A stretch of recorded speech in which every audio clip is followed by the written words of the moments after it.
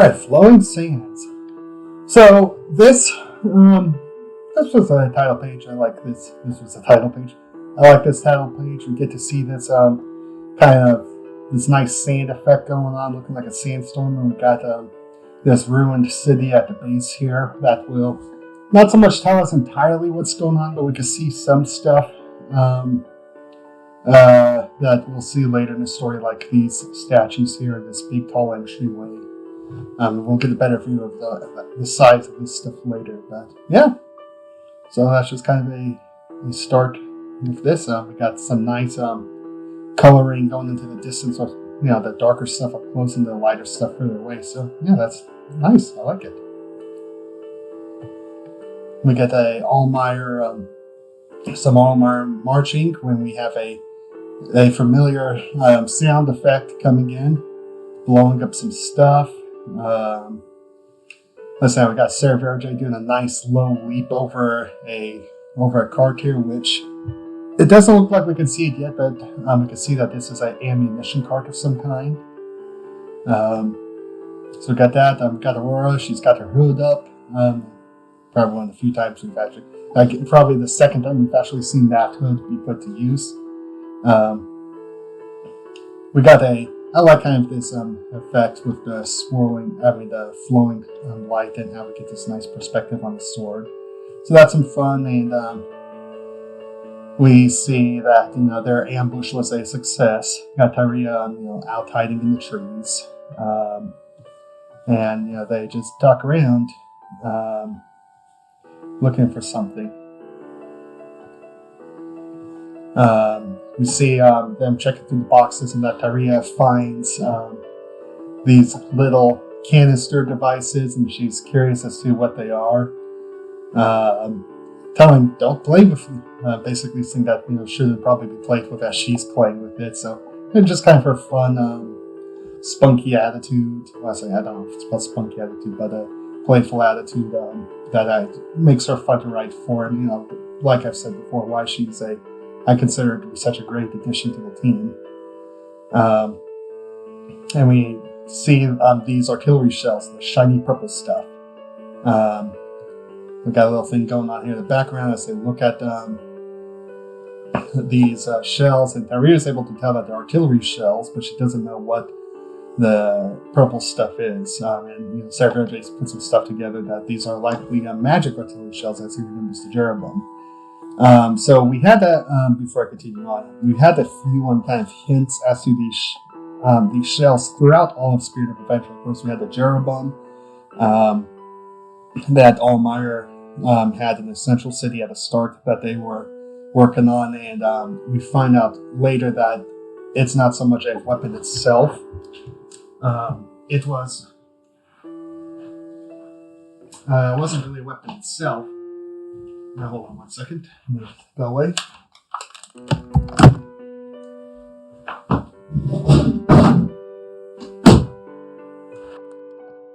Alright, sorry about that. Something had a door open.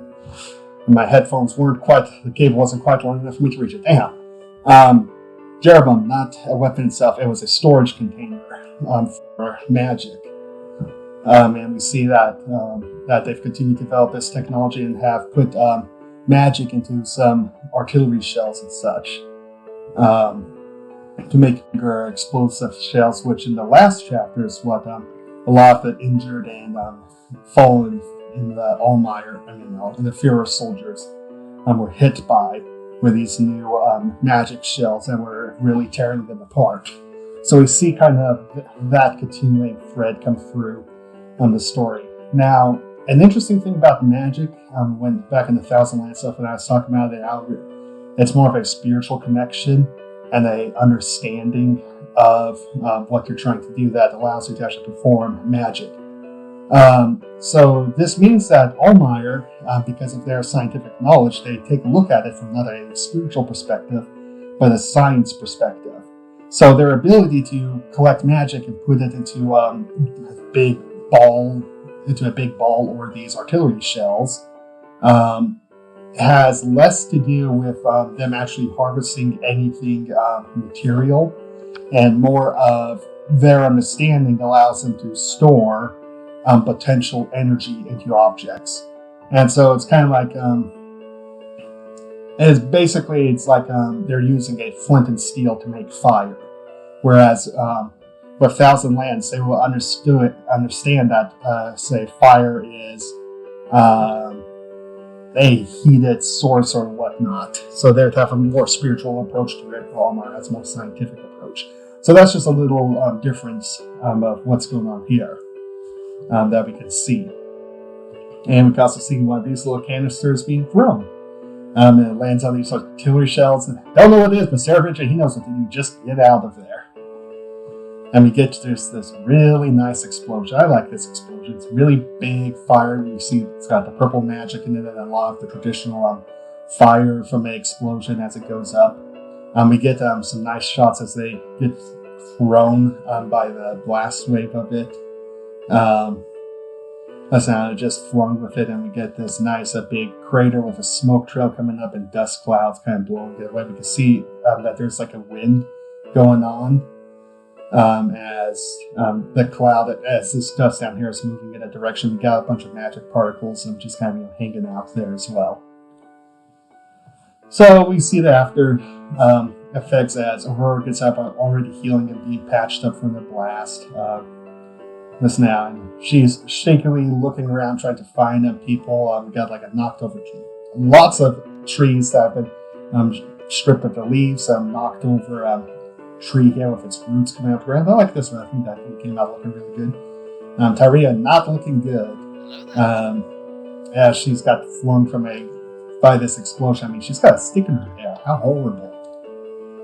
So, Aurora patches Tyria up, finds Sarah Verge, patches him up. So now, I can't tell if that's blood or crack in his tusk. I think that's just blood though. And she's trying to pick them up and get a move on when Almier show back up and capture them. So we have Tyria sitting here playing with some casings, as we see here, they're casings. Just kind of clicking them together and moving them around. I'm doing some thought of what she could do with this. So this is just a hint as to what she's going to be doing later on in Gratz as an improvement to her gun. Fun little detail, the blast caps are marked from where the hammer hit them, and you can see that the hammer doesn't exactly line up with the blast cap, or the firing pin? I'm mixing up my gun terminologies now. That's not good. But basically that, it's not perfectly centered. This is just kind of a fun little detail where if you look at a lot of spent casings and stuff, they're not always centered. So that's just a needless detail that's there. We can then see them chained up, sitting on a little fence, just kind of bored and waiting for what's going to happen. To which Tyria asks the big question: how did Sarah Verdre keep his bandana? We're still not seeing what's under that bandana. So we got them some talking, trying to figure out what they're going to do as they get hauled. Let's say as Sarah Verge gets hauled away, and they're trying to decide if Aurora is going to go berserk and just start carving through everything to get them out. So Sarah Verge gets brought before the commander, who kind of explains what's going on, and that they are a what do they call themselves? Special, investigations, or basically they are not so much the intel branch of Almier, but kind of more of the general, kind of supply and investigation force for Almier. So basically he says a lot of stuff and makes an offer to Sarah Verge that they accept. So they are now chained up to a cart and going on an adventure. So that way they could get out of this main camp and go somewhere. They're going back to the Madlands. So I think this is a chance to point something out. This was kind of a fun little practice with each character. It was coming up with this tan, ratty cloth prisoner uniform that they all have to wear, but changing it up so it fits each one of their styles. So we see that Sarah Verge, that he just kind of wears it, and just kind of hangs on him. Aurora kind of ties hers up a little bit. This is so we can see her tattoo in the back when she's backwards. Once again, not covering the emblems of characters. And we see that Tyria, likewise, well, maybe that's not a good picture. Yeah, that's not a good picture. But Tyria, likewise, also wears hers tied up, but because she's a little more, rambunctious or rowdy compared to Aurora, she wears it up actually tied up higher.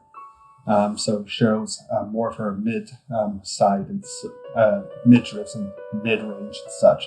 But we can also see the emblems being shown off here with this one, with Tyria's heart tattoo and Aurora's rising sun or winging tattoo back there. So hence why you don't cover up the emblems.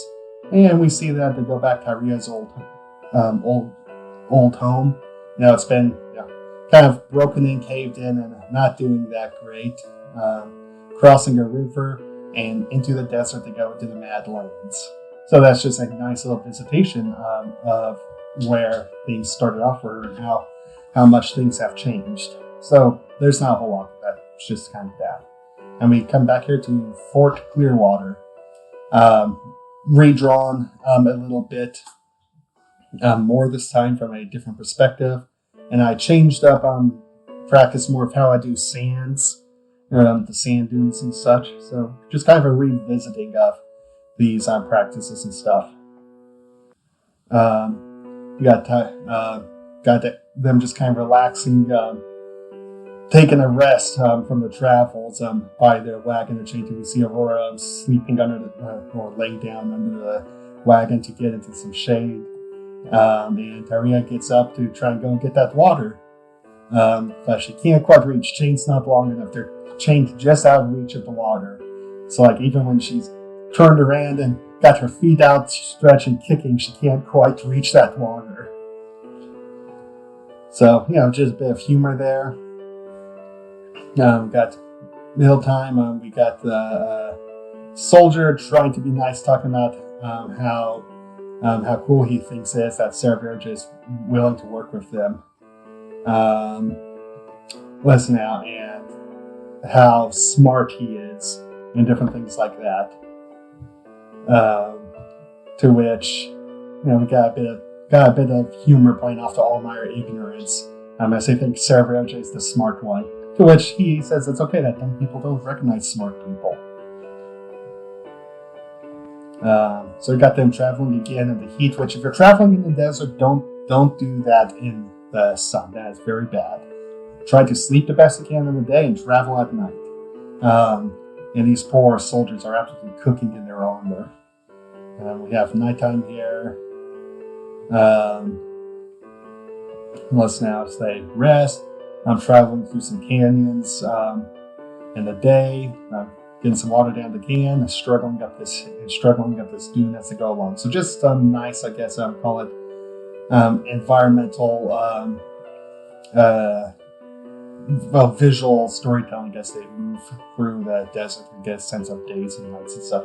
So that's just something I like. We can see we got a storm on the horizon, and they're trying to decide what to do. And Almier commander decides that they're going to race their storm to their destination, which doesn't work too well.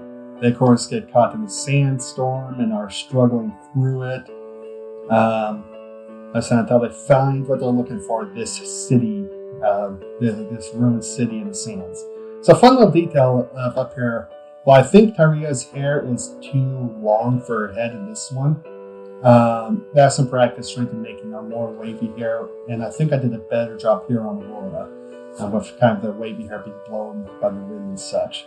That's just a little thing right there. And we got Sarah Verge on his bandana tails and his goatee being blown in the wind.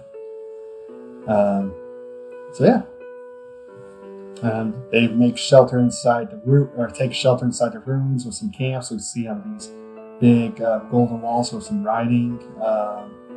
And Tyria appreciating clean air only to immediately fall into more dirty air as the sand pile she sits on collapses. And so Aurora's asleep. And they're talking about how they hear something that sounds like rain. And kind of, just different stuff of what's going on. It's dark, but it's dark, and just general mysteries about this place of what's happening. So this has just been kind of a lot of fun, and a lot of, I guess you could say, influence from the Mummy films in this one. With Hamanatra and stuff. So yeah, those were fun movies, and this was kind of a nice adventure feel to it.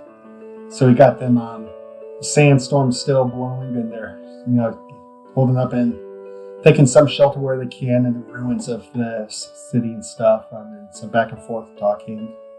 As Aurora is trying to figure out what's going on, but he's not having any of it. He's just a jerk. So they start to go up these stairs, and we get kind of a nice view of the stairs and just this really tall doorway and these massive statues. We even see the kind of shadow coming down from this statue here. And they walk up the stairs, and we get them just this perspective to show just how big the stairways and these statues are. You can see that they're just little dots on the stairs here. And so this temple main structure looking place that they're going into is absolutely massive. So that's just some fun trying to show off that scale, and given that there's not a real great light source, we got just this long narrow beam from the doorway and whatever the torches can illuminate, which isn't very much. And so of course Almier thinks all Thousand Leaders know magic, and so Sarah Verge is trying to pose or distract, and Aurora comes up, touches one of the golden walls, and it immediately lights up. To which Sarah Verge's got to then play late that he did something. So just kind of a bit of humor there. Listen now, and they kind of talk about what's lighting up this room and have torches and stuff. It's these big golden walls that magic causes light to radiate from them. So this is just kind of tying into just different ways of how would a dark interior be lit. I've done different things like with torches to lamps to even kind of like a little crystal light things in the past. In this case, it's giant glowing walls. You see Tyria looking at another sand pile and take some time to stomp on it or step on it and causing it to collapse. So she's just having some fun, and we get a brief glimpse of kind of what's going on on the murals here. As now, so you can see some stuff here with something that looks like a tail, and we come over to this one, we can see no tail but longer pointed ears and such. And so some simple hieroglyphics, but kind of hieroglyphic-like carvings on these walls. Let's see now.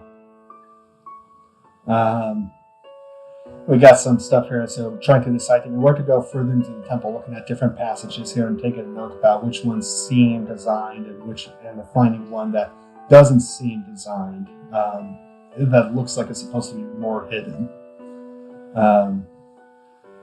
So got kind of just that going on as they're talking about what they're going to do. And Sarah Verge is looking over to Aurora to, what should I tell them? What should I do? So, I don't know. So they're going down the secret passage, kind of winding through these stairways and such. We got nice cracks in the walls as they travel down and come to another dark room. We got Sarah Verge pretending to be working on light, but this time he's peeking and watching Aurora, who sneaks over and touches a little gold spot here and lights up the place. Makes a big show about it, and we can see a better idea of this ritual room. So the idea was to kind of try and make a ritual-like room. There's not a whole real clear indication of what things are, but that was the idea of it. So we got this mural here with some different carvings on it that we can infer kind of a few a few different things on. We got a much more detailed carving here of some kind of elf thing with a glaive and a moon-like thing back here, and something with a tail and a sun-like here and some kind of a disc. What this was is to kind of give indications of where are the night elves in the Draenei and Spirit of Adventure. And what we're kind of seeing here is that these ruins were occupied by them at some point. So we see, or someone who knew about them. So we see like the carvings and stuff going on here. And kind of just giving an indication of a history to this place. So we get a better view here of the carvings. And talking about how they're more detailed and such. For these carvings, what I actually did is I looked up some paintings and based the posing off of those paintings for these two carvings. I mean, not a whole lot. There's just something in there. I guess I did try to work on posing and such. You see Tyria. Come back here that she's noticed a sand pile. She's going over to check it out, and they're talking about more what's going on here about how there's cracks down here in this place in the walls, making it look much older. But the carvings here are newer, and so kind of what does that mean? It doesn't make sense. These golden walls are newer than the structures that they're set into, so it's something else here forming and whatnot. Tyria goes to kick this sand pile when something bursts out of it at her. So we meet a monster. So everyone's kind of panics as Tyria is trying to fend off being eaten by this monster. So Virgil, he's there first, to protect. He's there first to protect her. Kicks her, and kicks the monster. And Aurora comes into finishing by crushing its head. So they pull Tyria out, and some argument in between our heroes and the Almier, as they hear more screeching coming from the tunnels. So they start to try and run out of the temple as they hear a buzzing sound fills the air, and then they're getting picked up by these giant wasp-like things. Sarah Verdre gets grabbed, and Tyria and Aurora have to leave him behind them as these beetle monsters come out. So they lay low and hide while the monsters pass them, and they decide that now this is a good opportunity to escape Almier, and they, as Aurora always can do, just breaks the chains, and she's out. So she's out, Tyria's out, it's time to get out of here. Tyria also notes that these sand piles, just explaining a bit of what's been happening keys leading up to it. We got these sand piles here that are likely connection points to underground tunnels, and Tyria heard the bugs moving around on the ground when she was sleeping on the ground. So just some clues and details about what's been going on there. We come down inside the hive where I tried to create... At this point, I strung a lot of inspiration from AQ40, I think it is, that old WoW raid. It's just these really big kind of cavern tunnels, and kind of the almost like the webbing that holds the walls and ceilings up. So that's why we got kind of like these orange red fangy things, and you can see that there's the chunks from the wall, from the light walls, and being stuffed through these tunnels to light the place up. And they move out into kind of a larger chasm of the tunnel. We can see that in addition to just the massive tunnels dug around the place, there's also smaller ones, and then kind of like these bridges that are that are made out of like the netting and the membrane being stretched across them. So some fun details here. Kind of one of the things I did is I made a couple of small little, bug monsters. That would be facing different directions. So then I just copy and pasted them around the environment. So that was a real good way to be able to quickly fill in such a large area with a whole bunch of different I guess, critters, especially ones that are so undistinct, like these bugs, that, yeah, just make them face 3 different directions and then copy and paste them and move them about the place, to kind of like sit in tunnels or walk along the edges and stuff like that. So that's just kind of how that was done. You also see more of these light stuff in the wall lighting up the place. I'm going to come here and see what happens to people who are captured, that they're webbed up by these wasp-like things. We see this one, taking care of a chick on people before it gets demolished by some, I guess, returning red lightning. And so I guess let's get a sniffing, and then the cocoon opened up, and there's Sarah Jane there. Who rescued him? It's Ironjaw. So him and Sarah Verja are going to trade insults back and forth, and Ironjaw kind of explains that the sage thought that him being a big old tinker and stuff here, thought, hey, there's some magic power out here that's quite unusual. Ironjaw, why don't you go check it out? So he sent him here to check it out, but now Ironjaw's stuck here and can't get out on his own, because as he explains, that this place is a bit of a problem for him, which he'll explain later. And he knows that Sarah Verge is incredibly dangerous and will likely try to kill Ironjaw the moment he can. So Ironjaw decides, I kind of like this detail, that the only way to make sure that Sarah Verge won't kill him is if Ironjaw promises not to kill Sarah Verge. And the only thing Sarah Verge will believe in is if that basically Aurora is good, so Ironjaw promises not to attack him while they try and escape, and that's going to have to do. So kind of as Ironjaw explains here, where they're at is the city is in a time, kind of a time warp place. That basically time magic is, in Spirit of Adventure, I decided how to handle time magic by making it basically impossible to control, hence why the sage would be so interested in a place like this.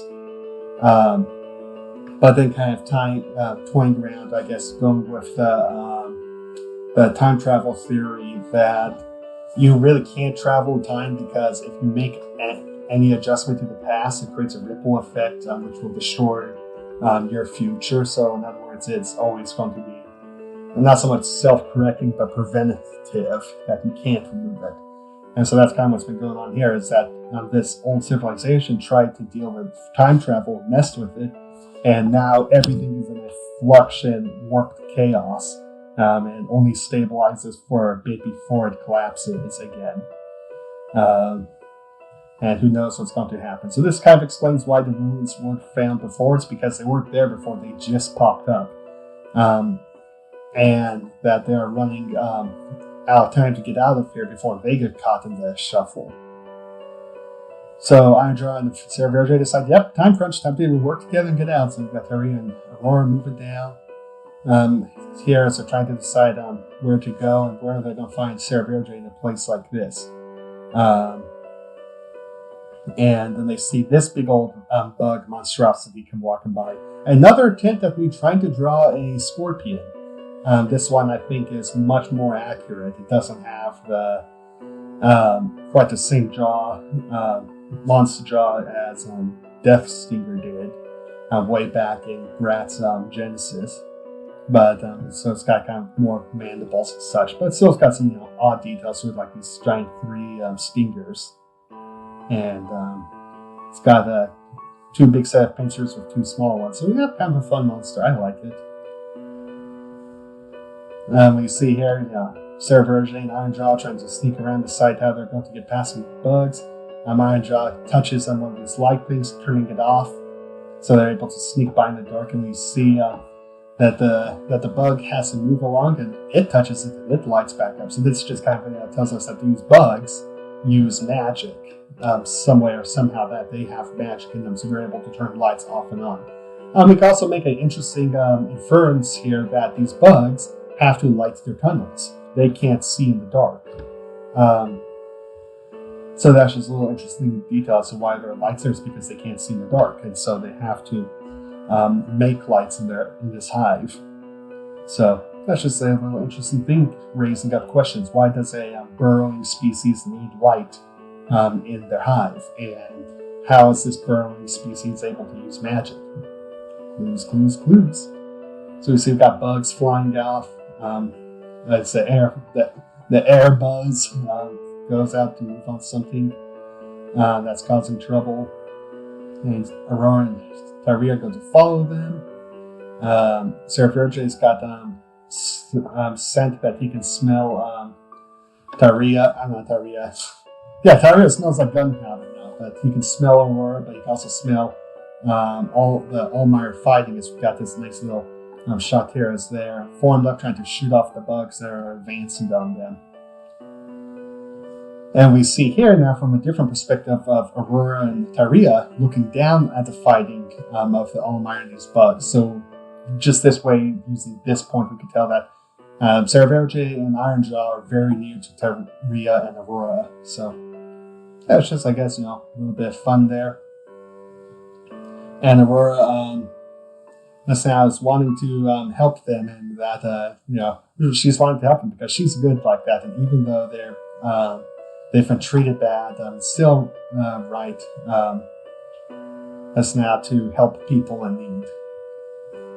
So we see kind of the desperation coming in on the Almiers as they're in danger of getting swarmed. That with this big scorpion thing comes out, drops one guy just with the stingers, just immediately don't have to worry about the poison. It's just going to skewer you. So that happens there. The commander guy's squaring down at the face of the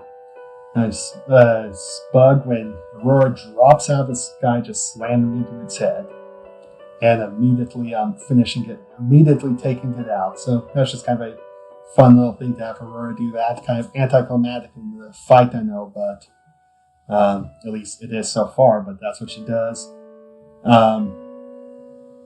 What's that? And we see just kind of the mess that poor Tyria and Aurora, they're covered in bug guts, and we see and got Tyria screaming about Aurora. About it's scary to be carried by Aurora. That's something that Seraverge found out, and likely that they'll both have to experience again.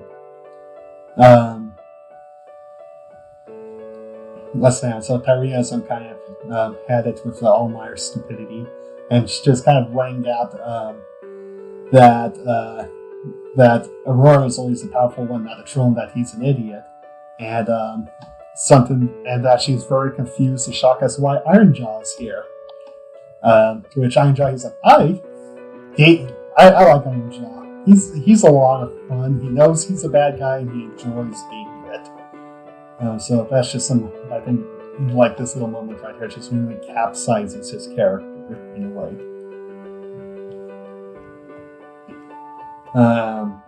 So Ironjaw just quickly explains to Aurora and stuff why they're not fighting. The Almier guy is trying to get control.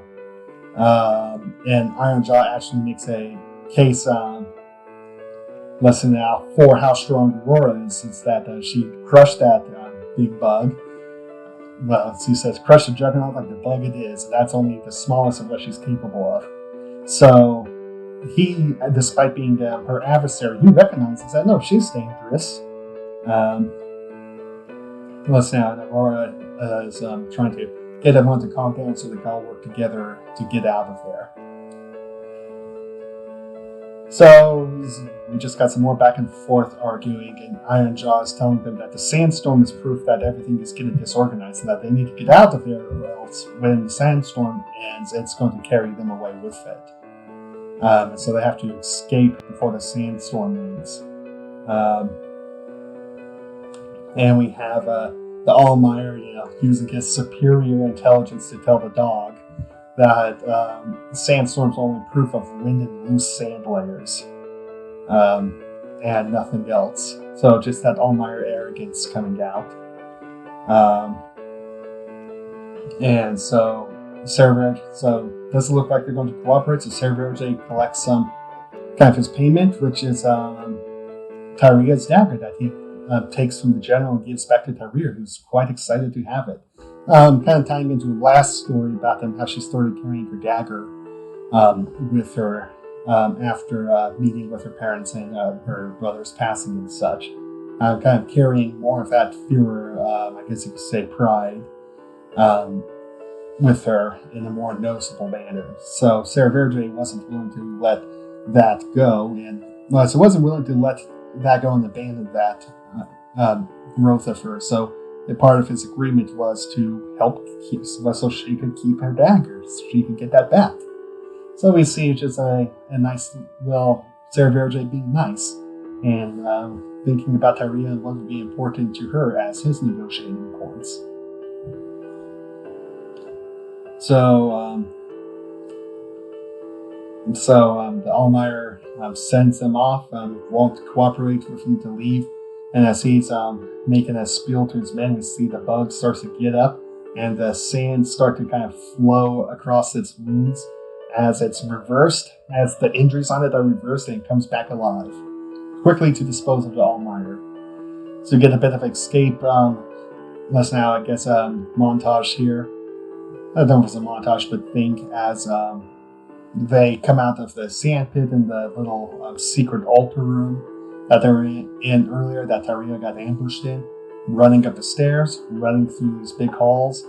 And as they run outside, we see, much like in AQ20, after you defeat one of that big raw-looking boss, I think it was, a sandstorm kicks up, and you can actually see like all the galaxies in the skies and such like that. I always thought that was just a really cool visual that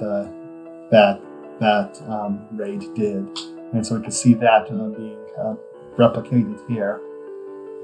And Sarah Verdre telling her not to stop, to keep running, as we see these structures start to disintegrate. Those big obelisks in the background. We have monsters coming out. We have the bugs coming out of the ground and chasing them as they run.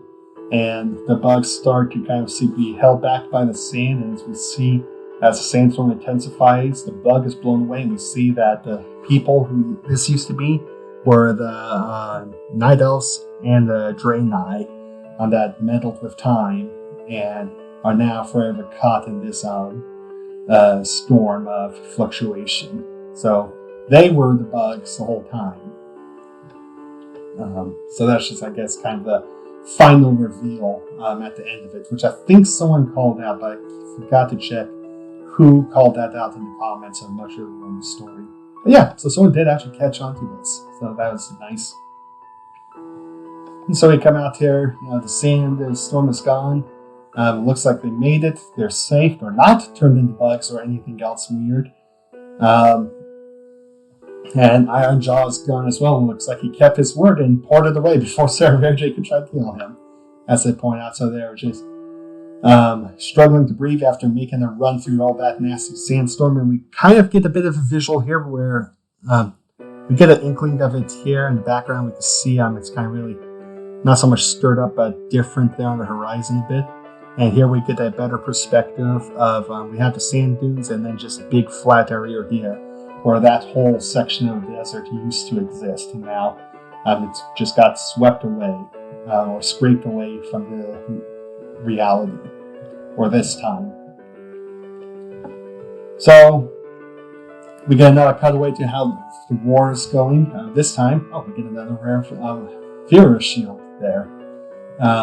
We see Führer fighting with Almier, Thousand Land fighting Almier, Führer troops marching as they kick up a lot of dirt, and Thousand Land ships sailing through the wreckage of Almier's ships, and the shot of something we haven't seen in a long time, but the lighthouse at the main central city, kind of indicating that Thousand Lands and Führer are making advancements against Almier and they're moving towards the central city.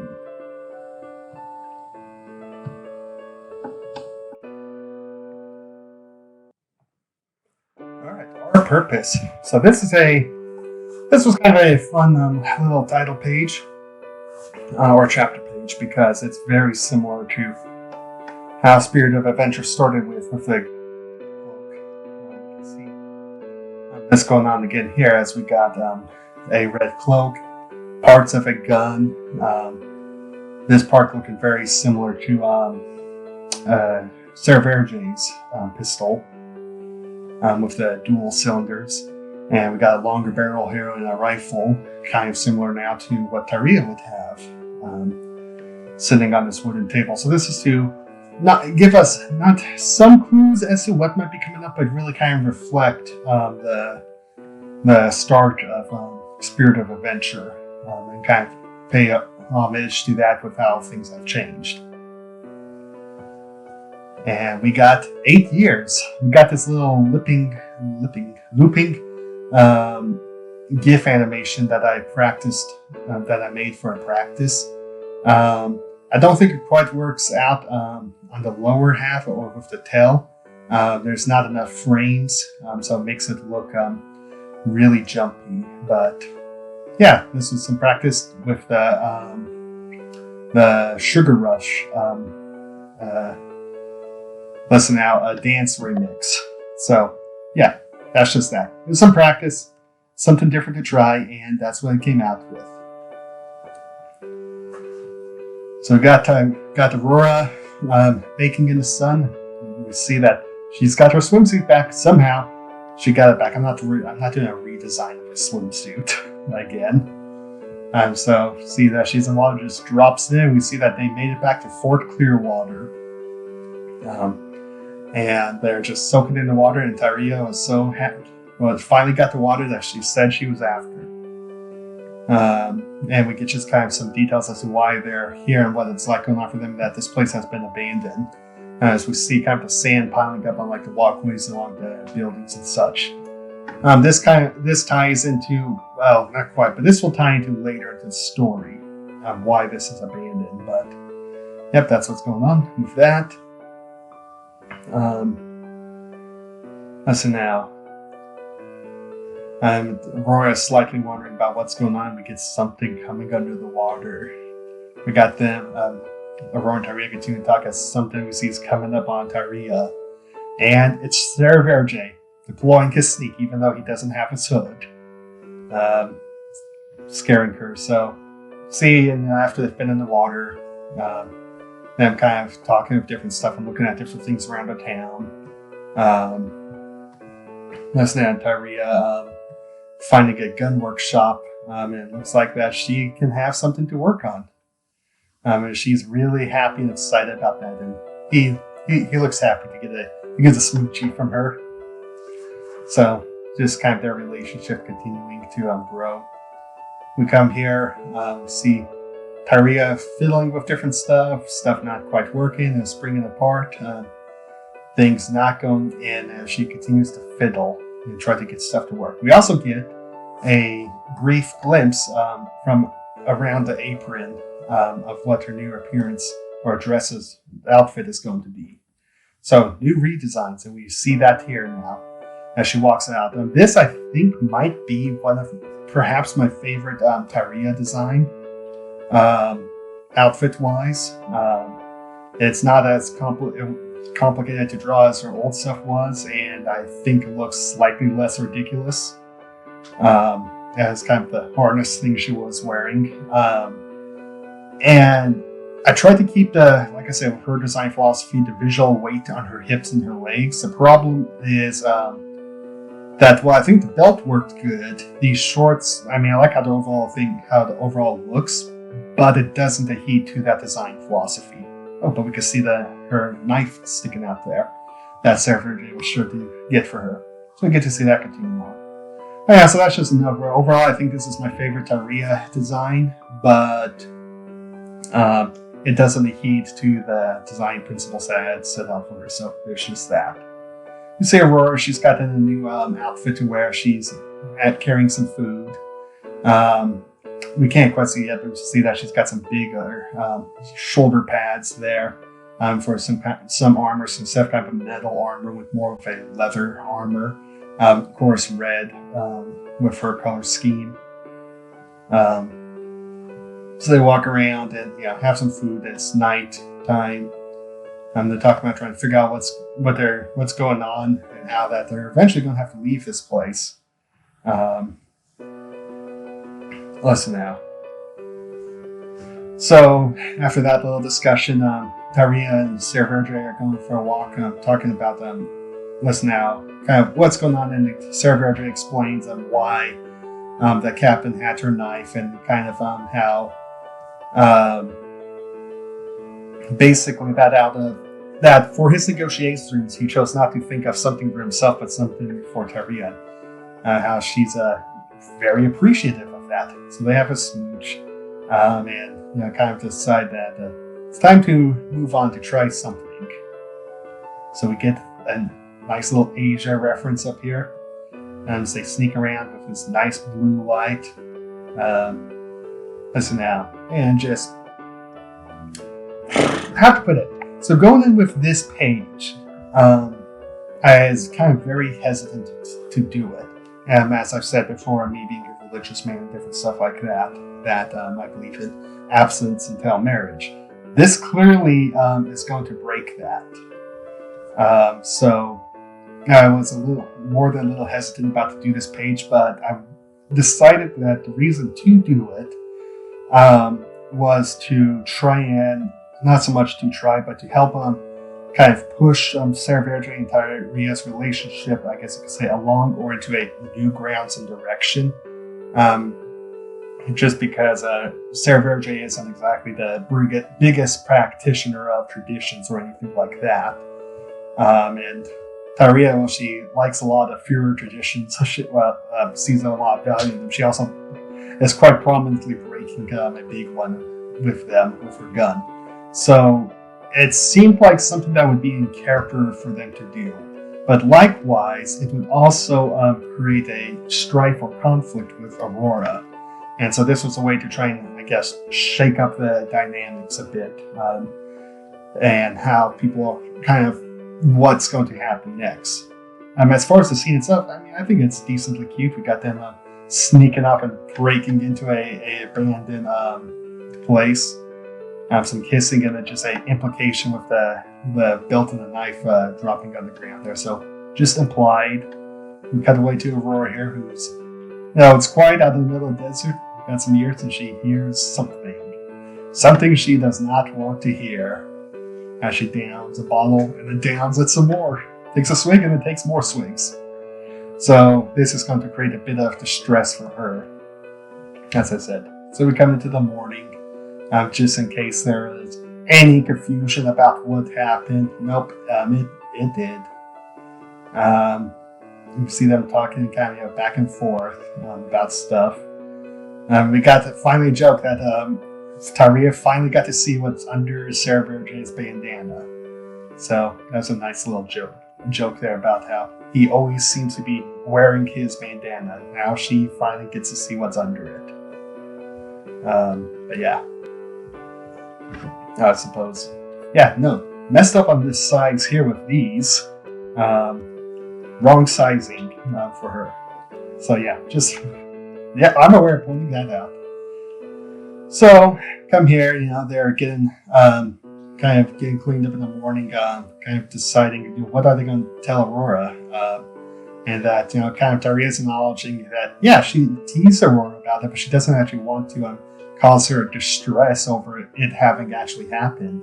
Oh, and as a side note, we can also see that I read that just gradually I've been changing up Taria's hair over the course of the story. So I'll talk about that since I just noticed that now. And we can see that she now has like 3 little hair flicks, I guess, coming off the front part of her head. And that makes up this big part of this big overhang of her hair. Also, because I forgot what she used to look like if she wore the goggles up on her head or not. But this might be the first design where she doesn't have her goggles. And so I added these little hair flips here on the side of these 2 up here to help fill in the space that used to be occupied with goggles. And I forgot when I did this, but at some point she used to have 2 of these little hair things coming off in front of her ears. I moved one of them back behind the ears, so it didn't look like her ear was pushed so far down the back of her head. But yeah, so that's just me getting distracted by this. Talking about just kind of how her hair is redesigned, and this is probably the closest to what it currently is. This is when that iteration of it emerged. But coming back to their dilemma where they're trying to talk about what they're going to tell Aurora, because they don't want to cause her any distress, and how they don't want to cause her distress, but they've done something that will, and now they're going to have to lie to her. So what are they going to do? Well, it looks like they may have lucked out, because may have, or it looks like she may already know.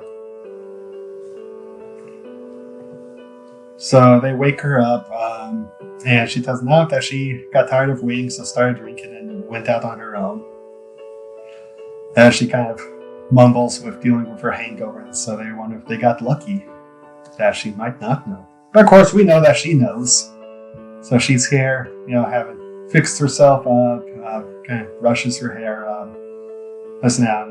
worked more a bit on its styling. I'm trying to create, I guess you can say, kind of more folds and stuff in the hair to give it some dimension. And we get a better look at her new cape. Like I said, has to have a cape design, so we have that back in its most cape-like form with this one. And she wonders what she's going to have to do when she sees a dust cloud coming on the horizon. So she goes to get Tyria to let her know that someone's coming. And Tyria says she'll go find Sarah Virgin. And Aurora, she says, all right, hurries off to start making preparations. You see that Sarah Virgin was there, and they were off having their new games again. So kind of a blusher moment there. And Tyria's upset that got interrupted. So we have Aurora pulling the gate closed, them kind of grabbing what weapons they can, trying to figure out what's going on, and we find out that it's Führer marching towards them, not Almier. So the question is, what's Führer doing the way out here? We can also see that they are not wearing their armor, because it's really hot, so yeah, they wouldn't be wearing their armor. So that's just kind of a detail we can see here. That even though they're still traveling in the day, they're not cooking in their armor. But then you find out what Führer's doing out there. So Führer set up camp and joined the water. We can see this cart here is full of their armor. So that's where that is. We get kind of a back and forth, Aurora talking with kind of a commander or captain of the Führer forces, and he kind of explains that Almier's gone too far, gone too far with the war, and that things have changed. And what's changed is that Führer and Thousand Lands have struck an alliance with each other, a temporary truce, much like Aurora was trying to get to accomplish. And she's shocked to see that something like that actually happened. So we get a nice cutaway here explaining kind of what's going on, first time in ages, and that Führer and Thousand Lands joining forces means that since they don't have to worry about them attacking each other, attacking one another, that they can, as I say, devote all resources into a single front war. And so we see down here that kind of Führer pushing back against the Almier territory. Führer being represented in red, blue, of course, being Thousand Lands, and Almier being this green territory down here. Now, this isn't Almier Kingdom.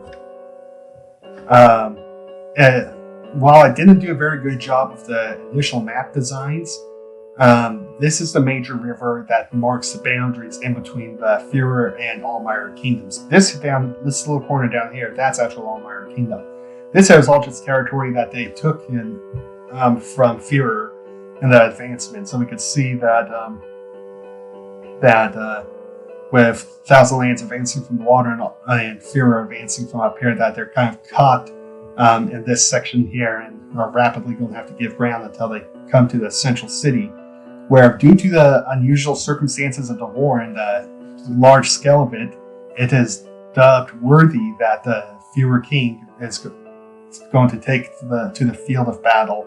And we can see him marching out from a fortress If we remember back, this would have been on the Führer side of the river, connected to the central city, kind of their main fort that they would attack the central city with.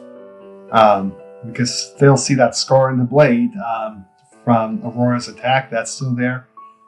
And how with the Führer King that they quickly took the central city as he just carved down the gate and let the troops in. So we get a view here now of the central city. We can see the kind of the wall and fort that the Führer on the Führer side of the river that the king came from. We can see where that is. We can see this region down here of the island. Like I said, if I were to redo the beginning part of Spirit of Adventure, I have to make this whole little triangular thing a city instead of this weird split. But we see that I'm having to deal with that now. That mistake I made. So we see Thousand Lands coming up here.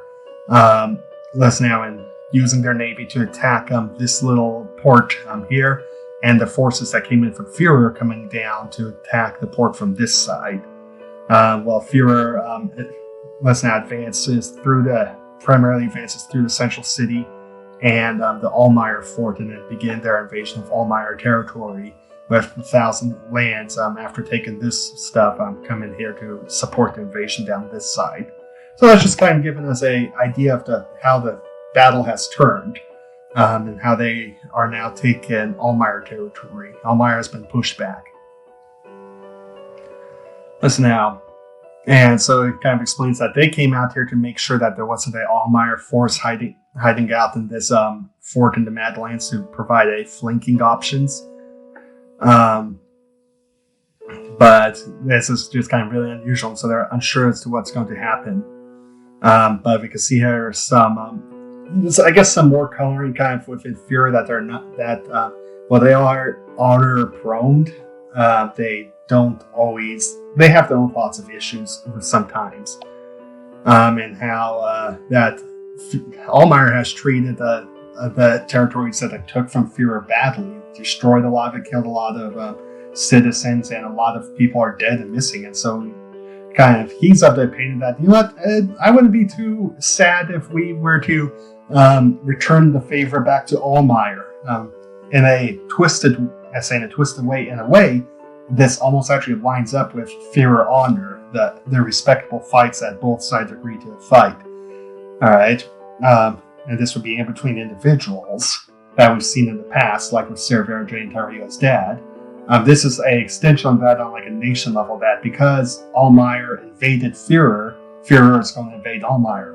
But Almier also killed and captured a lot of Führer's citizens and made them disappear.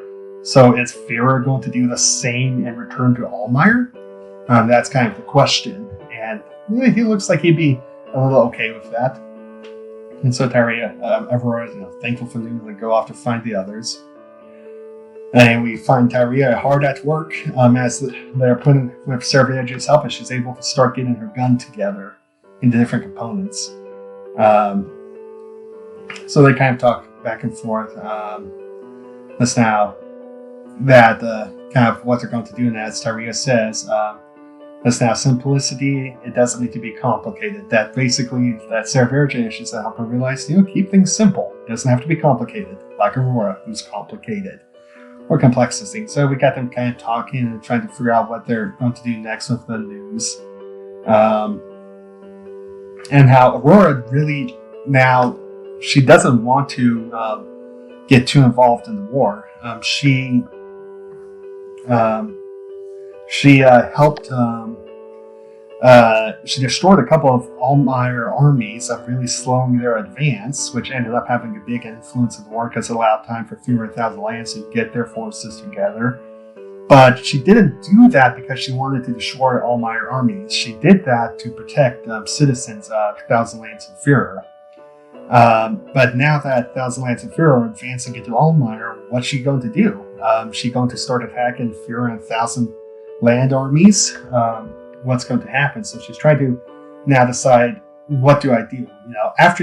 It's one thing when you've beaten a bad guy and driven them away from you, But now that you are in the position to pursue them, what do you do in your pursuit?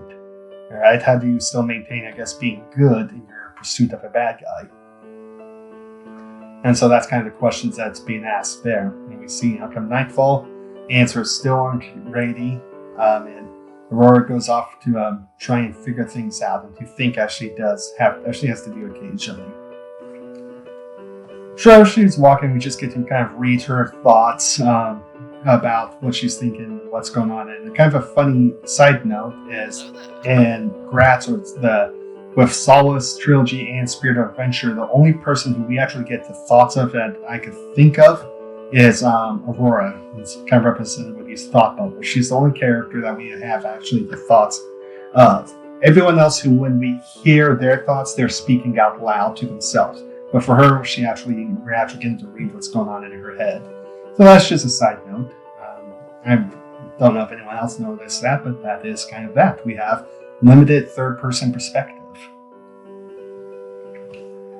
So we see Tyree and Sarah Verger's snogging away, enjoying kind of their new stage of life. Not yet ready to sort out the problems with it, just enjoying it.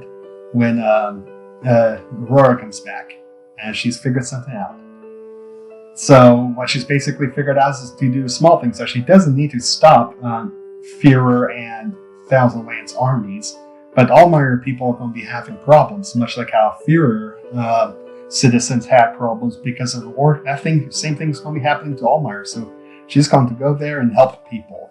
All right. Now it just says, bring a little goodness to Almier. So she's pretty jazzed about that. She's packing up, got jammies again. And we got Tyria showing off Sarah Verger her new gun. It has again another magazine. This one is attached to the bottom.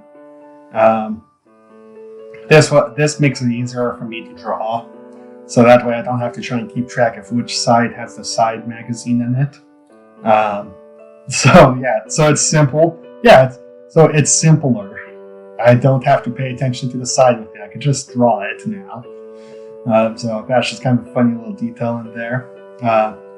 Also, it's been upgraded from holding 3 rounds to 5 rounds because as we saw her messing with the shell casing back in sand and shifting sands, rather than lining the shells up in a row, if you stagger them, you can fit more rounds into an area. So now she has 5 rounds. And this was to kind of tie in a bit into improving her character, since her character is really the kind of the gunner and the marksman and stuff like that, or the shooter.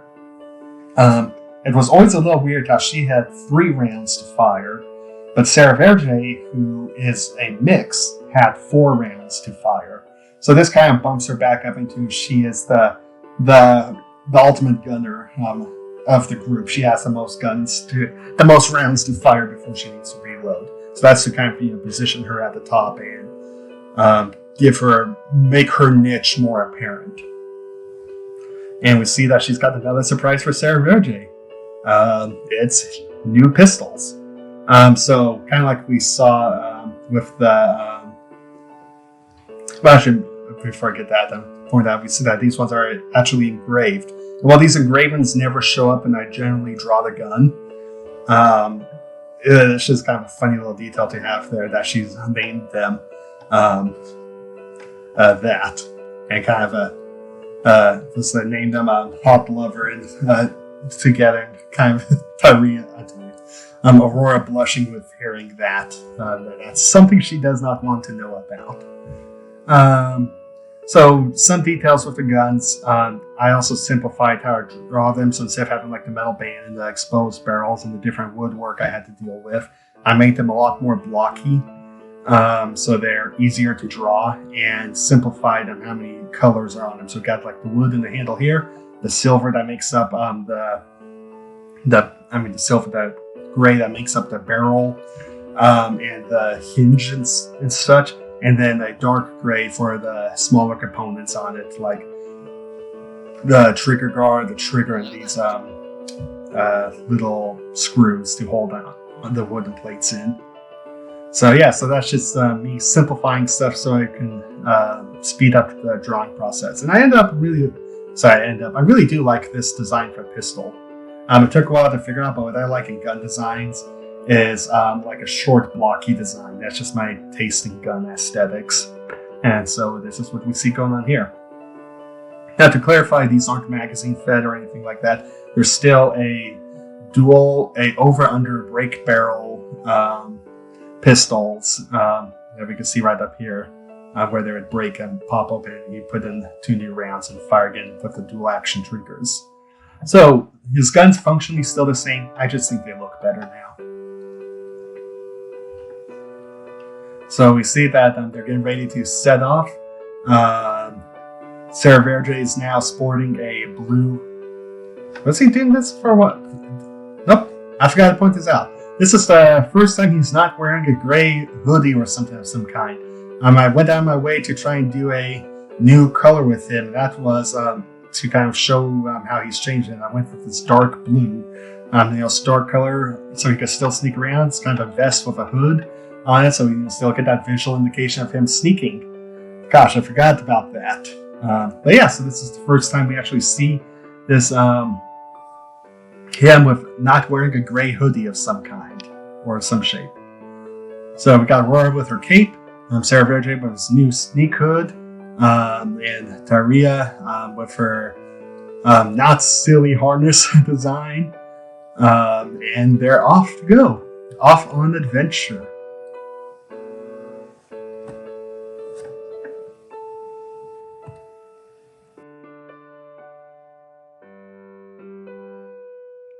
Thieves of all kingdoms. Alright, so this was another attempt at a mystery type of story. So we got a nice little page indicating that. Right, so that as we get 2 shadow figures on a roof watching Aurora.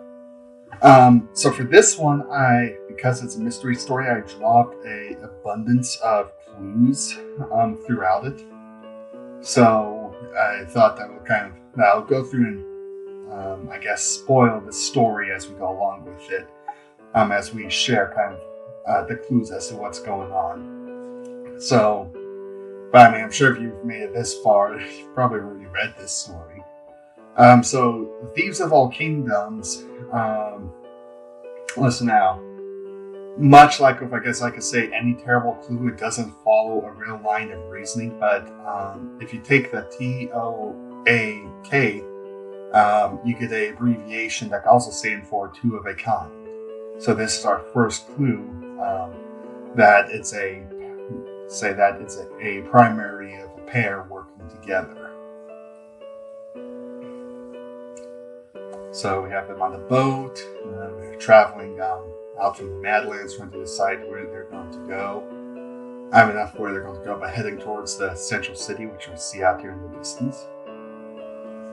And it's been a while since we've been here, since like the start of the story. So it was a chance to kind of re-show off how it's changed, how I do large cities and stuff. So we could see the gate here broken down by the Führer King. We can see kind of a little dock down here at the wall where they pull up. Getting off, and we get a nice overview of the city this time. So we can see the tower up here, the hewn wall here. We don't see the hewn wall here, so we can infer from that the Führer King only helped to destroy this wall. We get a bit of a layout of the city. Get a larger gate and stuff down here. And we can see the river kind of running over here that separates, that borders the Almier region. So that's just kind of a layout visually with it. And so that's, I guess, just kind of the extent of it. We come down here. They're just kind of taking a look around, seeing how things are. We get now from the perspective of the Almier citizens being on the occupation force and seeing how they're kind of nervous and making way for the soldiers and stuff. And not everything's fine as some soldiers break into a house here. And so you can see that while things are stable, there's trouble just beneath the surface. So Aurora decides, let's go see what the Thousand Landers are doing in their part of the city. You see that they're also breaking doors, but using a big old golem foot to do it. And Sarah Roger is basically saying that, well, it wasn't going to be easy. You knew this when you took it. Hello there. So we see that, trouble still was going here as they're putting civilians up against the walls for different reasons and such. I think it was implied to search them, or to keep them in order and out of the way of stuff. But that's just kind of it. And we see that things aren't going exactly as good as Aurora would have hoped them to. That she's got a big task ahead of her. So they decide to find an inn and stay somewhere. And so they go to the Obedient Animal Kingdom. So once again, we see the acronym Two of a Kind being played out here, kind of tying in more to that idea of the dual cooperation happening. But we also get a bit of it's an odd name, certainly to get the acronym, but it's kind of intentional also.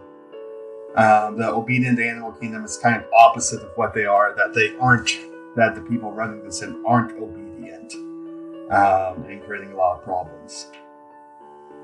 So we can see that kind of going on, first indications of that here. And we also get a Basset Hound, kind of to obscure that Obedient Animal Kingdom idea. We get I guess just their pet animal that would make it seem like the theming or the mascot of the inn. So funny story about Basset Hounds. I used to think Basset Hounds were just old beagles, because to me they look very similar. With the markings and such, just Basset Hounds look old. But that's just an old looking dog. But they're kind of funny. So we have checking in, getting some room keys. So kind of talking to figure out what's going on. And she's being nice and friendly and such. This is, I guess, I'll go ahead and spoil it. Well, yeah, spoil it. No. Kind of spoiled, yeah. So this is one of the main ringleader operators. She's one of the two heads. And so I'll explain more about her character design because it's very intentional how it is when we get to it. But yeah, so we meet. So here we meet our villain. So we come here, we're seeing them eating, looking around kind of the dining area. We got some Almier, Thousand Lands, and Führer troops here. I'm talking, going to split up and get information. So Sarah Roger is working with the Thousand Landers to, a little bit more likely to talk with a fellow troll. Tyria is able to, for the same reason, works with the Führer soldiers, and Aurora, her being a friendly person she is, goes to try and talk with the Almier people who aren't too happy with that. And gets ridiculed about her mistake of trying, basically Almier arrogance, but I guess you can say a bit of a pun on a potential mistake of trying to help Almier. And so we cut out with a nice nighttime panel, kind of showing that it's later in the night, and we get this big lighthouse up here, kind of shining out. So I kind of like this little nighttime panel. It's nice. So Innkeeper tells them sit down, stop causing trouble. So they do that, and they talk about what they learned and kind of what they're going to do. So we come in here to a little page where a funny business page. So this looks like it's just going to be Sarah J sneaking off somewhere. We actually get some details with it. One, stuff in this page are set at extreme angles. So, actually, hold on. So stuff are set up at the extreme angles here, making things look unstable. We got Sarah J. We can see his foot, one of his toes slip along this edge. We can also see his hood is not up. So he's sneaking, but his hood's not up. And we get a clink sound here as he stops and he listens. Doesn't hear anything else, so he moves on. And we see that the angles continue as he gets it through this window. And we see Tyria is there, ready for some trouble or some funny business. So, kind of some clues as to what's going on here. The reason stuff is set at angles is because they have been drugged at this point. They don't realize it yet, but they have been slightly drugged. So the angle's set to kind of show the instability of kind of themselves right now. Sarah Virgin's hood's not up, showing us that even though he's sneaking, something isn't quite right. We see him make a mistake while sneaking, which is very unusual. I think this might be perhaps the only time we've seen him make a mistake while sneaking, showing that something's off with him. We hear this clink sound, and this will come back later. But this kind of metallic clink sound that he hears shows that something is happening elsewhere. And what we'll find out later is that it's a grapple hook being thrown up onto a chimney. But that's just kind of the extent of it as he goes to move on, and then goes to Tyria, who the comment section joked about a noisy rope that he heard. That wasn't an intentional diversion, but that ended up working quite well. So yeah, so we get kind of that funny little aspect to it.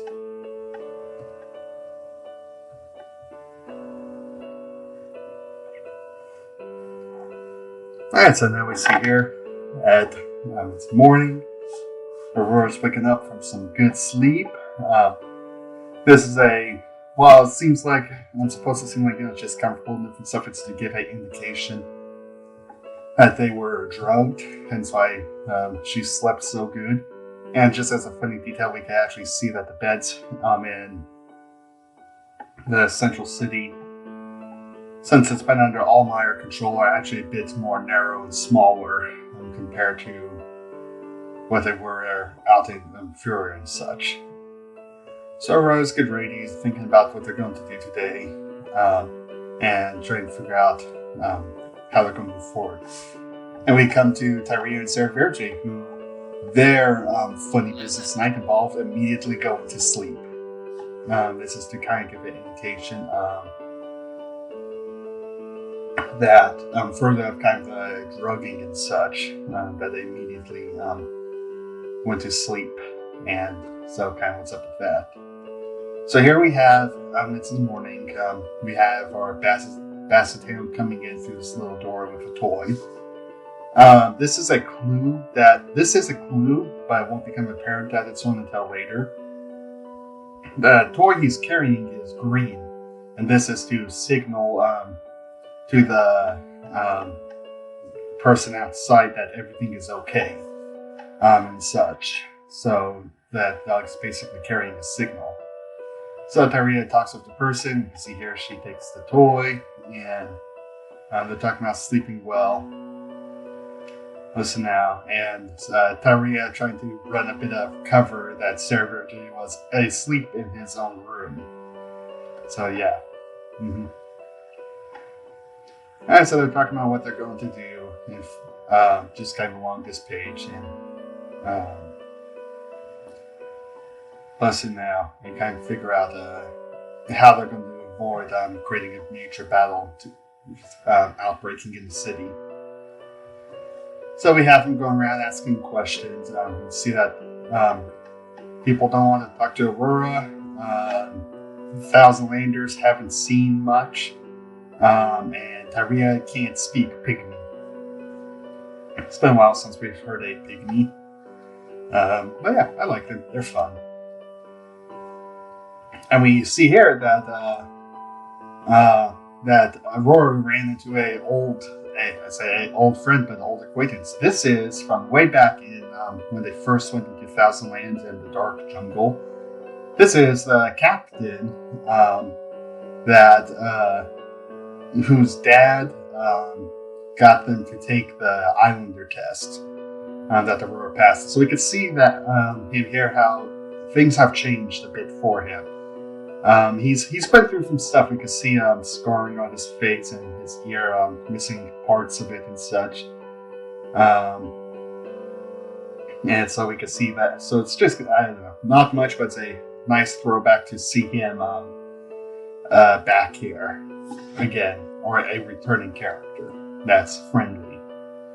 And so he's kind of going on explaining that something that they've been having is their fire drawers have been missing, or some of them have gone missing, and that these are their projectile weapons that Thousand Lands use with their big slingshot cannons, like if we could think back to the ship battle. Listen, now they're talking about how they don't think fear was involved, that once again, their honor and their kind of traditions and stuff make them terrible liars and poor thieves. And it just goes against their character to use such weapons. So this kind of indicates that kind of why they've been searching houses and people and such, is that they're trying to find out that they think it's someone in Almier stealing the fire pots, and they're trying to find out who it is, because that could be potentially bad.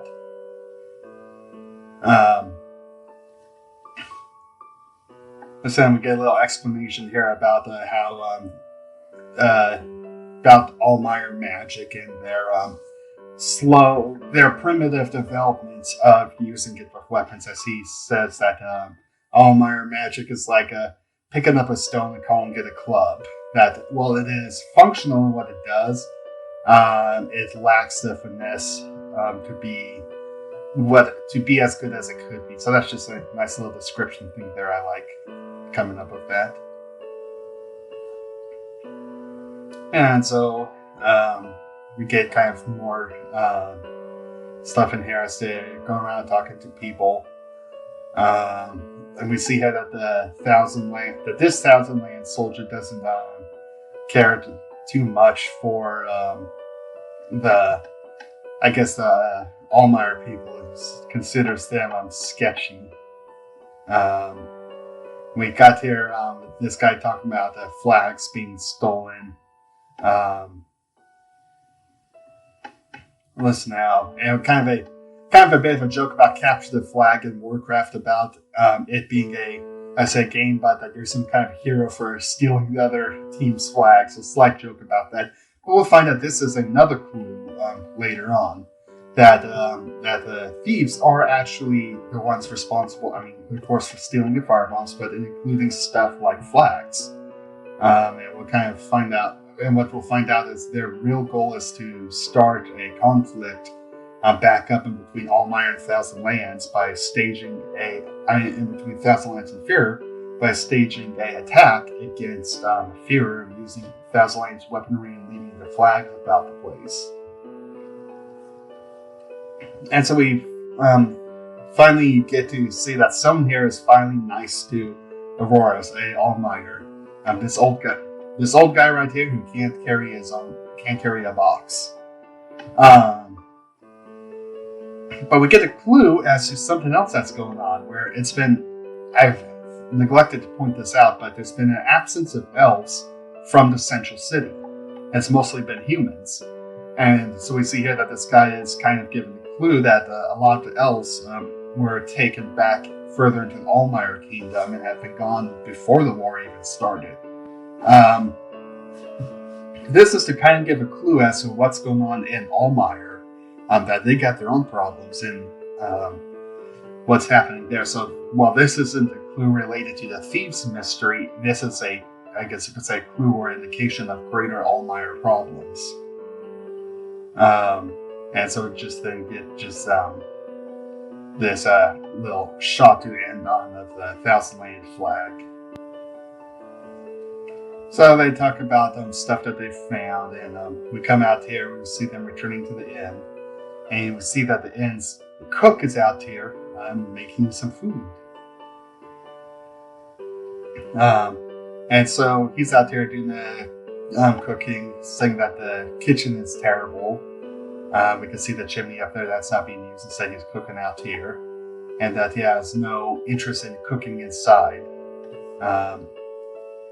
And he kind of explains that he must rather be out here working less now, kind of in the where he's got room for, I guess you could say, work and stuff. This is basically all a cover. So, like I said, back in the page with them being drunk and Sarah Verge trying to sneak, we heard a clinking sound of a grapple hook hit in the chimney. What's going on is the kitchen is walled off to be a hidden storage area for all the stuff that they're stealing. And they get in and out of the storage area primarily through through the chimney. As such, the kitchen can't be used to cook it. So he's out here, so he has to cook out here.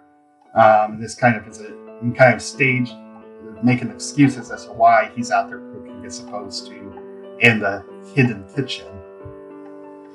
Another detail that we get kind of right here in the corner of the page and right down here again are these little dark berries. These are based off of kind of nightshade berries.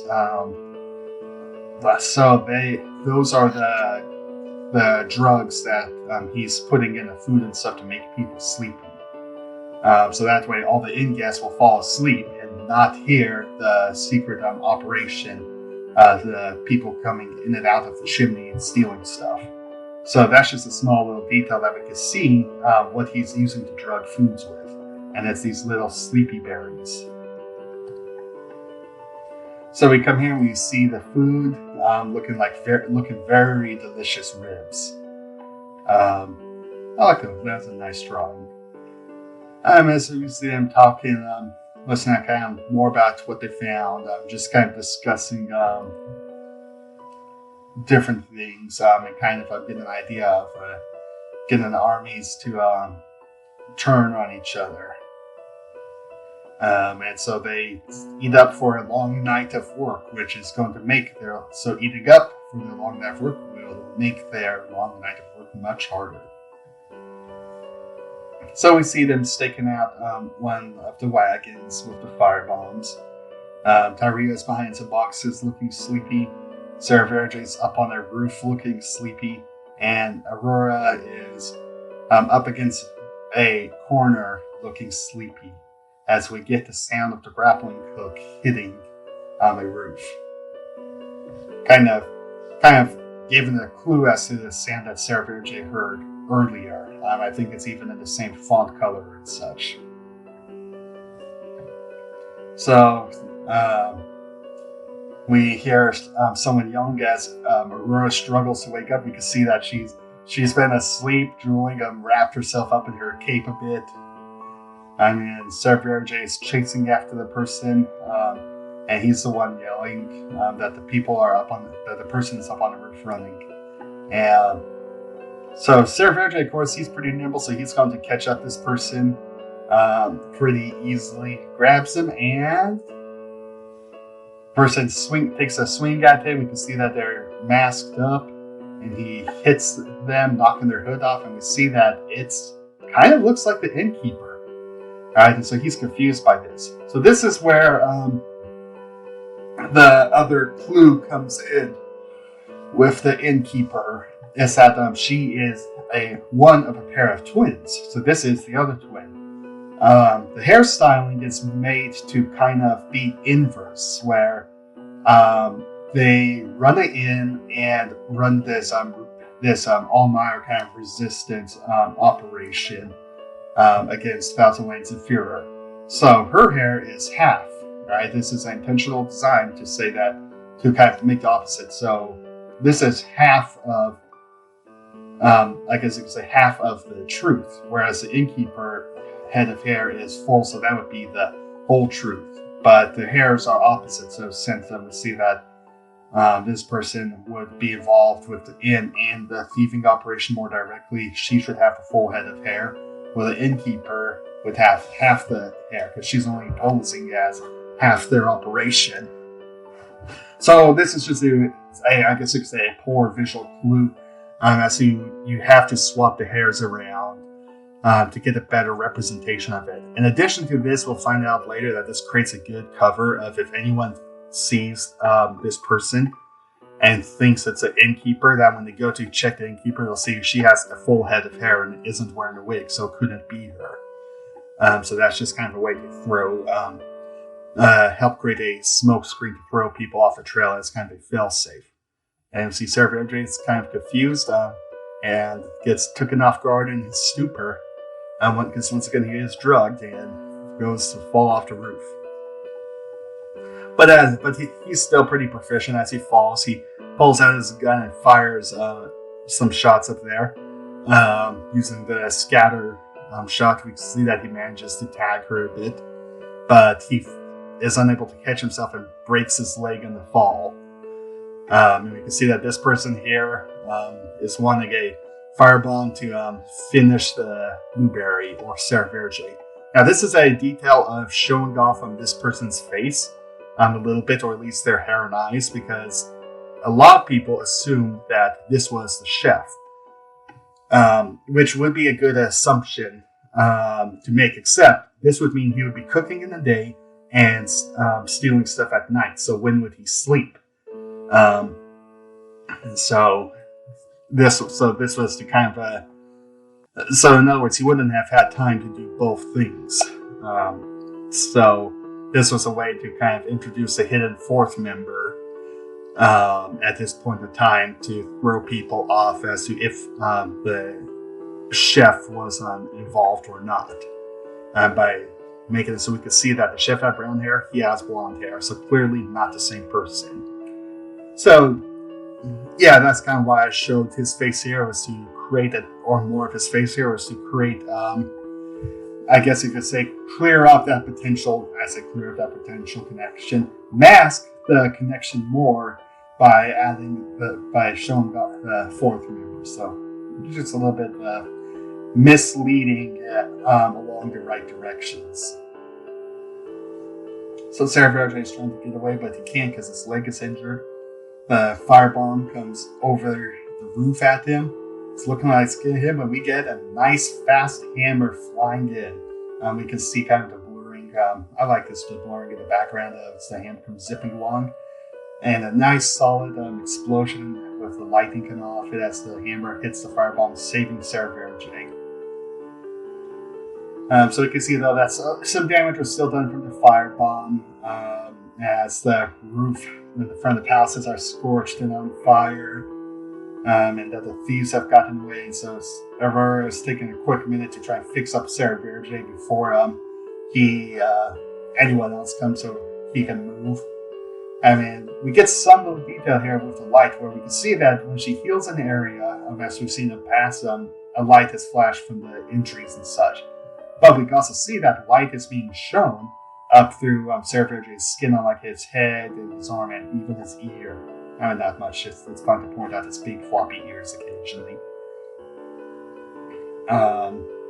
And we see that he's feeling better and that he realizes that he's more awake. This is to give us some clues in between these two panels that they were drugged. And when Aurora healed Sarah Verge, she also cleared him of the sleep poison or sleep drug in his system. So we can see kind of that, or a clue to that happening here, that's been going on. So they get people out of their houses and such from the firebombs, and Aurora's just absolutely exhausted and trying and just kind of it's ready to just drop right down there and fall asleep. So Sarah Verge helps her get up so that they can go and still got time, still got stuff that they need to do tonight. And they go to where Tyrio is hiding and find her asleep back here in the corner, just snoozing away. And he's trying to wake her up, but it's not working. Or Sarah Verge tries to wake her up, but it's not working. And now Aurora's gone to sleep. And Sarah is kind of wondering what's happening. That they are both absolutely zonked despite an explosion going off and different things like that. Once again, we can see the sleep drugs playing their part, putting people to sleep. So we got some indications of that. Woohoo! 1,500. So we see sunshine is up, and that they just had to sleep on the ground because Sarah couldn't move them. And so Aurora's sore, and they're kind of talking about what's going on and how us and now. So they're talking about going on. What we get here is kind of a clue that I was going to draw, but decided it really didn't add too much to the story. And that is that Sarah Verde saw some Thousand Landers being dragged away who were just asleep as Aurora and Tyria were. So that gives an indication that this deep sleep is being used for something, or that it's not normal, that people are being drugged, and not just the people in the inn, but even potential Thousand Landers. So we see here kind of a speculation of what's happening, and that is that this half you had that the innkeeper and the chef are drugging people and going out and stealing firebombs. And so they're kind of talking back and forth about that and kind of how are they going to prove this or find the answers. And so they go back to the kingdom to go back to that obedient animal kingdom inn to figure out what it is. And thus we get this clue again of two of a kind playing up. So we see them walking all reassured of themselves, ready for business, and the innkeeper's there. She is just chilling there. And see so now that a couple things that Aurora notices, she is not hurt from Sarah Verge's gunshot, and she looks like she has a full head of hair. So what's going on here? So they decide to that now they're not so sure of themselves, so they're trying to make up excuses as they go in. So we have the Basset Lamb coming out from under the door here again, but this time with a red chew toy. This is, like I said, now this is where we find out that the chew toy itself is a clue, because earlier it was green, showing everything is okay. Now it's red, showing that there's problems. Listen now, and we can see that she's kind of agitated. Looking agitated and stuff. She's got some bad news, and they're the source of it, but she can't do anything yet. So Tyria, carefully tries to tactically prod about the hair stuff, about how does she is she wearing a wig or whatnot, or how does she have a full head of? Does she really have a full head of hair? And so we see kind of just that tactful prodding from Tyria to try and figure out what's up. So they talk about how it doesn't look like it's an innkeeper. Let's see now. And what are they going to do now? Because they have a lead, but it doesn't seem to work. And so they're still trying to figure out what's going to happen. So we see Sarah Verge is out trying to figure out what's going on. He's been watching the cook, and we see a familiar-ish looking delivery person here with the blonde hair and such. This is our second member from the night before. Sarah Verge, he didn't see him, but we as the audience did. So we can kind of now we get the connection between the people the night before and through this guy to the cook. And we can see that he's getting food deliveries. We have Aurora walking around the inn and making sure that all the rooms are accounted for, that nothing's gone and disappeared. We have Tyria poking around, and she decides to poke in the back room here. So she enters the back room. We get kind of a bit of a view of it, like the stairs, the shelves here, and different storage stuff. And we get also a clue. Where in between these two panels, we can see that the stone walls are made of these smaller, thinner bricks. except for this stone wall we see here and here is made of larger blocks. This is to kind of indicate that this stone wall is a addition. It's something new when compared to these, and it wasn't part of the original build of these stone walls, so it doesn't match. There's also a bit of detailing where it's kind of hard to see, but this stone wall, the stones actually overlap or sit in front of these ones back here. So that's just a small detail that doesn't really show up, but that is just kind of to indicate further that this is a additional wall here. And then so Tyria goes around here. She hears a growling sound and finds a very grumpy basset hound that starts barking. Now, if we take a look at this panel up here and this panel here, where is the basset hound? This is kind of a clue, and that the basset hound came from somewhere. We can see this keg in the background, which would be one of these. So he would be standing right here, about. So, where did he come from? So this is a clue that he came from somewhere and doesn't like people being back here. He's a good guard dog. So Tyria, she runs out there from the angry basset hound and trying to hide in. The innkeeper is not too happy to find out what's going on. So Tyria, quickly comes up with a lie, a cover story about what she was doing and upset her basset hound. Once again, using the hair excuse with that. Now, this is funny because I'm tying it into what we learned earlier in this chapter, that because of fear or honor, they're not exactly the best liars. But we've seen that Tyria is one to bend those rules a bit.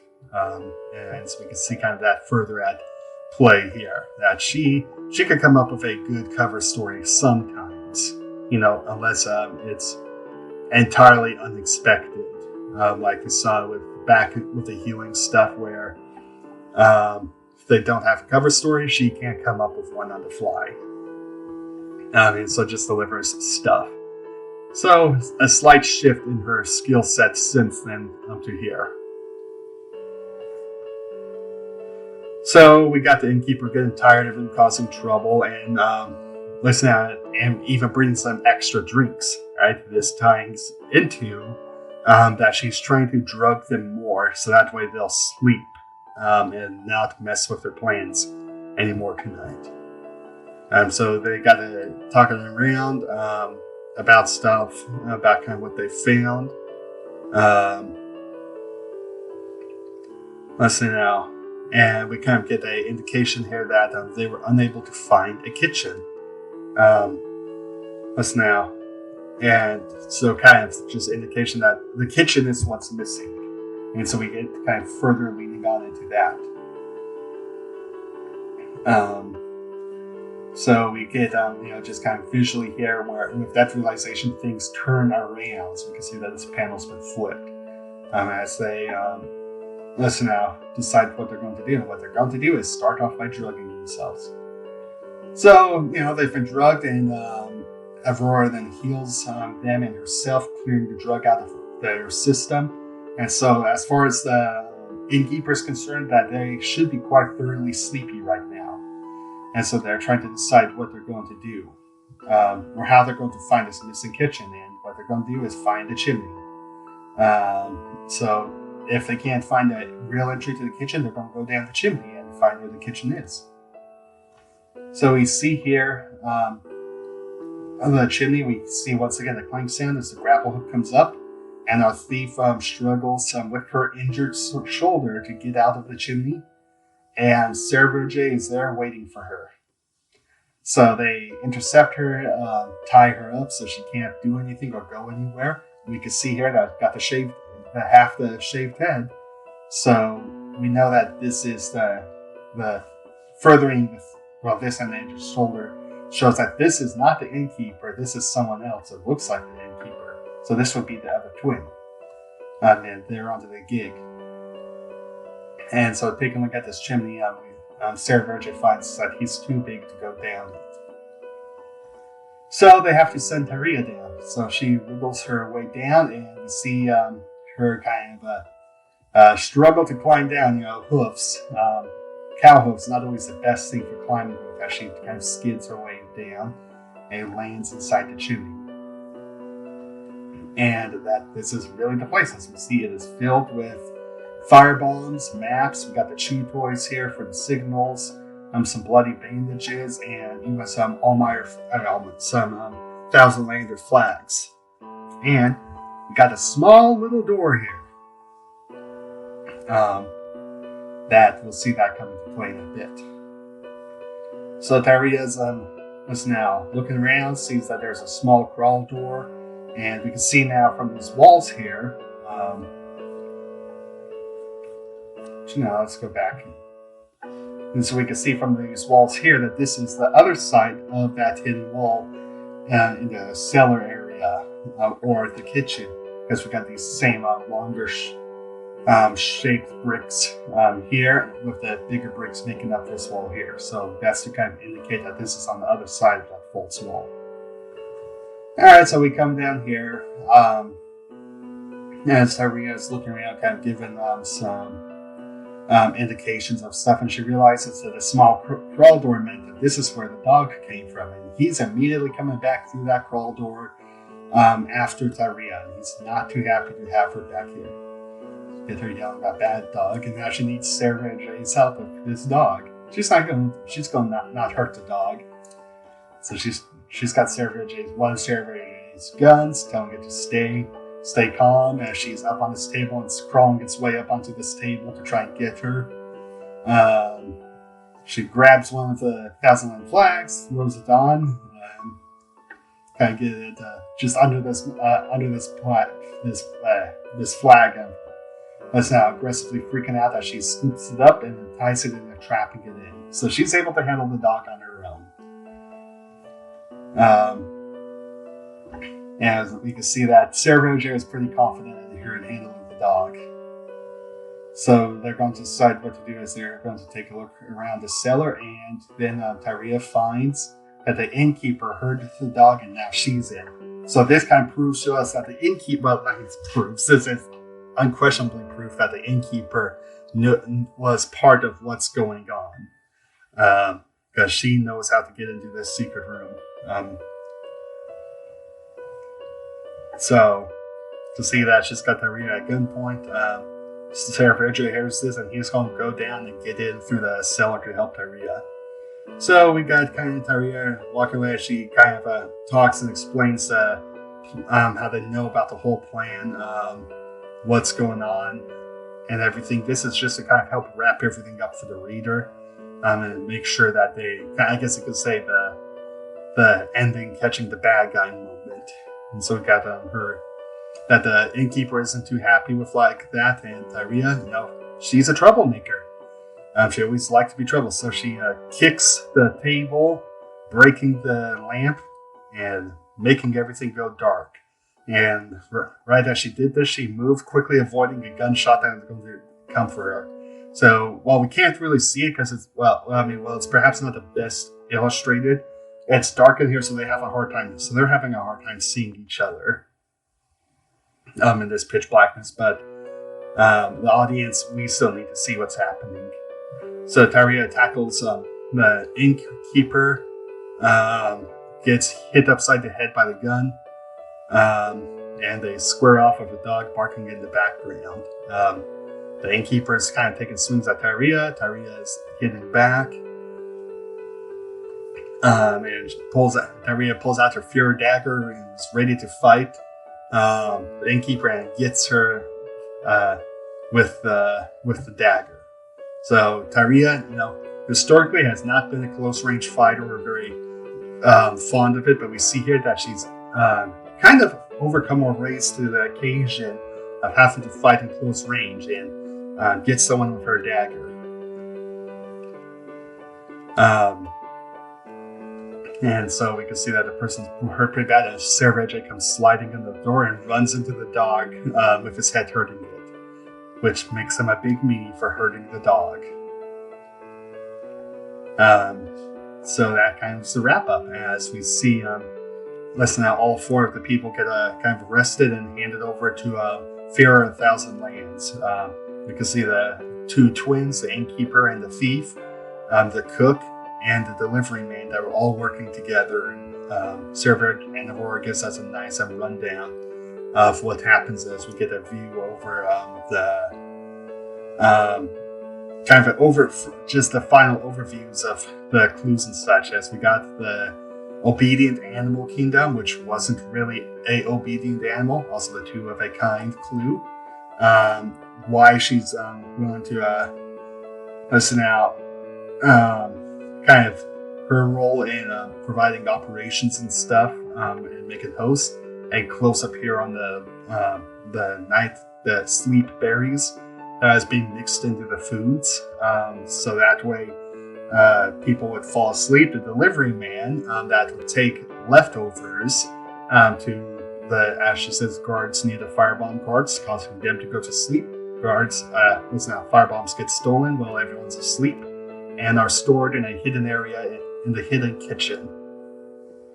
And so this is just, I guess you could say, our caught the bad guy wrap up on kind of what the operation was in such moment of the story. And I think this one played out pretty well. I feel happy for the most part that all the real clues, like the berries, the delivery man, the sleeping and different stuff like that, all that stuff was in panel. We could see those things when they were shown off in the panels and such. But then as readers, we got additional fourth wall breaking clues, such as the opposite hairstyles. Those being switched around, the two of a kind acronym that kept popping up throughout the story, and the opposite part of the naming of the inn.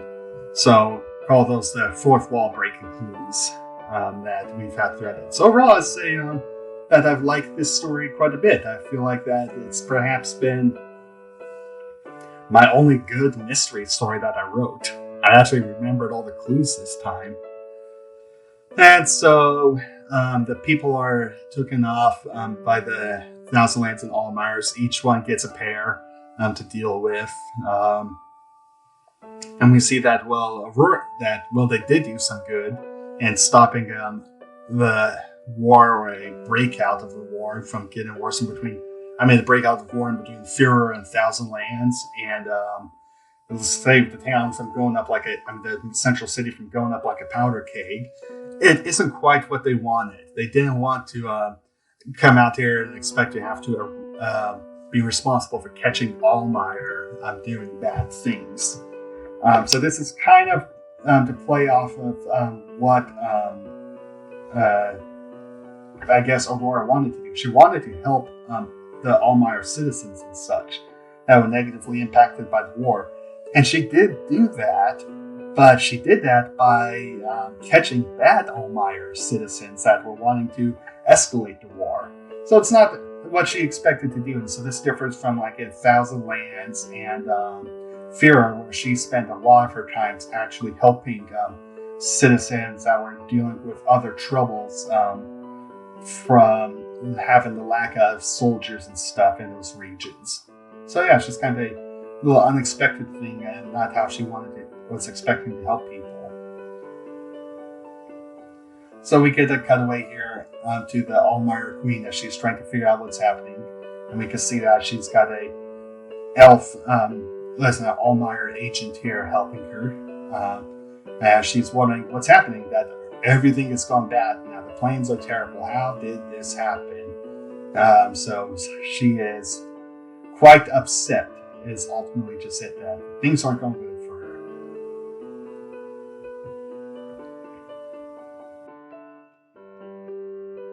her. Alright, Band of Highwaymen. So this is a simpler title page for what I judge ultimately to be a simpler story.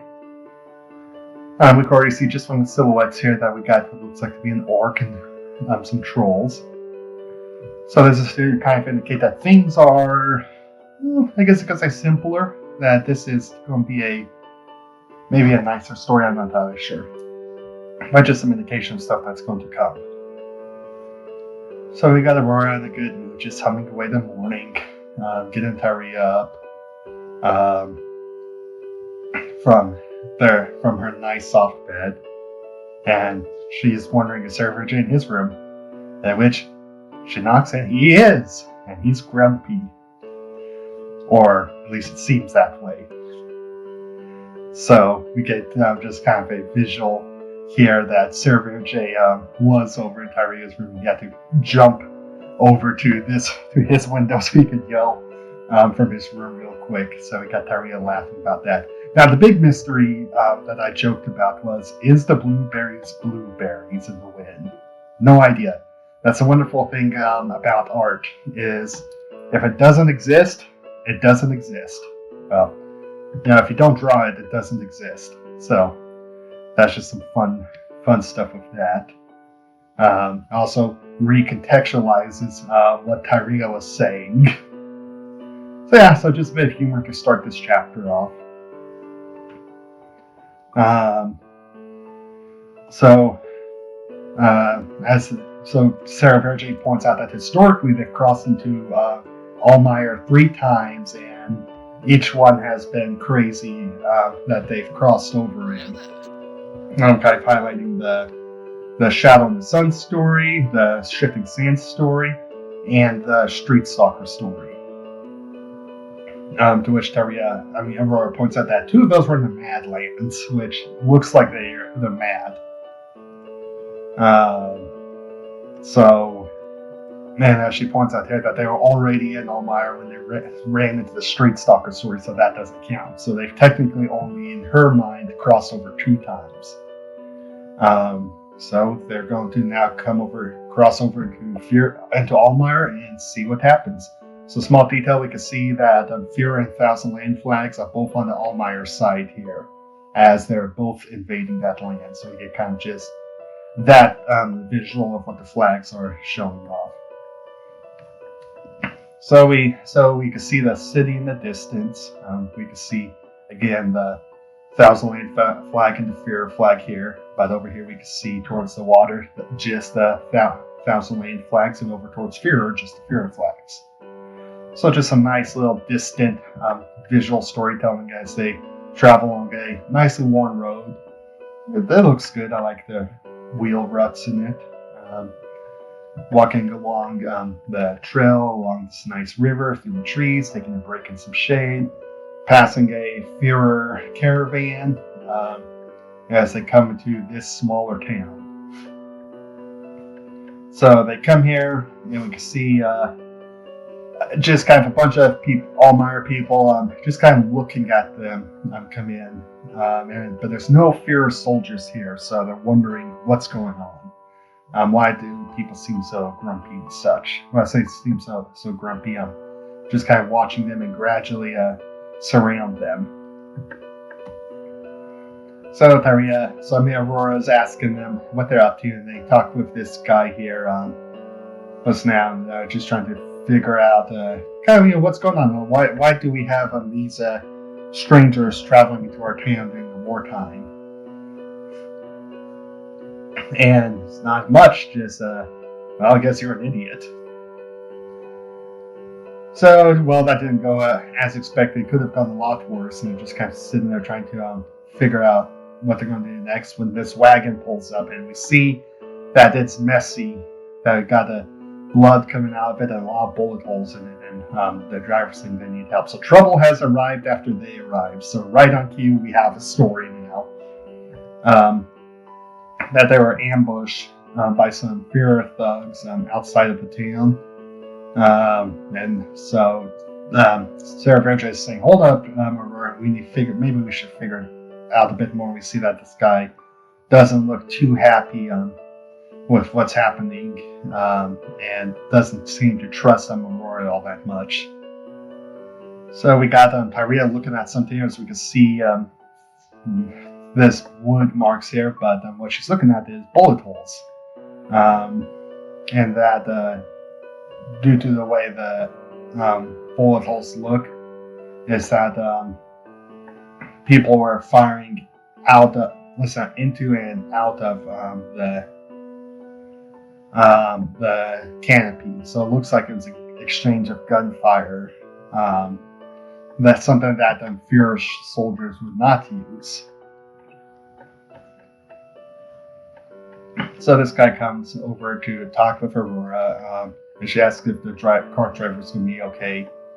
And they just kind of talk back and forth, and he's unsure as to what's going on. But he's not sure what to make of Aurora, but knows that they got some robbers outside of the town going to lay siege to it unless they pay a ransom. So comes nighttime, and they're getting ready to camp out under their tree when Tyria gets called away for questioning. Aurora is speculating that maybe she'll be able to work with Almier, that she learned gunsmithing from them for a bit, and so maybe she can connect with them on some level. And so we see Tyria coming back, listen out, and just kind of explain that they're just interested in why she used the gun, and that's it. So got Aurora pondering more about listen now, why is it that they have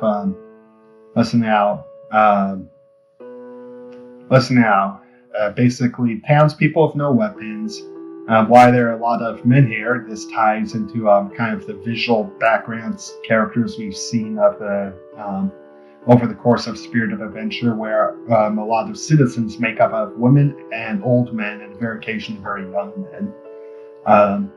And kind of what we see going on here is that that's not the case, that there are a lot of fight-engaged men in this town, so what's going on in that? She feels like they're missing some key pieces. Now, a detail that the comment section brought up is Tyria seems to be looking really weird here with her walk. So what's up with that? I'll explain. It's because at this point in the story, I had originally intended that Tyria was taken away by that person, and then captured by Ironjaw's crew, and this would actually be Morphe coming back, right, to them, disguised as Tyria. However, given what else had to happen, given that I shifted kind of the stories beats of what I wanted to happen, it just didn't make sense to have Morphe there instead of Tyria. So I had to actually go back and add Tyria's tattoo to this drawing because originally it wasn't there. And that's just going to be a clue that this wasn't really Tyria. But I dropped that storyline at this point in time, and so went back and added that to the tattoo. So this is really Tyria repurposed from a not real Tyria drawing. So that's just kind of a fun detail of things being mixed up there. I said mixed up, but changes made behind the scenes. So we got sunrise. Listen now, Aurora comes in to this guy's home, and he's not too happy about that, and she's tired of being playing nice. Then she came here to help, and she wants to know everything, so she can help. Please. So he agrees and kind of explains that that their town ultimately disagreed with the Almier Queen. That they didn't think it was it was possible to unite all three kingdoms. They disagreed with it, and so they refused to go to war. And as such, her soldiers came in and took their weapons. And basically kind of locked them down. So basically, if you aren't going to fight, for us, you're not going to fight at all. So when Führer showed up, they saw that these people had no weapons, so it would be unhonorable to fight them. And so Führer just kind of left them. And we actually saw that when they were coming into the town, a Führer caravan leaving. That was this group leaving this town. And so Führer, because it's like, well, you guys aren't fighting, you haven't fought us, you don't have any weapons to fight, so there's no reason to even leave an occupying force here. So they just left the town be. And so then this explains why they were so suspicious when Aurora showed up. Was this some kind of fear or trap? Because fear goes away and immediately these people show up. And so that kind of explains what's going on. But then we see here that the wagon driver got attacked And he's questioning that he's even wondering if Almier was involved. That if Führer didn't attack them, then it's the Queen trying to punish them and such. So that's just kind of some quick backstory about what's happened and things like that. Something also to kind of mention at this time that may be noticed is we've seen a lot of the same background characters popping up. It's at this time I made a file to contain background citizens, just background people. So that way when I need to populate an environment with people, I could just open up this file, grab a bunch of people, and drop them in there. So you'll see a lot of the same people popping up, which works fine for this town because it is a smaller town. But you'll also see the same people pop up in, say, larger towns and different things like that. So while that could be more than, I think, a little disorienting, it does, I think, kind of help in some regards speed up the process of when I need to make a crowd of people rather than trying to draw everyone out for something that's ultimately just going to functionally be background noise. It's like, yeah, just have a bunch of very plain-looking people with rather blank expressions that I can easily adjust sitting there in the background. So yeah, so that's just kind of where that development happened with my art. Is at this point in time. And so we got him kind of talking with Aurora about how she's there to help, and she agrees to help take care of the highwaymen to keep their village safe. So we got we got Sarah Verge out here in sneak mode. He's got his hood up, seen crawling around, climbing in trees, listening, and sneak up and finding the highwayman's hideout, in which we can see that, yep, we got Führer, Thousand Lands, and Almier all in a group here, talking about different stuff. Just kind of talking about stuff, but they are working in a group, and we can see them all carrying guns and even Almier's swords here. So Sarah Verge reports back to what's going on and what this highway band camp is, and it's basically that it is a highway camp. That there's no flags or any sign of kingdom supports, and kind of that what they're going to do. So kind of that this may be a smaller threat than what's going on. And that they really are just kind of crooks, and that's it. So kind of I guess the theme of this, not so much the theme of this story, but the idea of the story is we've had the Shifting Sands and the Thousand and the Thieves of All Kingdoms story, kind of real, I guess you could say, big, complex pieces of puzzle solving type stories and such. And this one is kind of opposite of that, where it's not big and complex. It's actually just a very simple story. There's bad guys and lying about how strong they are, and so the puzzle solving really just comes down to, instead of solving something complex, it's simple. This is just a simple little problem that can more easily be dealt with. And so this is just to show by kind of give a story pacing up. Not everything needs to be the end of the world. Sometimes smaller problems are still problems that need to be solved. And so basically Aurora saying, we'll go during the fight, and you guys just sit back here, and that basically we are here to help. Stop being so suspicious and let us help. And ultimately her whole reasoning for wanting to do stuff is she wants to help people to make, as she says, the world a little brighter, and that is just the right thing to do. And Aurora wants to know why his people didn't want to go and fight with the degree of the Almier community and go and join her. And so he kind of explains, and we get again more detail into the problems of Almier and what's going on. And we see kind of a visual here that Almier has a problem where it has humans, which live at a normal human lifespan, but then it has elves in it, which have a longer lifespan.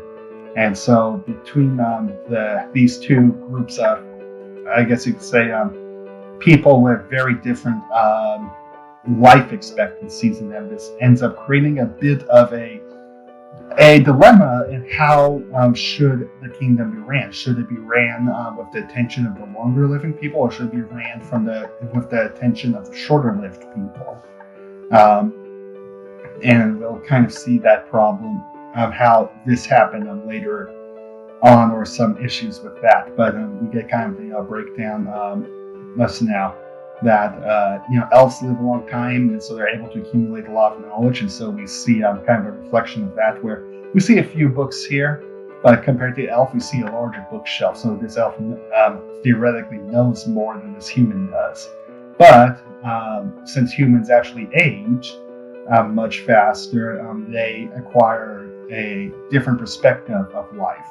All right, that they experience all stages of life much more vividly than what the elves do. And so we see here that there's a lot of quarreling kind of going on, but it kind of became, a immediate matter or an attempt to resolve the issues when the king, a human, married a elf for the queen. And so this led to a potential kind of trying to address that, where the king was a shorter-lived human, and so the royalty would be changed out of a human lifespan, meaning that a single elf would go through several monarchs, not necessarily her, but just in the elf's lifetime, they would have several human monarchs. But if you were to inverse that and have an elf monarch, then several humans would go through a single generations of humans could go through a single elf lifespan.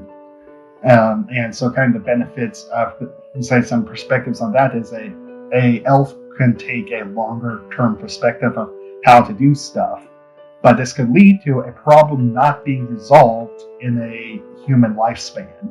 And so humans could end up living with this problem for their whole life, whereas an elf wouldn't. And so it's just kind of a big dilemma lesson of what's going on. Dilemma of how should your leadership rule? Should you have a longer existing leadership, or should you have a shorter? Should you have a long view perspective or a shorter view perspective? Because a shorter view perspective would demand, or with the shorter lifespan, would demand, hey, we have problems and we need to solve them now, as opposed to just waiting to solve them. And so we see that with the death of the king and the elf as queen right now, that the board quickly started up after her, kind of making it so people weren't too interested in discussing should she really be ruling or not. So now, as we see here, that she was only going to be queen as long as the king lived, but with his death and the quick start of the war, no one was too interested in removing the queen. And so this village was a little conflicted about that and didn't want to listen to a elf queen that might not be legitimate going to war. And so they ended up kind of being, I guess you could say, ostracized and trapped into their village. Now, and he kind of mocks the idea of that they're supposed to be having this war of awakening to unite all the kingdoms and such, but they got problems that they can't even sort out. So yeah, just kind of diving into Almier drama. And so Aurora's was just kind of explaining what's going on, and she's kind of getting them to hide in their houses in case anything that goes wrong with their attack. This is just kind of a fake out, so that way the people won't come and see her using her powers and such.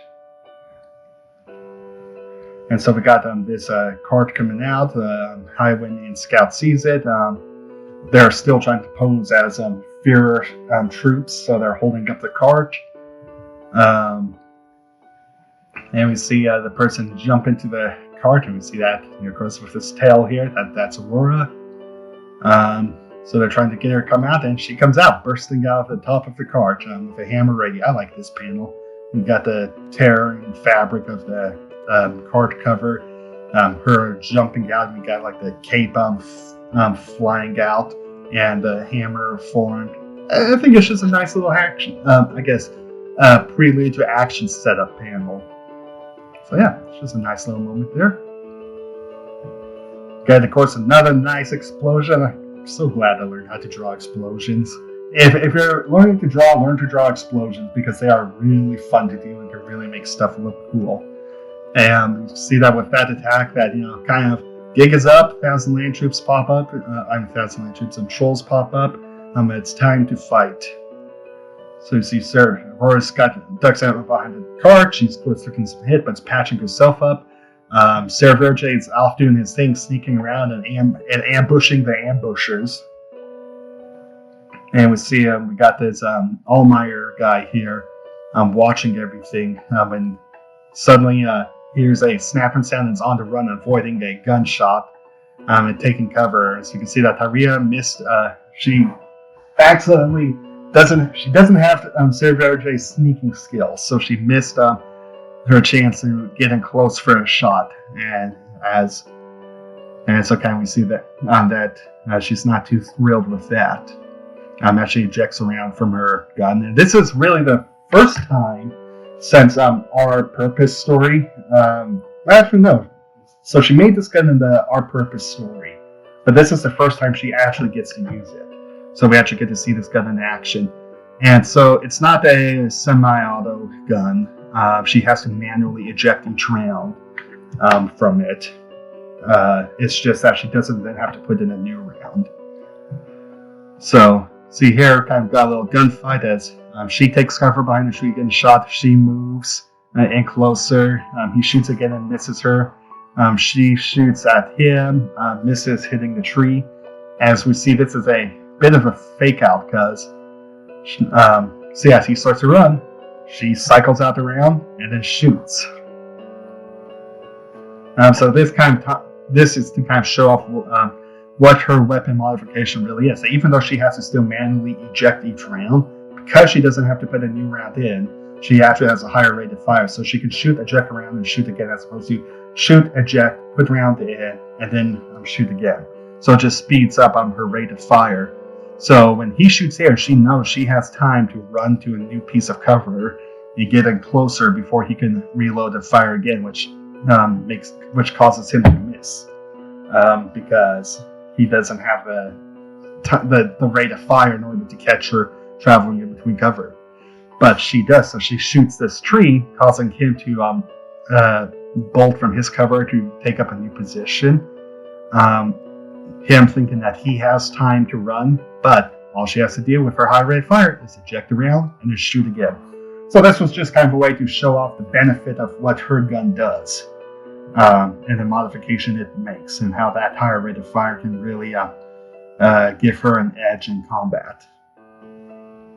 And so no need to dwell on the guys she shot.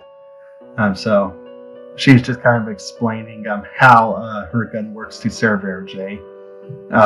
Just kind of filling us in that we've seen it visually represented. Now we get it, just explained to us in case we didn't catch it.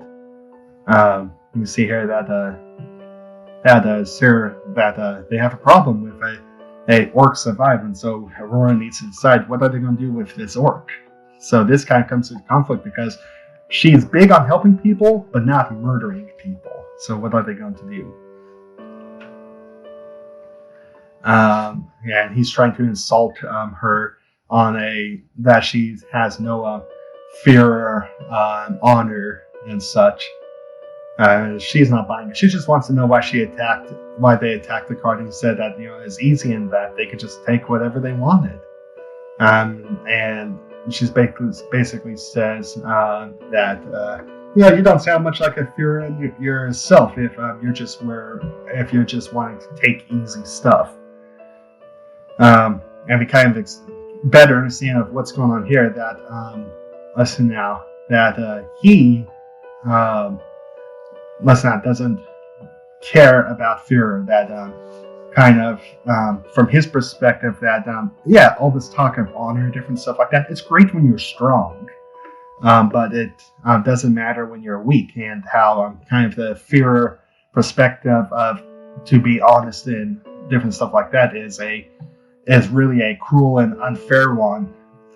Cruel and unfair treatment of people, because it expects everyone to be strong, but sometimes people are weak, and that's not fair, and it shouldn't be like that. And how he realizes that it's better to be smarter than it's better, as he says, to be smarter than to be honorable. So he kind of denounces the fear or honor as foolishness. And so Aurora's not buying this, that she pops out a sword that all he did with his smart was rob and attack people, for his own gain, that he's doing nothing to have personal sacrifice or to help those in need. He's just wanting to take stuff for his own, that he's not smart, he's just delusional. And so what she's going to do, we have someone who's clearly a coward that ran away from Führer to save his own skin, and then is trying to hurt weaker people for his own self-gain. He's just a coward. He has no Führer honor at all. It's not because he's weak, it's because he's a coward. He's a coward. We can see by he's a coward. He's just not very good. We can see by comparison with Taria, someone who's also, I guess you could say, very weak. She's very small for drawing and different stuff like that. That her, I guess you could say, breaking Führer honor by using guns and different stuff like that was so that way, as I said before, she can practice Führer honor by fighting for those in need and helping those who need help. So, just because, toying in with the idea of just because you're, how to put it, the idea of obeying the spirit of the law as opposed to the letter of the law. So we can see that she's breaking, yes, the letter of the law, but she's more heavily embracing its spirit to be honorable and help those in need, and fight for those weaker than yourself. Whereas he has taken the route of, well, I'm weak, so therefore I'm just going to bully those weaker than me. And that's not the Führer honor of the law. So we see that, despite as terrible of a person as he is, she's not the executionist, so she's going to leave him behind. So, listen, we see that he's injured and it's unlikely he's to get very far. And you know what? She's just going to have to leave him be. She's not going to become an executioner.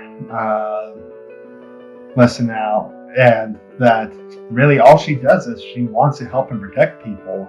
And despite as terrible of a person as she is, he can't hurt anyone anymore. He's injured. He's not likely to get very far. The people from the town are likely to find him. And so he's not a danger. So why should she execute him? That's not what she's out here to do. So we just kind of see her perspective on it. That ultimately she is a good person. That even though it might make things harder for her, it's better for her to be a good person than to be I guess you could say, have things easy. So we kind of just get that, I guess, that little summary when compared to that orc who wanted things easy. She doesn't want things easy. She wants them right and good. So just kind of, I guess, a nice little, I guess, warm ending to this simple story. And we get a little joke here about if Seraphirji had gotten the powers, that he would have a long golden goatee. This kind of ties a bit into the original scrapped idea for an ending with the Solace trilogy. If we would see that Seraphirji now had the power and had a tattoo on this arm of Aurora's tattoo, that he had the golden eyes and such. So that's just kind of a tie into what that might have looked like. So just a fun little throwback to something that never happened.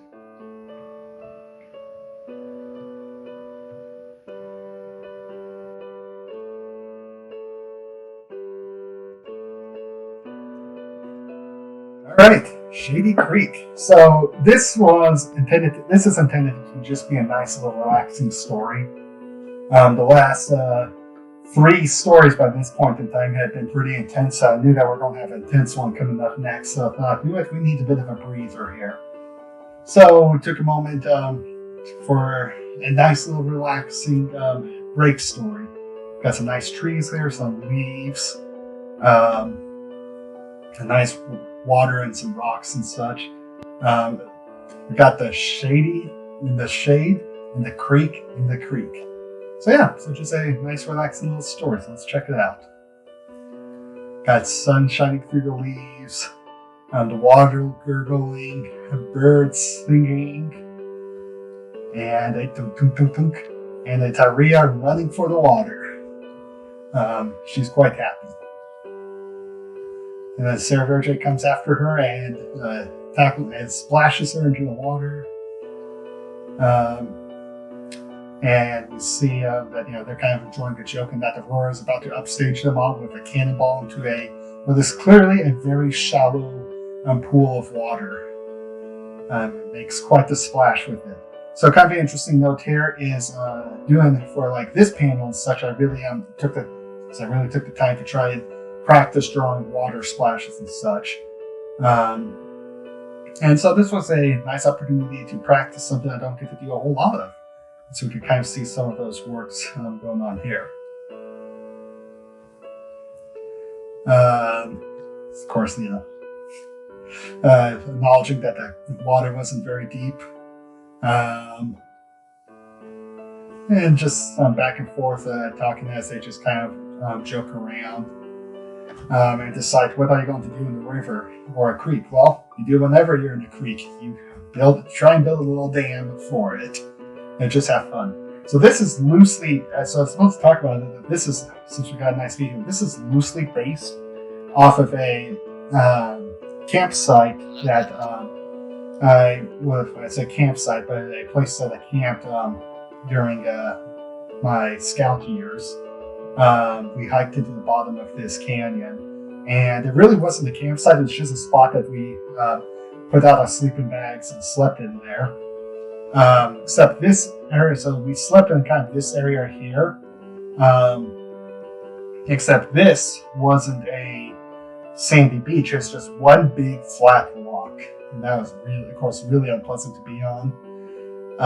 There was a nice little raised waterfall here, just like a foot or two high, that the water gurgled over as it flowed down, and it filled up this little shallow pool area here, that one of our leaders threw some MREs he had brought, that was absolutely disgusting into the water here, and the fish wouldn't even eat it.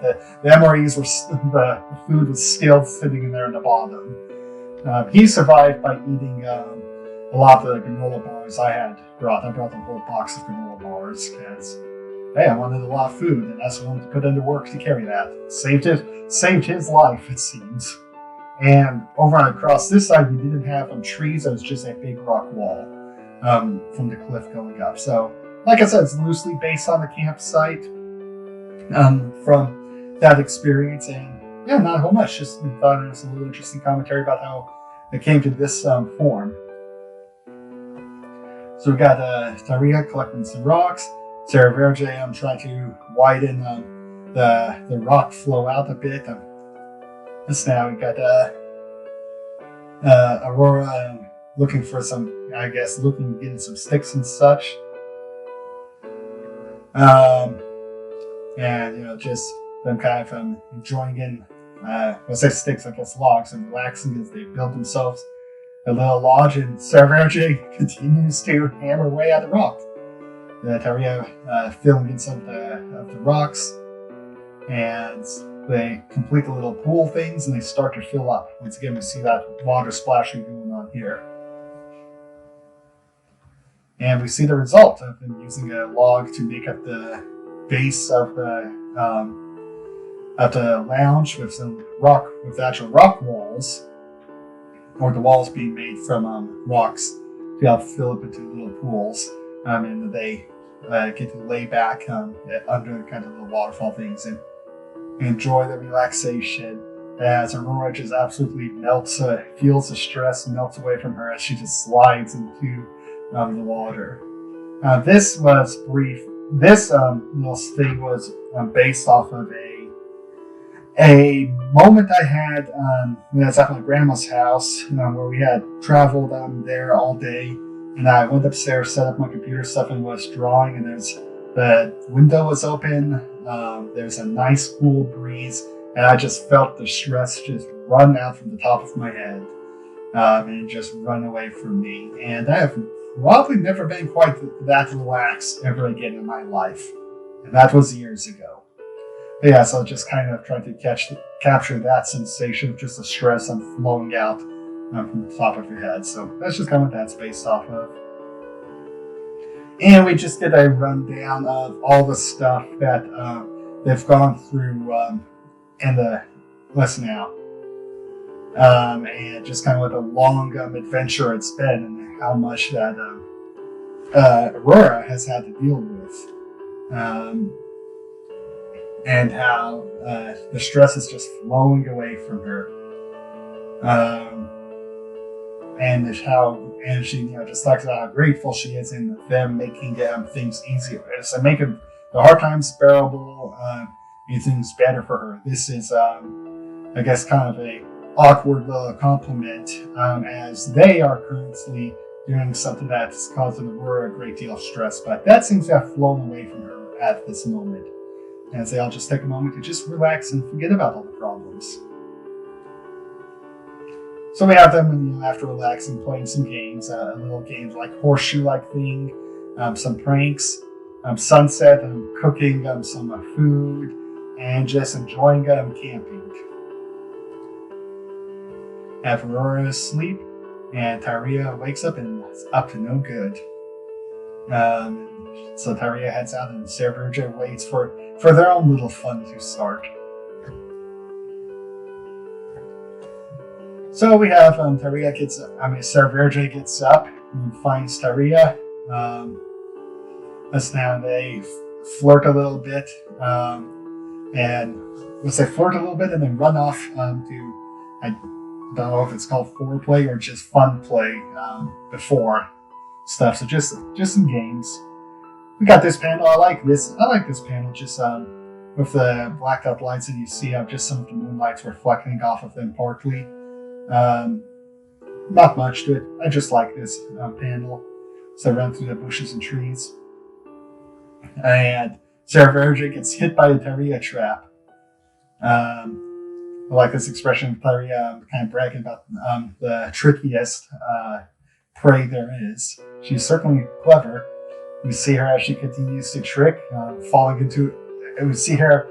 Tyria continues to trick Sarah Verge as he falls into another one of her traps with the greasy tree branch that he slides into, lands into this bush that tangles him up, and then sets off another SWAT branch before he decides, you know what, he's gonna have to change the game. Tyria is setting the pace of the chase, so he needs to mix things up since he slides into the shadow. No hoodie, so we'll see how well he sneaks without it.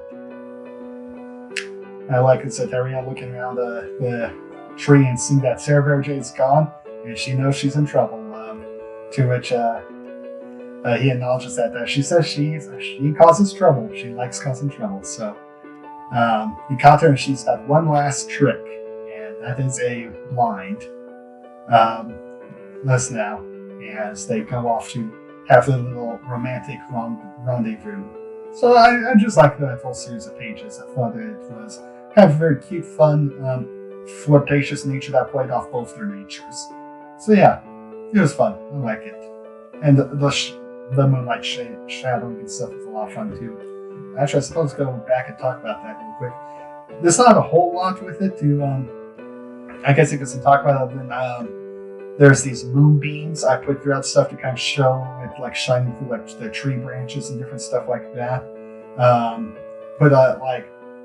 Well, at this point in time, I'm not really doing highlights. I'm doing like a lot of shadow and light portions for plants and different stuff like that. So you got the darker part, and then you have what's called the neutral part. But I went with a kind of a blue-green for a lot of the background coloring and stuff to give it a nice, cozy nighttime feel across these pages. And of course, I'm putting the moon up there with kind of the ring around it. You got the initial kind of, I guess, glow of the moon right here, but then you actually have a wider one coming out here. That's, I think, just makes the moon seem to shine a little bit brighter. I can't tell if I added like some extra moonbeams here. It doesn't look like I did on this page. Maybe I did, I just can't tell, but yeah. Overall, just nice, really cozy, comfy pages, and I like them.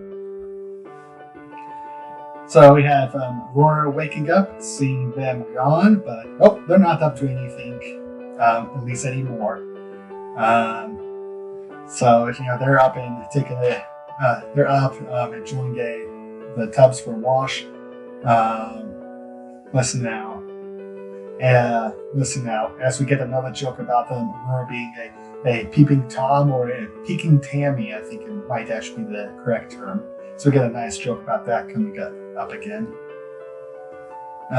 See them take a moment to stop and take a look at the little campsite that they had made. It was just a good, relaxing day, but now it's time to get back to the real world and hope that there can be other good days. They just need to take the time for them. So, like I said, it wasn't a very long story. It was just a real, I guess, pleasant break from all the intensity of the narratives and, I guess you could say, not emotional drama, moral dilemmas. That's the word that have happened over the last 3 stories. So a chance for a nice little breather before we go into another major one. I counted shortly before doing this recorded session, and it looks like that this whole chapter may have only been like 16 pages long, which comparatively isn't that long for most of the chapters and stories I do. But even at 3 pages a week, this puts the story roughly at 5 weeks to tell. So just over 1 month to tell just this short little story. So it's just kind of an interesting little reminder that even with these short little stories, that they could take up such a large portion of, I guess, say the runtime for the viewers and such as they come out. But in retrospect, when you go to read through, they just fly on by. So yeah, just something fun, interesting, and nice moments.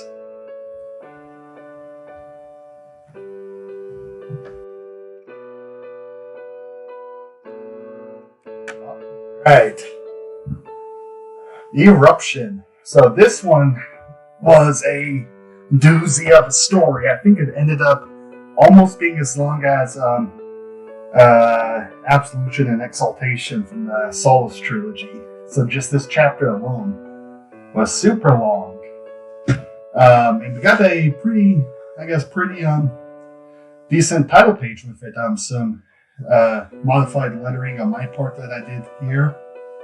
And we got kind of this nice Aurora flying with powering up, charging up some weapons or something from her hand, and a very vicious look on her. So I think perhaps a simple but fun chapter page or title page with this one, and some stylized shadowing with the more kind of rough look going down the center. So yeah, so let's get into it. So we come here to another Almier kind of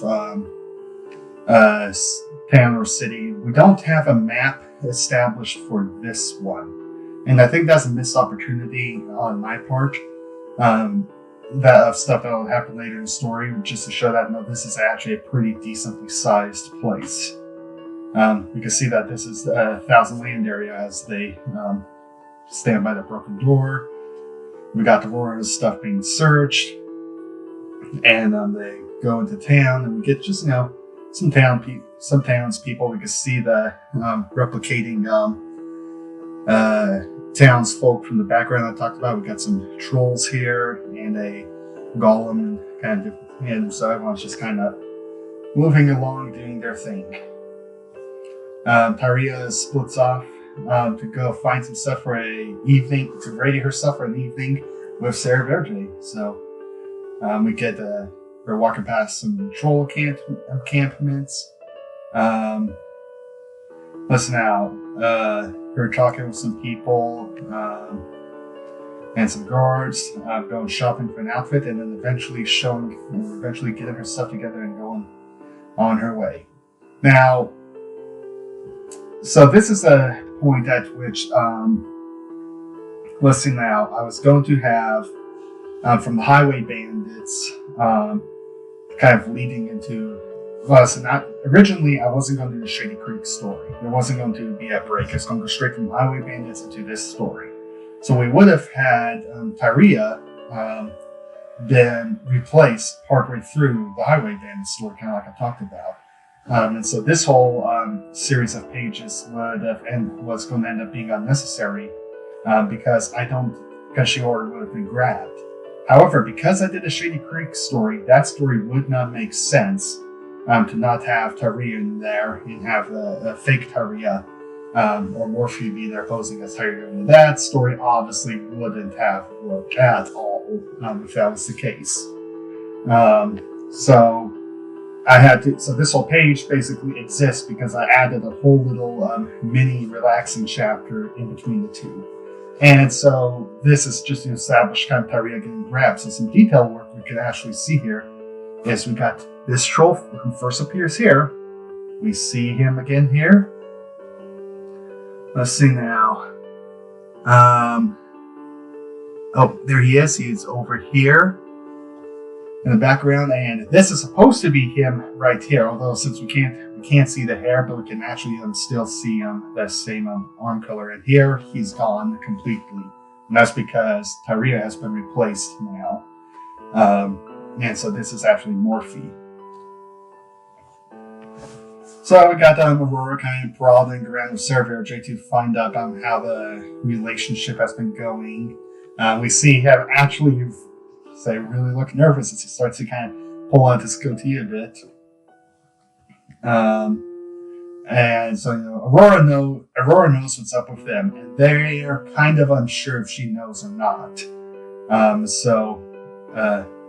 They're just kind of Aurora's poking around to see if she can get him to say anything, and he's kind of now slightly poking back to find out if she knows something. But they get interrupted by Tyria. Put that in parentheses. That works great in an audio format. Here, and they start to head off. You can see that Aurora's not too kind of thrilled with this notion. And so they walk away. And so they walk away to place Tyria. I say Tyria once again in parentheses. Found to eat was called the Fat Pig. And we see them go in, and you can see they can look at this person here and this person in the background, but there's a certain something missing from their eyes. So now she orders up a drink and immediately gets clocked by Sarah Verge. Now, this is some of the, I guess, once again, because I modified the story, listen now, I had to put it. This, I think, came off as a lot less surprising than it should have been. Just because we haven't been around this fake Tyria very long. I mean, I think we've only seen like 6 panels worth of her. Maybe 5, because she's not in this one. So that's just kind of I guess a loss of opportunity, but I think the Shady Creek story really needed to happen. Amelia, so he's immediately on the move, kicking the barkeeper in the head. See that she yells out for Amora. What's that? Amor? And we can see here that she pulls the dagger out of the bag, so we can see that this is Morphe. Amor's up, and everyone in the little tavern, we can see light missing from their eyes, gets up, ready to capture Sarah Verge, and he's ready to fight them off as he arms himself with the bottles. So we see he's very proficient at throwing stuff. I'm immediately hitting 2 of the 3 people in the heads with the bottles before raining some more and throwing them at Amora. She ducks to get away from them. Me applying a bit of the liquid splashing practice that I got to do. She ducks behind a flip table. He arms himself again, smashing bottles on people's heads, and he's just going all out. Takes out this poor old guy. Even though these people, unfortunately, are being controlled by Amora, Sarah, he's not going to pull back. He's basically going full force. You are not going to capture me. He's a rather ruthless one, as we've seen over the course of his stories. That he puts survival quite high on his list of stuff. We got fake Taria jumping here for him, and they wrestle with the dagger. He's slamming her into stuff, and he is absolutely furious with that they may have done something with Taria, and he's got this fake Taria to deal with, and it's basically just says he's going to cut off her head, make sure she's dead. But before he can carry through, we see a little portal open up under his foot, and Iron Jaw reaches through to grab him. Now, just a small little fun detail, we can actually see the liquids from the bottles come kind of spilling into this hole. And we can see it's a little tough to tell, but we can even see that the wood is wet from the pooling of the different drinks and such. So just some small nice details in there. And he falls into the hole. As now, Morphe takes a moment to insult him with a good pun, only to immediately lose her throat as well. So yeah, if he's going to get captured, there's a high price to pay. So we come to Aurora snoozing away when we see a spooky shadow coming from the doorway or something. It's like, yeah, light comes in this way, but we have a shadow going this way. Isn't that brilliant? And we got kind of the dark clouds covering the fog, and a hand reaches up and snags Aurora from her bed. You can see destroying the bed, ruining that nice soft bed. And Aurora's immediately got the sword out and is ready to fight. And the old sage is there to threaten her to make sure that she stays online, because you can't just go up and ambush Aurora. You got to have hostages, otherwise she's gonna come flying. She's going to fly immediately at you, so you have to have hostages to keep her in check. So we come and see what happened to Sir Virgil. He's waking up tied up, and Taria is tied up as well, so they just kind of talk back and forth, and she could hear the fighting, so this just kind of establishes where they're at. They're just at the bottom of this random tavern.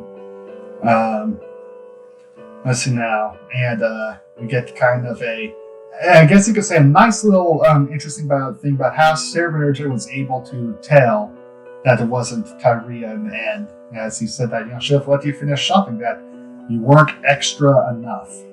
Alright, and so that's how the giveaway is that Taria is a little bit more extra than Morphe is. Kind of something that wasn't best explained, at least at this part yet. But yeah, it won't be explained in this book. But Sarah Virgil initially was fooled by the fake Taria because he was flustered with having to hiding stuff from Aurora and her prodding and such, and so he didn't take the opportunity to really pay attention to the fake Taria and notice that something was wrong there. And so we see kind of that decision to hide stuff from Aurora is creating limitations or mistakes on his part that's ladeing to more trouble. So we see just kind of that aspect start to develop.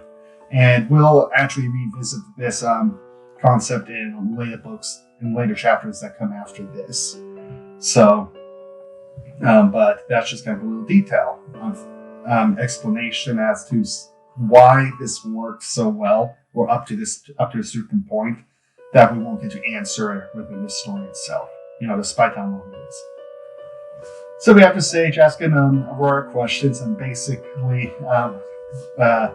I'm trying to say that, oh, she's a bad person. She's the one that hates him and all this other different stuff. And here we have an arch mistake.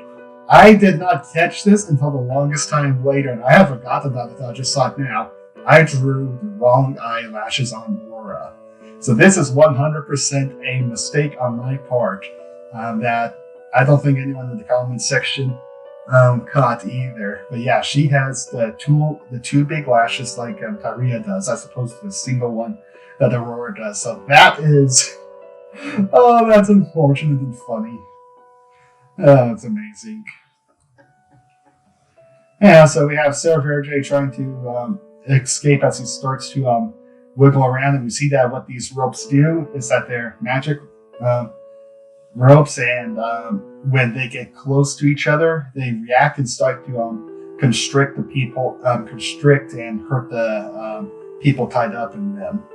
And so this way, listen out, Sarah Verge can't help Tyria escape, and Tyria can't help Sarah Verge escape. So kind of like an inverse of a Chinese finger trap, where the tighter it gets, the closer you get together. Now we can even see kind of the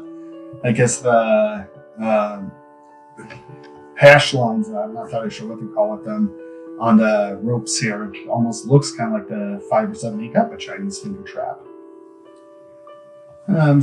So we still see here making a mistake with Aurora's eyes, as her and the old guy talk back and forth about different stuff.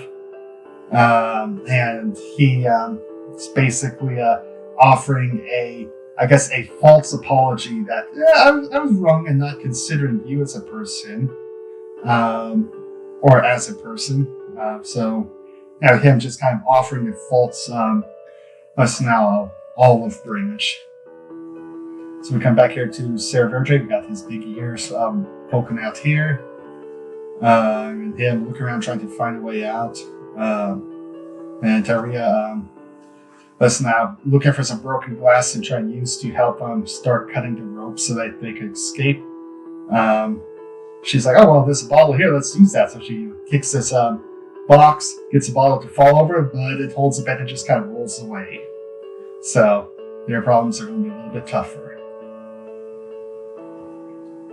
Now we see that Aurora's eyelashes are fixed. So done with that little distraction. And she's kind of trying to figure out, like, what would they even be doing? And it's like, you know what? You're not interested in doing any good whatsoever. That you got Ironjaw and his crew doing crazy stuff. Listen now, and even killed her at one point. So she's not any interest. She has no interest in working with him, and just immediately sees through his BS. And you see here in their escape plan that Sarah Verge finds some ropes. Tyria manages to finally break this bottle. Good thing she has hoofs, so able to smash glass with them as they work the glass shards into the rope to start sawing away at them, only to have the ropes tighten up, and not like that at all. So so we see the arguing going back and forth between the old sage and Aurora. And Aurora's just done with dealing with his crap. That he's caused a lot of the problems and such.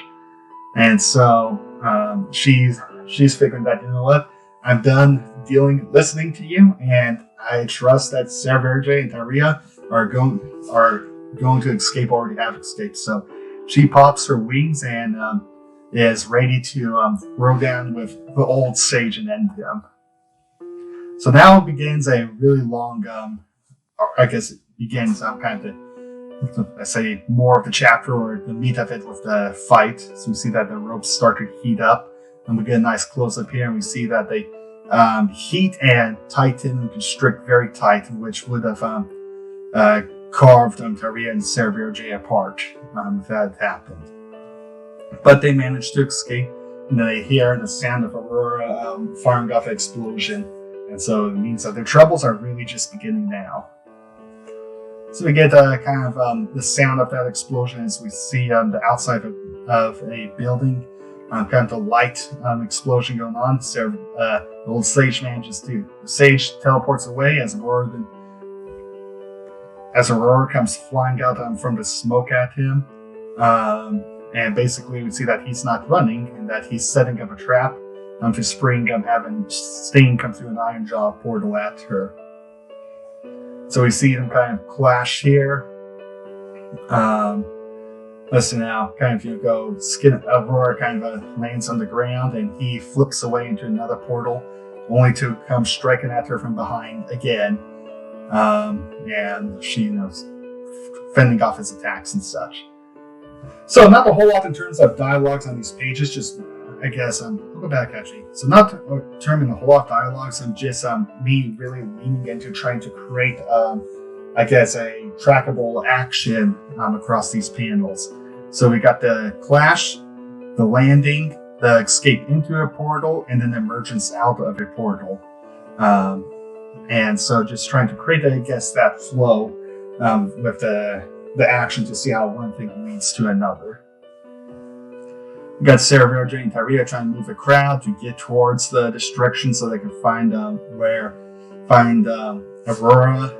They try to escape down the side street, and in doing so, they just happen to find where Iron Jaw is, and we can see him here opening portals for Sting to jump in and out of. And Tyria decided, maybe it'd be better to stick to the main streets than fight with Iron Jaw. So Sarah Verge kind of figures that, listen now, that they are fighting with Aurora or involved in that. And so we see kind of the idea of using the portals about them jumping through a Iron Jaw portal, and then that way they'd be next to Aurora. So, kind of not a bad idea. Sarah Verge points out, and this is just kind of to, demonstrate that, Tyria, she's smart, she's clever, and sees a way that she can use their opponent's strengths against them. But the problem is that if they did that, they would be right next to Aurora in a large battle, and they wouldn't have any weapons. So maybe that's not the best place to be, despite it being closer to Aurora. That might be rather dangerous to do. And so they decide to split up.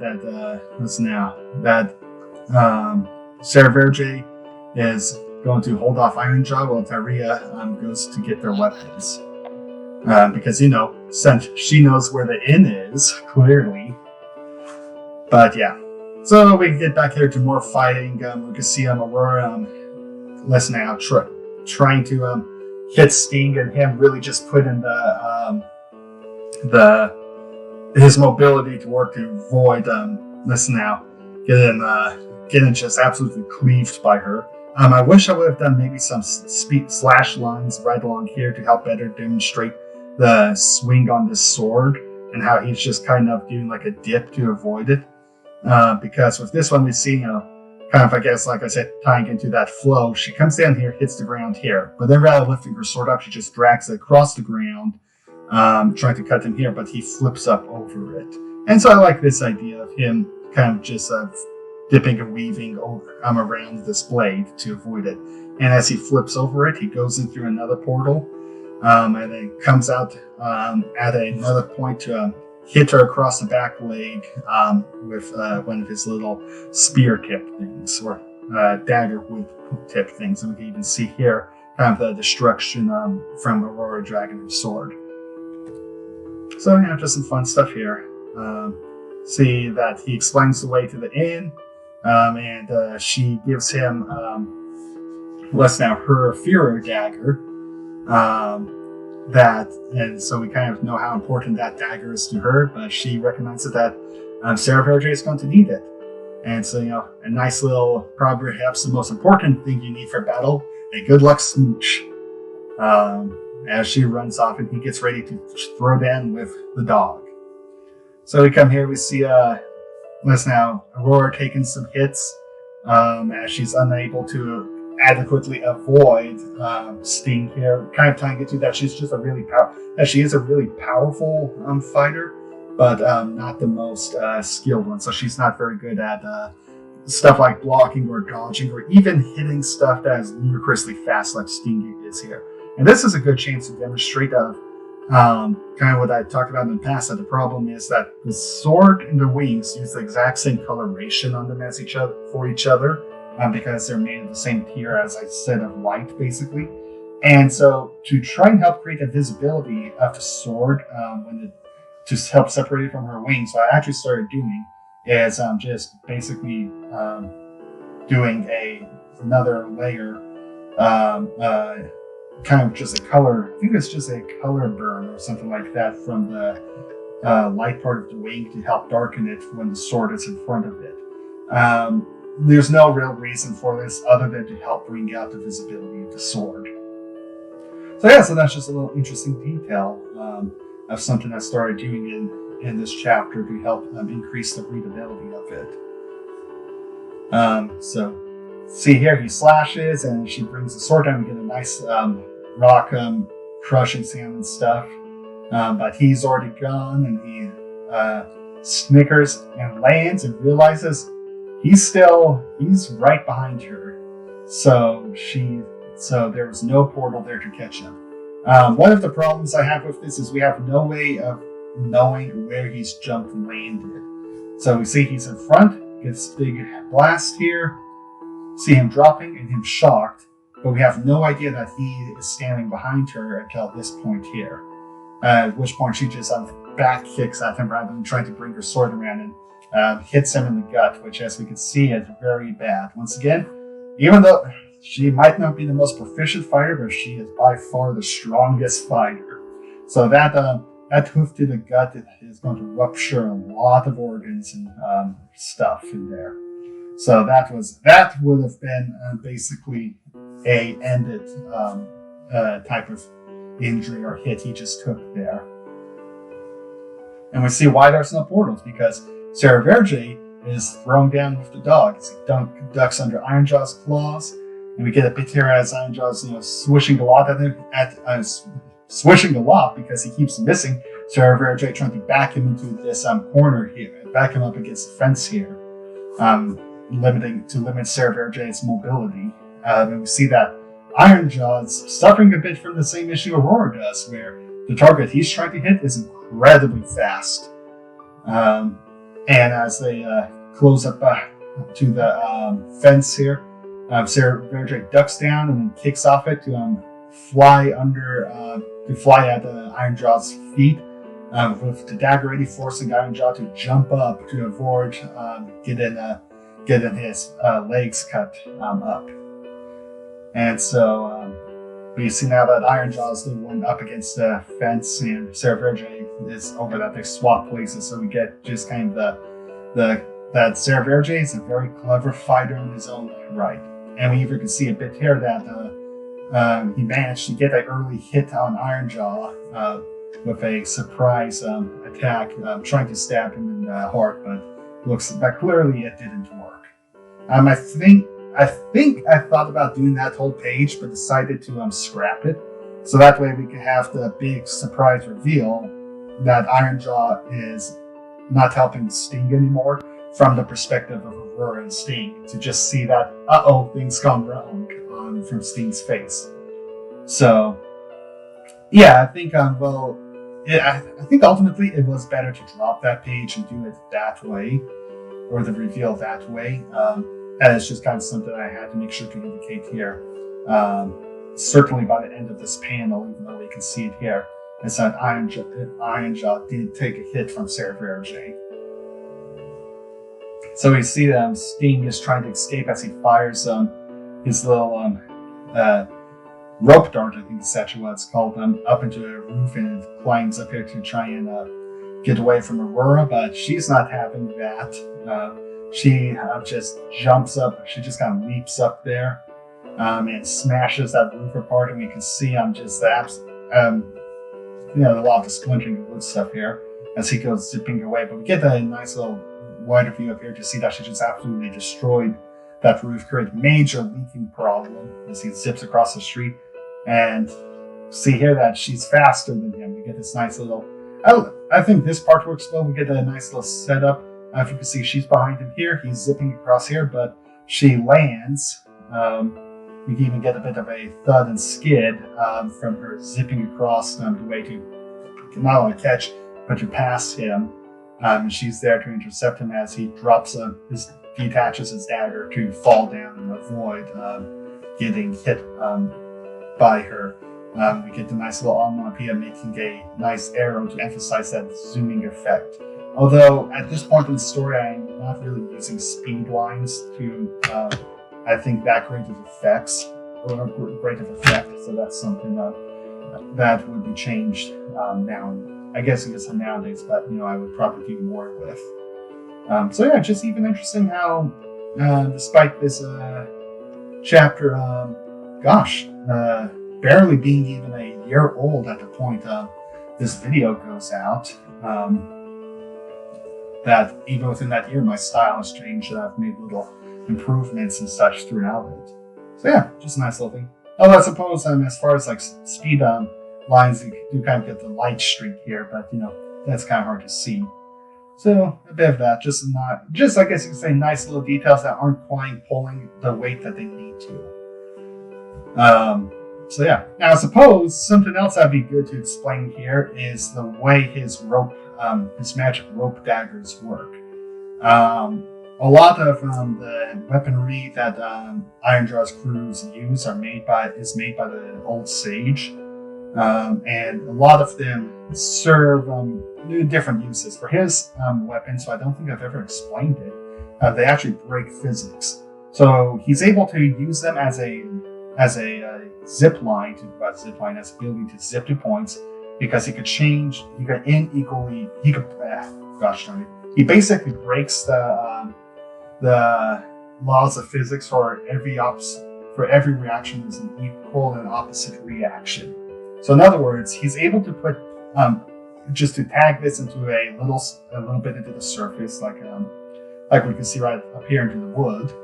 Down here, it's an easier example to show this, and apply force of it pulling him to it. All right.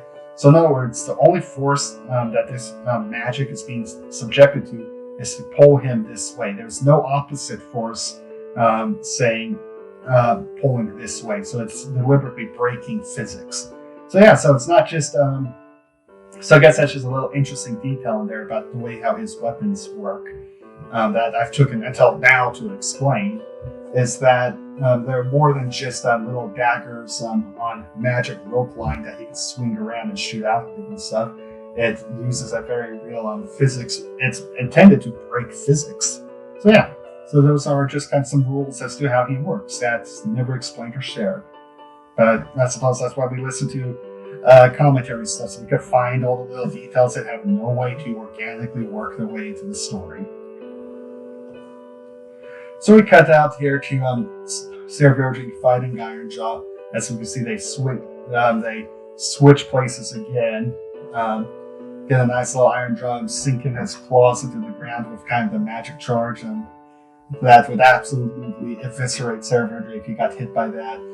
Servergy taking this opportunity to swing down at his eyes and head. Ironjaw ducking away from that. We see them flip over each other and change positions again to square back up with each other as they glare at one another. The glares being the only things that can actually seem to hit one another. Basically, this just kind of ties into that both of these fighters know that each other is incredibly dangerous. Servergy recognizes that Ironjaw is clearly dangerous, but Ironjaw is perhaps the only person, and I think I do say this, to recognize just how dangerous Servergy is, and that between Aurora and Servergy might actually be the more dangerous one. Aurora is strong, but Servergy is ruthless and will absolutely go that extra mile to get you. So we're kind of seeing that both of them are well aware of this and just a high-risk fight that they're in, where they don't even where they're just desperately trying to avoid getting hit at all.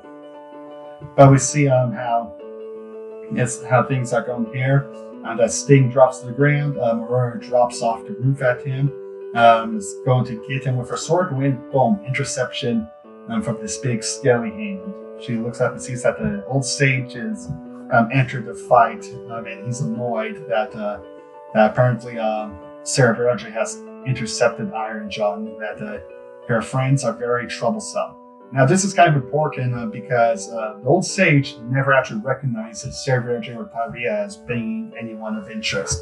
He's only interested in Aurora, and so he continuously overlooks Sarah Verge and Tyria. This is actually what's caused him so much trouble in the past, is him overlooking them. And so if he, like I said, or was saying that unlike Ironjaw, he doesn't recognize the danger that they pose. So his arrogance in a very real way foils his plans. And so we get the 9 years of Gratz. Just trying to come up with different year mark pages. And so, yeah, that's just that. That's just the thing. We got the gold and white colors of Gratz. And yeah, 9 years of it. How time flies. So now back to the story. Let's now Aurora avoids that big claw hand thing.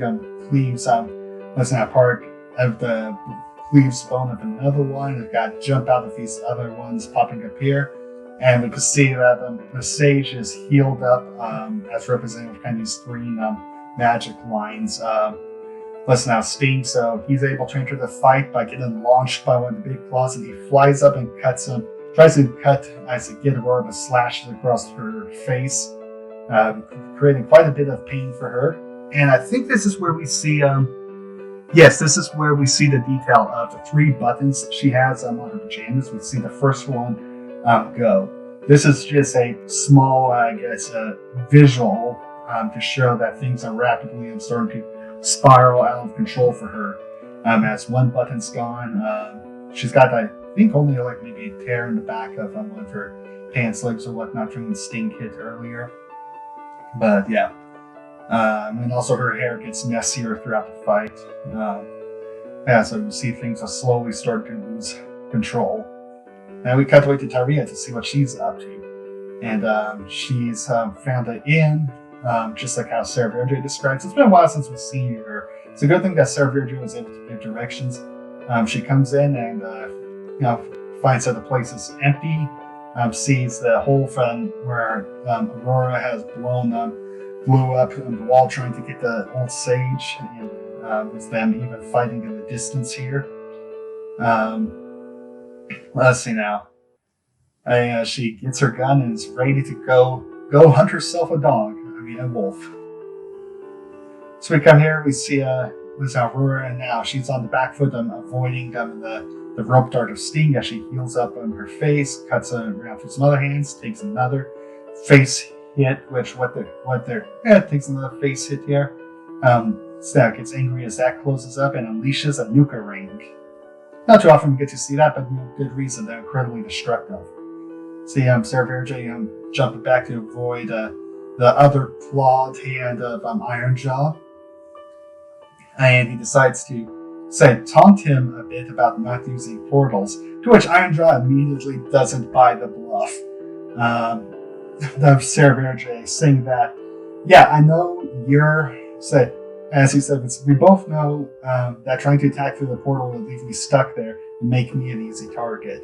So he knows that Sarah Verge is trying to goad him into using the portals to limit Ironjaw's movement as he reaches through them. Which would give Sarah Verge the opportunity to kill Ironjaw. Likewise, Ironjaw stabs back. The reason he knows Sarah Verge hasn't tried to escape from him is because he's trying to keep Ironjaw tangled up, so he can't help Sting. And so both of them have to kind of accept that they're locked into this fight, that neither one of them can escape, and they're both not really have to fight at the most optimal, but having to basically that they're both unable to even really play mind games with each other. So like Sarah Verge can't goad Ironjaw into making a mistake, and Ironjaw can't goad Sarah Verge into making mistakes. That would be strategical for Ironjaw. So yeah, so it's just a lockdown mess that they're having to stick into. We get a nice explosion from the Nebeker ring, and we get a very angry-looking Aurora coming through the fog. The fog is smoke. I like this panel; it looks cool. And she fires out the little light orb missile things. It's been a while since we've seen those. It's been a long time since we've seen Aurora really lean into stage 2. I think the last time we saw her extensively fighting in stage 2 may have been back in the Tides of Fury when she sunk the Almier fleet. We did get to see a bit of... no, she didn't go into stage 2 to fight the Goatman. Anyhow, we got to see a bit of stage 2 when she attacked the Fairer King, or dueled the Fairer King. But we didn't get to see her do too much in that. So it's been a really long time since we've seen her really go wild and lean into stage 2. She fires out another Nebeker ring, as we see that down to one final button, as she is absolutely wild and angry at this point. We got the hair nice and messy, just kind of I guess lifting up from I don't know if like the light wave or the rage or whatnot. But yeah, another panel. I like this one. Her just absolutely angry and vicious now, ready for a fight. And we also see that I improved a bit of how to darken the wings so that the sword stands out better. So that way it's not quite as strong of a difference there. So yeah, it's a little more subtle, and I think it helps. But yeah. Listen, so we see Tyria, bringing all the weapons back to Serverge before a big Aurora blast wave destroys the pathway in front of her. As we see, Aurora goes tearing on by, continuing to fight, and Tyria finds that her way is blocked and needs to find no way back to where Serverge is. So this is to just kind of create a bit of a delay that she can't reach Serverge now. So Serverge is locked into a battle with Ironjaw, and help is not on the way anytime soon. And then we see how that fight is going, with some ducking, some counter stabbing, and we see that at this point they're fighting not so much starts to get sloppy, so it gets sloppy, but they're willing to trade poor hits for us now trade are not willing to trade poor hits, but willing to take weak jabs or attacks to actually just hit the person and slowly start to whittle away at them. As we see that Serverge transitions this stab into a elbow, this strike into the side of Ironjaw. Not to even able to take the time to turn that blade around and try and get Ironjaw. Just immediately got to try to hit him with that elbow, because he's not going to have the time to get him with the blade. To which Ironjaw promptly responds by stomping on his foot. Knowing that he won't be able to get him with his claws, that Serverge is just going to avoid them. So he just goes for a foot stomp. And so we see, they're just kind of grumpy about that. Some small little weak hits, and that's all that they can do. And even then they trade. So Tyria is trying to find her way back to Serverge and gets lost in the Almier city because all of these buildings look the same.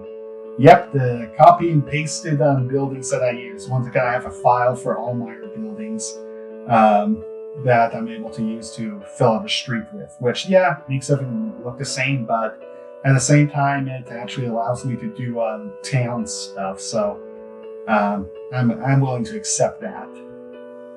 And we see that Tyria just happens to run into Amora. Amor. Gosh, I forgot how to say her name. She runs to her, and they immediately both scream and run away from each other.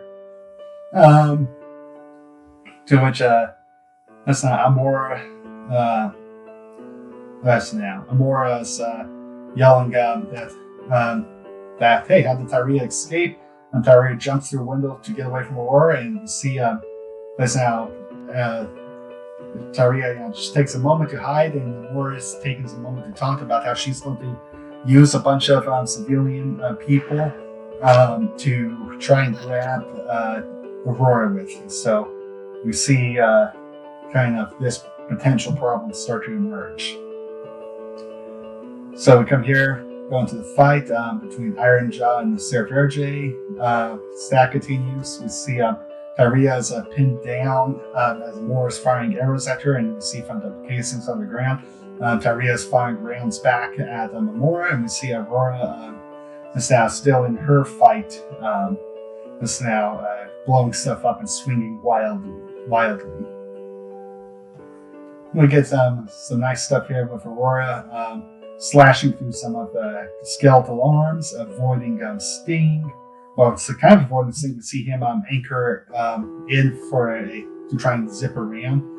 And she just throws that piece of debris away. Just creates a big gust of air with her wings here. We can actually see that she flaps them down.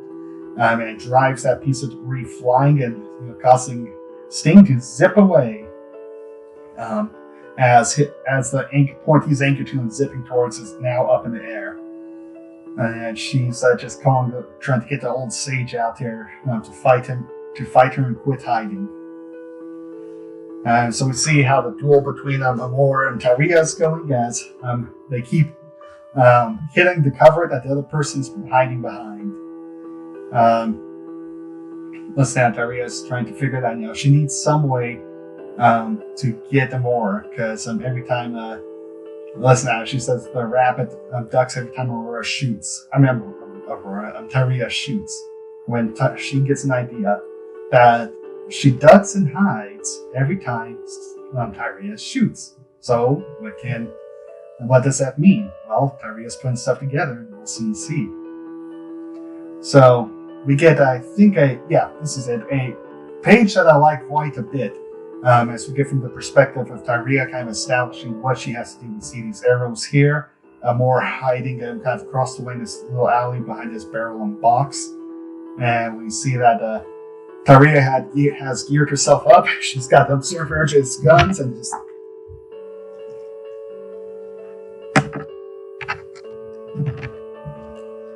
Sorry, my mic popped out there.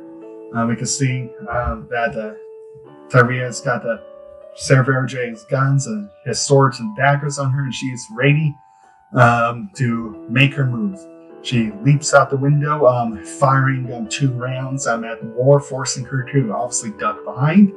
As Tyria advances on Moore's position, she fires her remaining 3 shots, drops her rifle, pulls out Serverge's gun, and fires the pistol.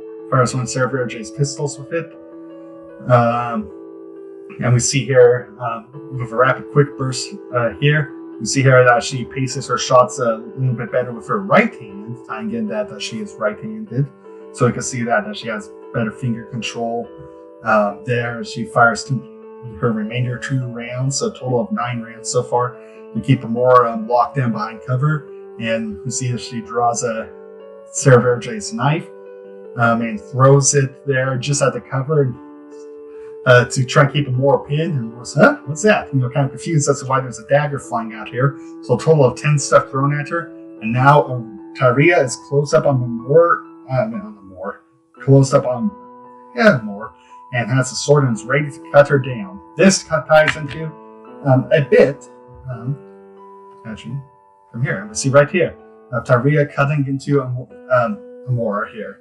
So this ties into a bit that Tyria is not a close-range fighter. She gets frightened by that and scared of it and different things and all that stuff. That has kind of been her character historically throughout the whole her whole journey.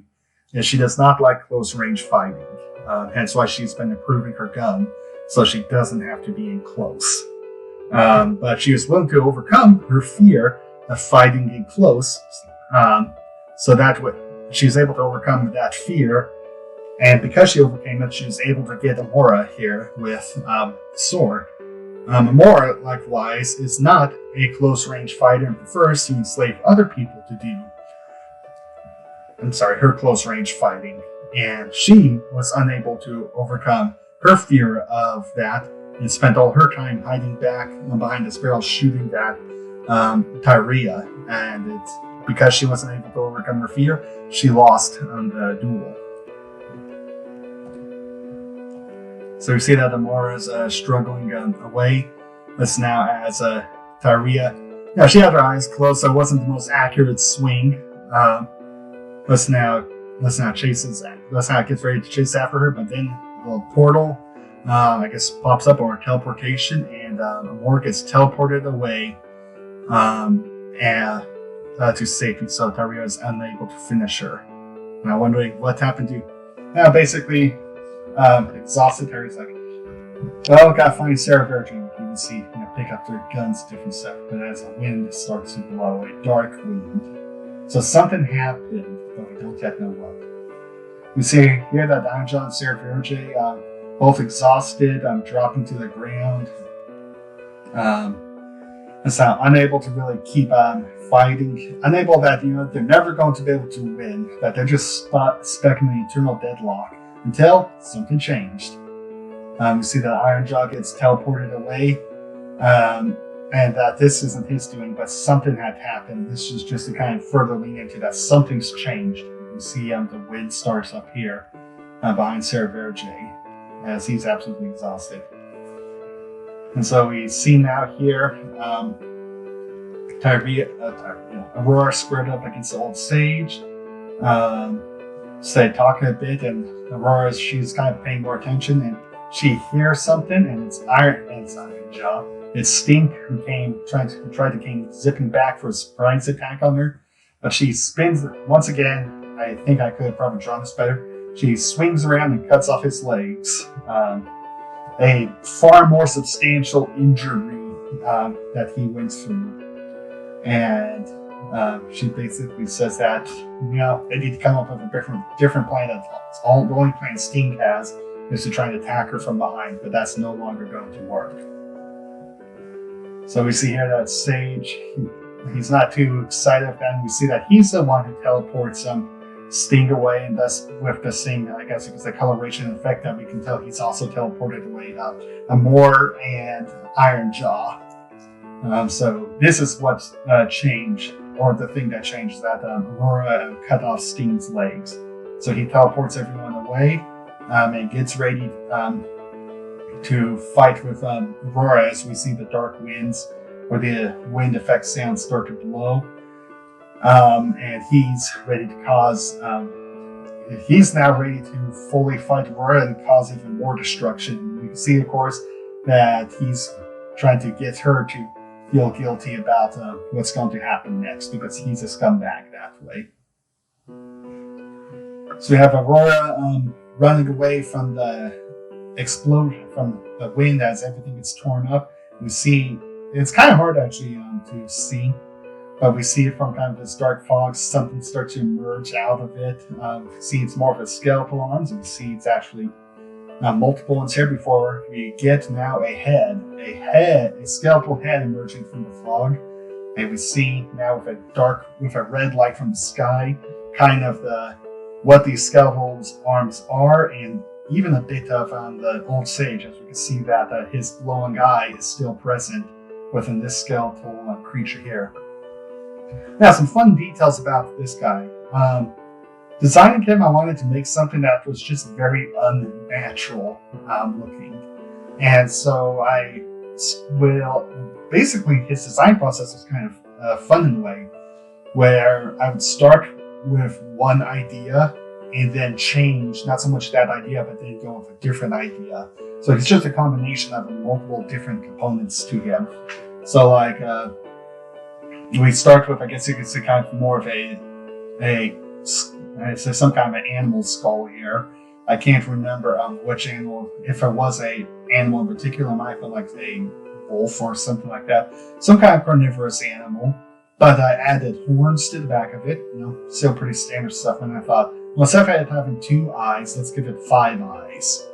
Just kind of, once again, that random nature of the unnaturalness stuff in there. I'm not just doubling the eyes, I'm adding an odd, I guess actually it would be an odd number of eyes to it to help shift things up. Instead of 2 arms, instead of it having 2 arms, it has 4 arms. So I go ahead and give it 4 arms, but instead of having, I guess you could say, a spine with a rib cage and the 4 arms coming out of that, let's give it 4 spines, and the rib cage kind of actually connects between the 4 spines. and the arms each come out of the top of the spines with a shoulder blade on top of that. And then finally, let's give it 6 fingers, but instead of, I guess you could say, a thumb and 4 fingers, we'll give it 3 fingers, but fold the hands so the 3 reach in on kind of on themselves. You can actually see that better going on over here. That the 3 fingers are set across from each other on the hand, and that there is no real thumb involved with it. And so, and of course, no legs at this point. Just given like this nice little dark fog and kind of a genie looking leg set there as he kind of hovers there. So all this basically is to tie into that this creature design was deliberately start with one idea, draw that, and then add something completely random or different to that aspect of it to just make a very unnatural creature. Oh, and I suppose kind of for the fingertips instead of just claws, giving him these barbed tip designs.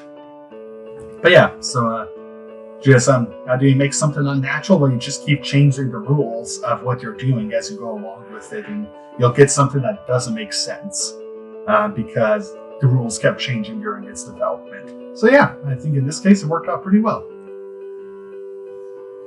So now we're going to get just a nice solid chunk of Aurora fighting the old sage in here as we see him slam your hand down, her running away, or let's not zipping away from it as he drags it along the ground, and then we see another one coming up out in front of her.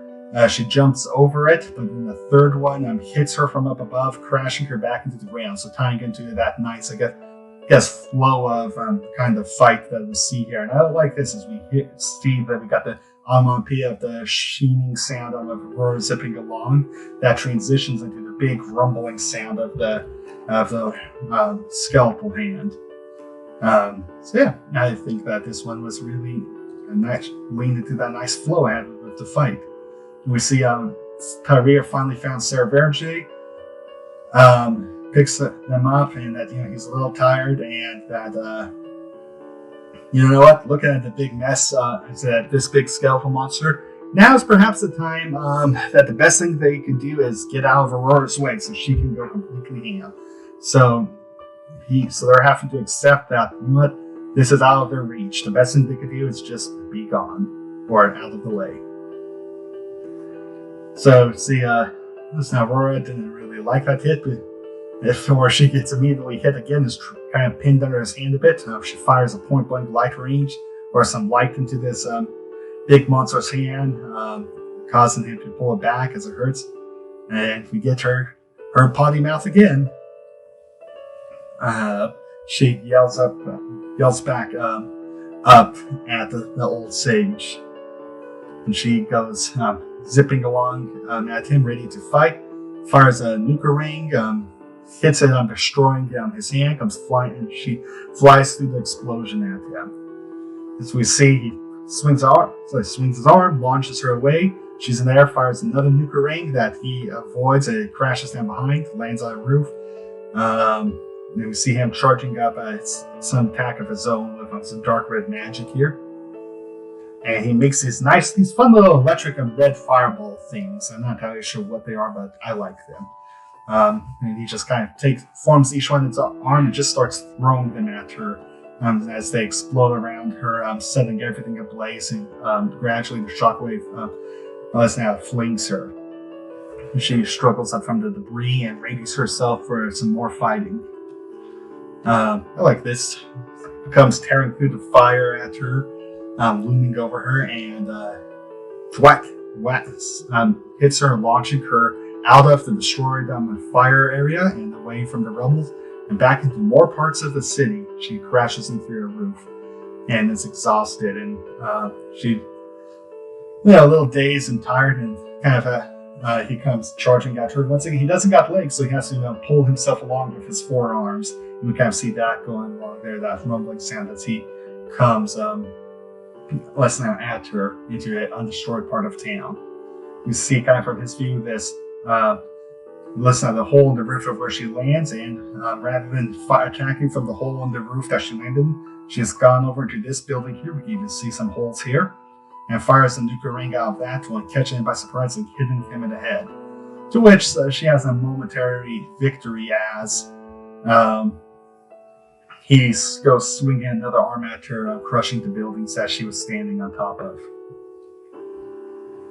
So we see kind of as the smoke clears, he's regrown that part of his head, and I suppose we also see that he's regrown on one of the arms she had cut off. We saw that a while ago. She's running away, fires some light bolts back at him to create a blast and smoke wave into the ground. So that way she's I guess because they hide or to escape his vision. She goes zipping around the corner of this house. I like this. You see this little trail here. Just like as she zips around. As it clears, see looking around trying to find her, and she hides behind a whole house here. I'm trying to catch her breath. So she's trying to think now about how she's going to fight this thing. Let's now that she had blown up half his head, but he's not dead. And how even she couldn't survive that, which gives her an idea. So this is something that I tried. I don't think I'll ever do it again. But kind of, I guess, this little, the anime little thought idea, little spike the thing right here. I don't know if I'll ever do that again, but yeah, that's just visually something different there. And we see her get struggling by getting upset that every time she fights a big monster, basically, listen now that she has to die so she could go into the pure light form to drop it. So she jumps up on the roof and gets his attention. Comes charging at her, once again rumbling along the ground. She braces herself and then stops. Nothing's happening. We see that he was about to strike her but stop, and he laughs and instead just smacks the house that she was under. So, something's gone wrong with her plan. What is it? So she's down here in the rubble. Listen now, and she's laughing and basically says that, he knows her trick. She knows that if he kills her, as he says, your shining soul will be let loose. And that will be absolutely devastating for him. Listen now, and he's basically pointing out that he could have, all the different ways he could have killed her, and how he doesn't want to kill her. That's not what he's after. He's not out to kill her. He wants her powers, just so he can have them. And so, rather than killing her, he's going to make her suffer as he just starts launching fireballs out into the town. As he says, I don't want you dead, I want you broken. So we can see how well that's going to go. As Aurora gets angry again, starts firing something we haven't seen before. Dual holy bolt hands up into him, kind of blown away at him, avoiding her swings. She tries to avoid his swings, only to get pummeled by the other three hands, and kind of mocking that if this is the best she can do. Right before sending her out on a home run, absolutely, as he says, trying to break her. We see she goes flying into this larger fortress and comes crashing down into the roof and sees that this is where all the town people are hiding in, and how scared they are. And she tries to offer a reassuring, but half-hearted, but a weak form of comfortance to them. See, pops wings, jumps back out the hole, and she's going to keep on fighting the best she can. Gives a little speech that she's going to keep going as long as righteousness is still in her heart. As the monster comes charging at her, and she dwells on the word heart, and gives her an idea that she's broken the arm, she's cut apart the head, she's even destroyed this part of the eye. I know a lot of, I guess you could say clever people, but people familiar with video game logic. If it glows, you shoot it. But we can see that that's not going to work here. But she dwells on the heart, the one thing she hasn't actually managed to strike, which in previous panels that we've seen, let me see now. As we see here in this previous panel, he doesn't protect his face, he protects his ribcage or his chest with his arms. So this was a bit of a clue that I had forgotten about when we just saw this page, that his weak point is not his head or his glowy eye. it's his chest. There's something in his chest he does not want getting hit. So he'll protect that over his head or even over his sight. So yep, this is where we're at. Moving on, she dwells on the heart idea. So we see him looming over the fortress of all the people inside that she's trying to protect. And she launches herself off the roof and now plows full speed into his chest. And we get this nice little, just hits the front part, bursting it through the front rib cage and out the back rib cage. And we're seeing now that this just isn't a change in perspective, that the tides have turned now in the battle. That she managed to hit the old sage out of essentially his skeletal neck, I guess, and is skewering him up through the shoulder here. This nice little blood spray. You see he falls to the ground. Falls to the ground, rolls, losing his cape, and is sitting there in absolute pain and agony. And Aurora, she's worn out, she's tired. She's not even able to really muster any more magic. Just goes running in there to try and finish the sage with her bare hands to end it. But you see, Ironjaws opens a portal. No. She upset that he's getting away, and Ironjaws is there to rescue the old sage as he drags him into the portal. And the way to safely away from Aurora's rage that she promptly lets out on the spot he was dwelling in. And so she lets out an exasperated breath, and it's boom, that final straw or the final button goes. Just to add a final, I guess you could say, embarrassment or insult to this, her victory. Yeah, she drove them off, but came at quite a price. Tired, a lot of destruction of the town, and even her dignity. And she's not too thrilled with that. And so, kind of one of the fun things. Kind of one of the fun things over the course of this story that a lot of the readers joked about was the brave button doing its best to hold on and keep her pajamas together, and finally he's fell where it fell. So they want to pour one out for the brave little button that did it. That did it all it's could. So yeah, so that's just a nice fun little thing that was going on in the comments section during this time. And so we see here Taria and Sarah have gotten all their stuff back from the remains of their inn. Got Aurora her clothing so she could get dressed again. We even get a joke here from Taria about Aurora's dangerous weaponry. And we get just some kind of some talks and stuff, and that Sarah spells out. That kind of the whole thing here that all the sage wanted to do was hurt Aurora and make things miserable for us. And it's really at this point that he's gone from being a nuisance to Aurora to she now wants to stop him. That he needs to be gone. That he's a bigger problem now than that she considers him a bigger problem now than he was before, because he's gone out of his way to hurt civilians and innocent people to a large extent. So he's crossed a new threshold with her into someone that she's actually going to hunt down, which is not something we've seen with Aurora before. We've seen her want to help people of the different kingdoms. We've seen her want to get the kingdoms to peacefully work together, but this time she actually now wants to hunt someone down to end them. And so this is kind of a new thing for her here. And we'll see how that goes. Well, not quite yet. I forgot about this page. We see Ironjaw pointing out that how messy the battle was and that things went quite bad. And we see kind of a little cave hideout here. That Aurora isn't strong because of her powers. She's just as strong as he says, Aurora's just as strong as her powers are. So her will is incredibly strong. It's not just her powers that make her dangerous, it's her as an individual.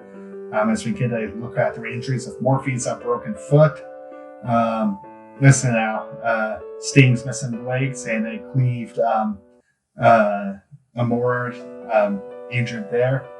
And the old sage guy himself, listen now, having taken a pretty nasty wound. And Andra takes him into this secret-looking little chamber with this fancy, spooky-looking sarcophagus in it. You see 5 glowing red eyes on, and him put in there. You see that his coffin has kind of like a black smoke in there, and that the sage is going to go lay down in it. And when he comes out, it's going to be time for some upgrades. So we come here, we see people picking through the ruins of their town, and different stuff. We get a close-up of a hidden trapdoor in the ground. Some debris being removed, the door being cleared and opened up, and inside we see a Almier intelligence agency trench coat, and some pouches and gun and different stuff. So we see the Almier intelligence agency, someone had their equipment hidden in there. So we'll see maybe what's up with that later.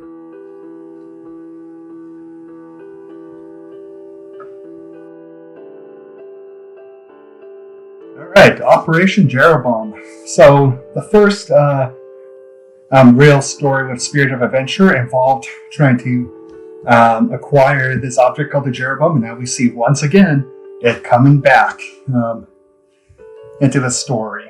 So we get this nice little title page with some trees and mountains in the background, and this little fortress-looking thing. So this was a story heavily influenced by the I forgot what it was called, but it's an operation of the British Special Forces to destroy the heavy water plants in that Germany was using in World War II. And so this was greatly influenced by that operation, and it dialed it up to action level. But yeah, so we'll go and check it out.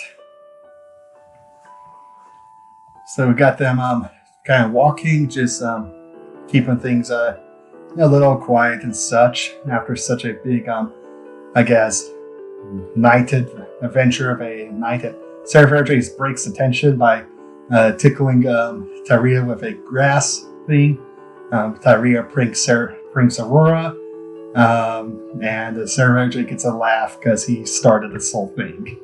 So, after such a long, intense story, some casual fun to break things up. And Aurora's feeling better now as they breaks for some food and just talking, just having some general things to talk about and relax. And we see that Aurora and Tyria ready their grass reeds to get revenge on Sarah who protects his big ears. Goes leaping away. So I've liked a lot of fun I've had with the latest stories or illustrations of Sarah actually playing his ears into designs, or say into his characteristics and design, or interacting with different stuff. So we see them out walking again. I'm just kind of traveling along, going through the mountains, having a nice little camp. I'm enjoying a night sky. Kind of a Milky Way looking thing there.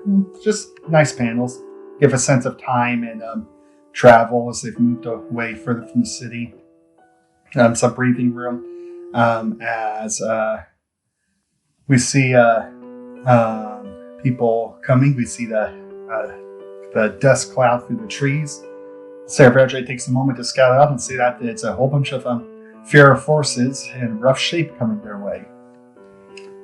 So Aurora's asking what's happened and kind of explains that that there is a fort hidden up in the mountains that Almier was at, and that they have been deploying some new type of explosives that are tearing them apart.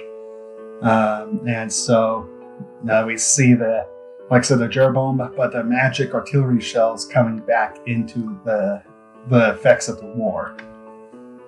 So they kind of chat. Aurora kind of explains what's going on, and it's Sarah Verdry who says that they better take that thing out.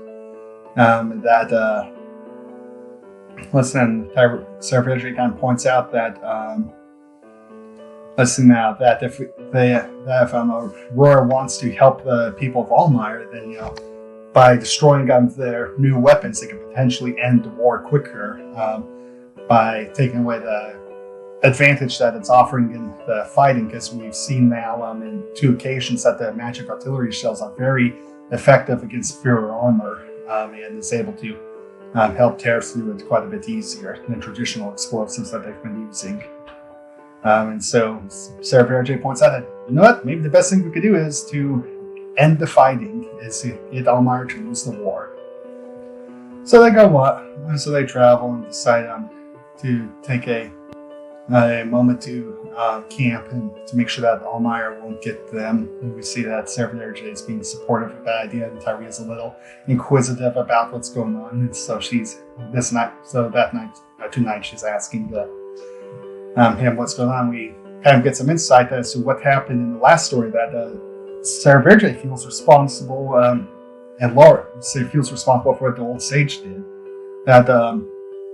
That he was so preoccupied with hiding his relationship with Tyria from Aurora that he didn't notice Tyria had been captured and swapped out. And that if he had caught on sooner, they may have been able to capture Iron Jaw's the transforming person, the Morphe, and they wouldn't have had to have this big old battle destroy the town, and Aurora wouldn't have had to have so much guilt and suffer so much. So he's feeling guilty that because of his own actions and choices, he's causing problems for Aurora now, and so he's trying to be supportive of her. As I guess you could say, a way of trying to alleviate that guilt, and it's just struggles that's causing him. So see here, sleeping, camping. Aurora wakes up, sees that Tyria and Sarah Verge are at least still there. Listen now, and she's putting some real thought into ending the Almier War, and how strange that seems. So they go walking further into the mountains, sneaking close. We see Tyria holding down her ponytail again to lower her profile, and Sarah Verge's got a sneak hood up. They peer through the grass, and they can see the point at which the Almier fort happens. We can see the craters from the explosions, and in the fort here we got some burned piles going on here from the Thieves remains that they weren't able to retrieve. And so we get just kind of a view of the fort from a distance here. Actually, let me take a look. No, okay. I thought I forgot the mountain in the background there, but I didn't. That would have been funny. So we come here, they talk about some stuff, and we get this nice aerial view as they discuss what a fort is doing in the middle of the mountain, and how there's no town around here, and how odd that is. And we get kind of I guess you could say, some shape to the layout a bit, where we see that the area around the fort has been cleared out, and we can see the craters from the bombardments that the Almier put out, and so we can infer from this that Fuhrer tried to advance to the fort this way, listen now, and got caught up by all the explosions and such, and listen now, and that's just kind of that. I'll say that's kind of that's for some. So going into some detail around this fort design. I intended to keep it just pretty simple, and I did. But some stuff is the mountain slopes up this way. So, it's higher elevation here and lower over here. That just gives some orientation on the mountain. And we can see that with the higher elevation here, that the gate to actually get into the fort is on this side. So we see we've got the little courtyard here, and a wall around here and such, and some towers here and things like that. What this all actually ties into is to help defend it against attacks, where if you wanted to try and hit the main gate and get into the fort that way, you would end up having to station your army up along the slopes here, allowing the cannons to actually fire into the back line of your army easier. Because it'd be up basically facing the cannons, so the cannons could fire straight into them. So that would be obviously very bad. But so if you wanted to avoid that by positioning your troops over here, so that way the cannons couldn't do a direct line of fire into them. Unfortunately, they can still arc out quite a ways, but we can also see that you would only have this wall of fire to deal with, as opposed to this wall here, and I can't remember if I had cannons in the towers or not. Maybe I didn't have. I don't think I had cannons in there. But basically a extra line of fire. So you have to deal with less firepower. However, you don't have a gate. And you got this slope that the whole fort sits on top of that you have to try and climb up to get into the fort. So this is not the best way to try and attack the fort, but this way is probably worse. That's just some kind of, I guess you could say, rough thoughts that went into this fort design. So yeah, it's just kind of an interesting thing there. Listen now, so they're kind of figuring that, there's something secret about this fort, and that's why it's out here. So they talk back and forth about what they're going to do and how they're going to get into the fort, and Serverjay decides he's going to scout around the place. So you see him looking at the fort from one side, from the advancement. We see him change over to this side, and then he's moved over to this point, and night has fallen. So then his thinking drops out of his trees of the different stuff he's found, or kind of some report kind of he's found. Seeing them, this now Aurora and Tyria just eating some dinner, and Aurora's trying to figure out what's on Tyria's mind, and she's just talking about kind of what's going on, and some different ways that they could wipe out the fort, and how that she could Aurora could easily blow up that fort, but what if there's prisoners in there or different more innocent, and that really listen out that how to put it how if Tyria had Aurora's power, she would have blown up Almier several times already, and just kind of pondering on how well suited Aurora is for her power set. She's responsible and won't use them in reckless manners. So just some thoughts there, Tyria's perspective on Aurora's that we don't always get. So we have here Serverjay coming back, then talking some more as he this now reports some kind of what he found in different ways. So they talk about being able to get into there. And how that they could that Tyria points out that they could use some of the stink juice from Serverjay's that he could concoct that we haven't seen since they were in the Führer capital, and how it might not be the most respectful thing, but that she thinks that the Führer soldiers would probably like to have another chance to, as she says, stick it to Almier. So we see them making up some of the juice. Serverjay out gathering some moss, grinding that up, boiling it, and Tyria and Aurora having some fun shaking the juice up, and they're gonna need a lot of it. So doing some good. Gather moss, grind it up, shake it up, and now comes nightfall, ready for their advancement. So Serverjay, he sneaks up through the craters towards the fort. You see he's got a little protection over his nose from the stink, pours it into the burn piles, and then gets away as the green stinky smoke starts to drift towards the Almier fort. I don't know how wind flow is affected on mountains. I didn't do research into that, but hopefully this is what would happen. So now, and they decide that it's time to roll the dice and take a bet on getting in close. So that way they don't get, hopefully they won't get spotted. As they cling tightly to Aurora as they're about to do that thing that they hate. And that is Aurora zipping along and carrying them. So she pops her wings and goes flying towards the fort as we get this nice little light streak here. And Aurora slams on the brakes, kind of like this panel, this nice little stop right before hitting the wall, to which they are absolutely terrified by. And even then, usually, I guess, stoic Serverge is heavily unnerved by that. So he's listening, doesn't hear anything. It looks like it works, so he goes into sneak mode, and they sneak into the fort. Aurora uses her strength to push back with the cannon so they can climb in. They get a nice firing line here that we see in the fort wall. They find some magic artillery shells, and now they just need to decide what's going to go on, or what they're going to do. So they start sneaking around the fort. We see this little external house here that they come up on. Let's now look inside to check it out. See, it's full of boxes. There's target stuff here, but not a whole lot of other stuff. We got the parts here for barrels, and as Tyria just kind of explains some different stuff that they're finding here. So all that they're finding are targets and a whole lot of extra parts laying around, but not much else.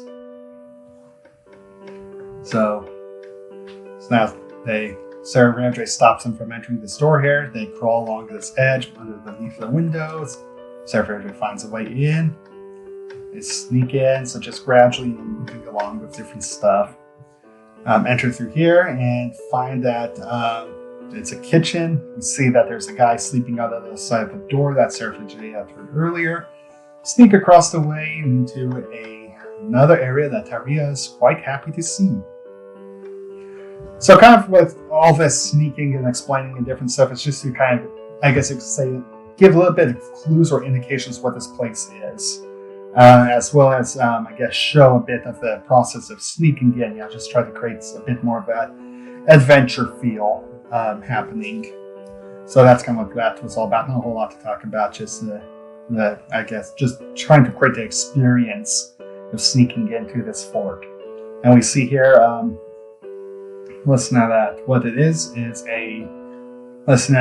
canister fuses and got gunpowders and these little weapons that Tyria is wondering if they would ever see again, as well as a blueprint for them. And it looks like they call them hand explosives. So the reason I call them hand explosives as opposed to grenades is because grenade stems from the French word for pomegranate, I think it was. And because they don't speak French over here or in the spirit of adventure, it wouldn't make sense to call them grenades. So I call them hand explosives instead. So that's just a little reasoning for that. A little detail that doesn't really matter, but occasionally I'll throw in some little obscure thing like that. She basically looks over the explosive idea, or the hand explosive idea, and collects it, that describes as a violent noisemaker.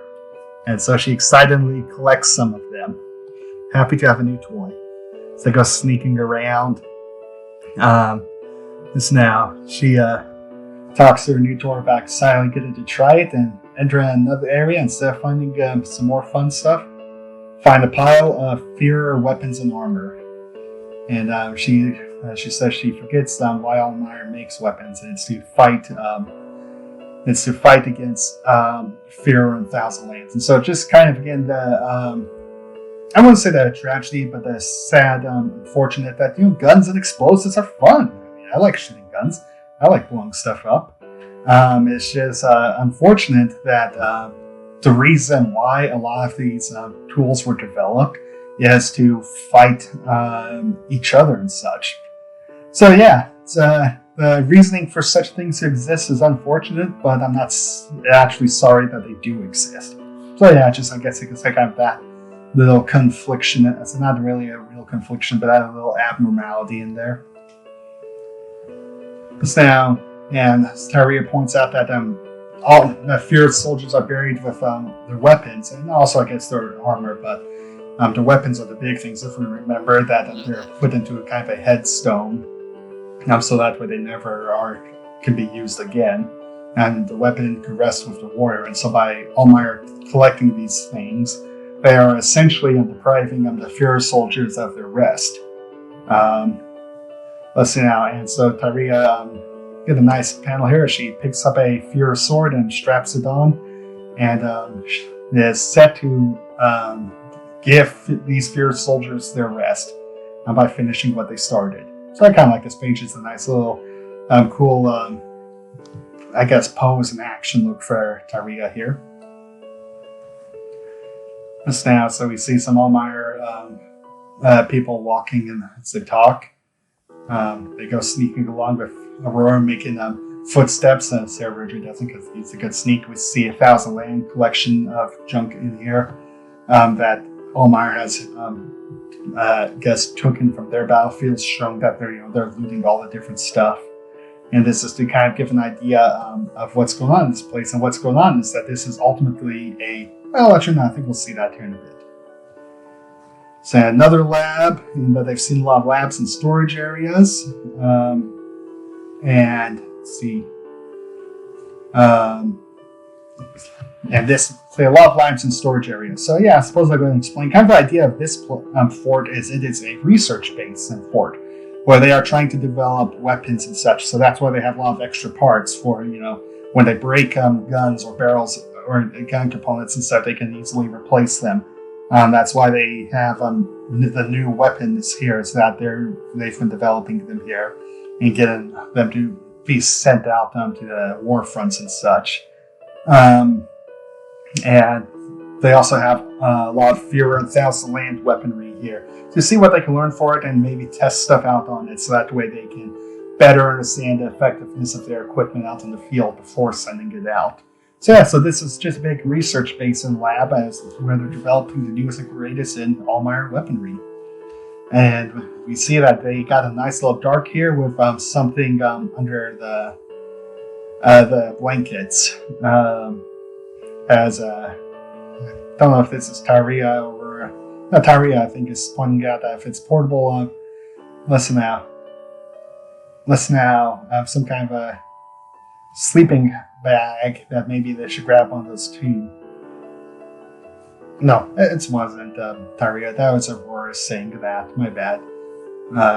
That's said here that Aurora's trying to make a joke about lightening things up.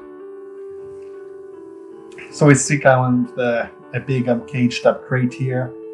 Aurora's taking a look at the kind of this lettering here, where you see that's for Operation Return, with some coding and a code for the fort as well as some instructions in it, and that it looks like some kind of an animal. And Tyrese said, well, let's just take a look at the animal, and it's a zombie. So we get a nice little shock of one of these zombies from way back in the Street Stalker story. One of the humanoid zombies that we only saw a little bit of. You can see it here. Another one here. So Tyria freaks out because this is the first time she's seen these zombies. She wasn't around for that part of the story. And this time we see that Sarah just pointed out that I wish that there was a problem that would have stayed solved. So they're trying to figure out what's going on here. If this is a leftover, did Almier try and recreate the work, or is it possible that the scientist is still loose? And as Sarah just says, that's probably the worst one possible. And we see that the creature does not like the light and immediately starts, or doesn't like the light, responds to the light and immediately starts shrieking. And as it shrieks, it wakes up all the other ones who they start shrieking. And what do? And this guy comes in expecting someone to have woken up the zombies, and he's not too happy about it before immediately gets shot. And so what do? Well, it's time to fight. So there's a good plan, sneaking around while they last, and they go to escape out, try to escape. You see Aurora popping a shield here to stop a gunshot from that Almier soldier that was armed. They run upstairs. This guy goes to sound the alarm, and the gig is up. It's noisy now. It's time to go loud. So Sarah is trying to find a window. So he runs upstairs, opening different doors, trying to find what he's looking for. Hits this guy in the head of the door, and he finds what he's looking for, a window to the outside. So they bar the way, throw a chair through the window. The guards the soldiers are trying to push their way into the room. And as Sarah says, it's for the scary part, and that is for Aurora to get them up on the roof. So they're going to have to do the zip line, the Aurora carry again.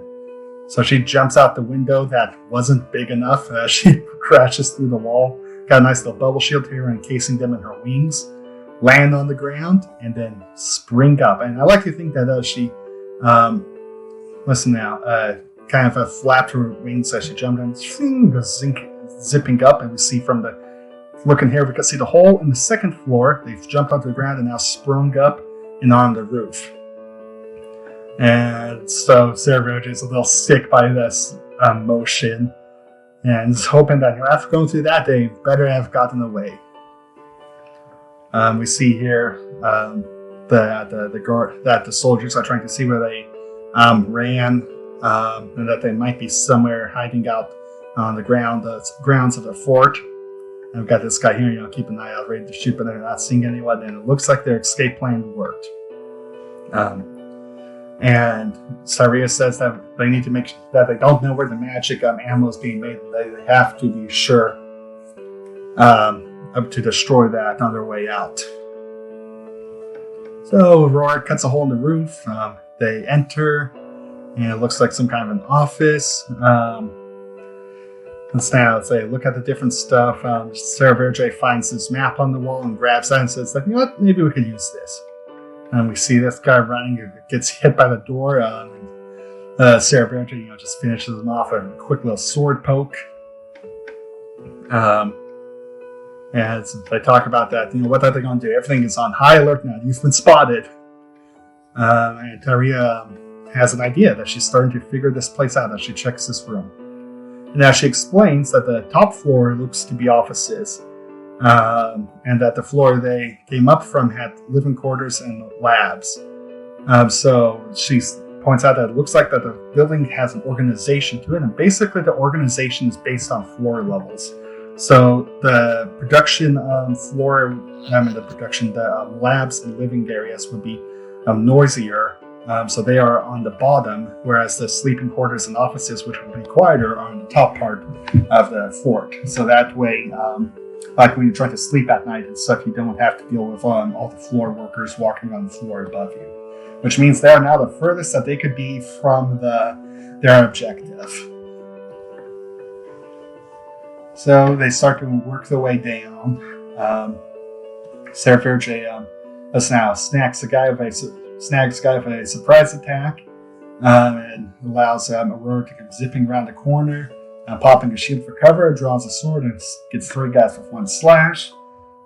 More soldiers come running in and then open fire, but Aurora's got her shield ready, drops on the shield, and allows Sarah Verge and Tyria there with their guns to fire over her, taking out the soldiers. So just a nice little bit of teamwork we get to see here between the 3 of them as they cover each other and transition from one setup for another person to attack.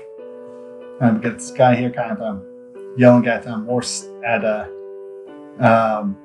to get more people up and securing stuff. Before Aurora comes crashing through the door, takes a gunshot, and gets him with her sword. Good thing she can heal, fixes herself up. You can see a lot of gunfire going on as so Aurora's got this shield wall up, to which Tyria gets to play with her new toy. Pulls the pin on her hand explosive, throws it over the wall and towards the guards, and a nice big explosion going off. And she says, yep, those things. She appreciates the punch that they pack. Now, I can't remember what was going on this week, but it's likely I didn't have the time to properly set up how many guards were down the way, so we just have to assume that there were a lot. But yeah. Here's that. Oh, we can also see that this little light fixture got damaged from the explosion. So that was nice, I guess. Nice little detail. See a lot of guards come running down the hallway. Before it's Aurora's turn with her explosives, as she readies her hand explosives, or explosive hammers. Throws one down there, blowing up a line, and throws another one coming through the fog once again. Just appreciating that I was able to solve how a hammer should fly with the lightning coming off it and coming through the fog and different stuff as it flies through the fog and hits further down into the line, blowing up even more people. So just a mess now in this hallway. So we can see that Aurora's explosives blew out on the floor, so they're able to drop down to the next level. and that Aurora's found what they're looking for, possibly. And what she found was a thick line of Almier defenders as they try and guard one door here. So we can see that this would be the big door at the front of the fort, to kind of give an idea that they started at the back of the fort and have now moved through it and are up at the front of it. So you got kind of this larger hall area here, and that all the defenses here are set up to intercept people trying to come in through the front door, because they don't quite know what's going on yet, as well as keep people away from this door here. So you can see based on these little shield firing barricades that they have set up. So now we just get a nice little overview here as I think Sarah Verge is explaining what's going on. That they got a stairway here that's being covered, the front door, the firing line protecting stuff, and they're trying to figure out what they're going to do. And he has a plan.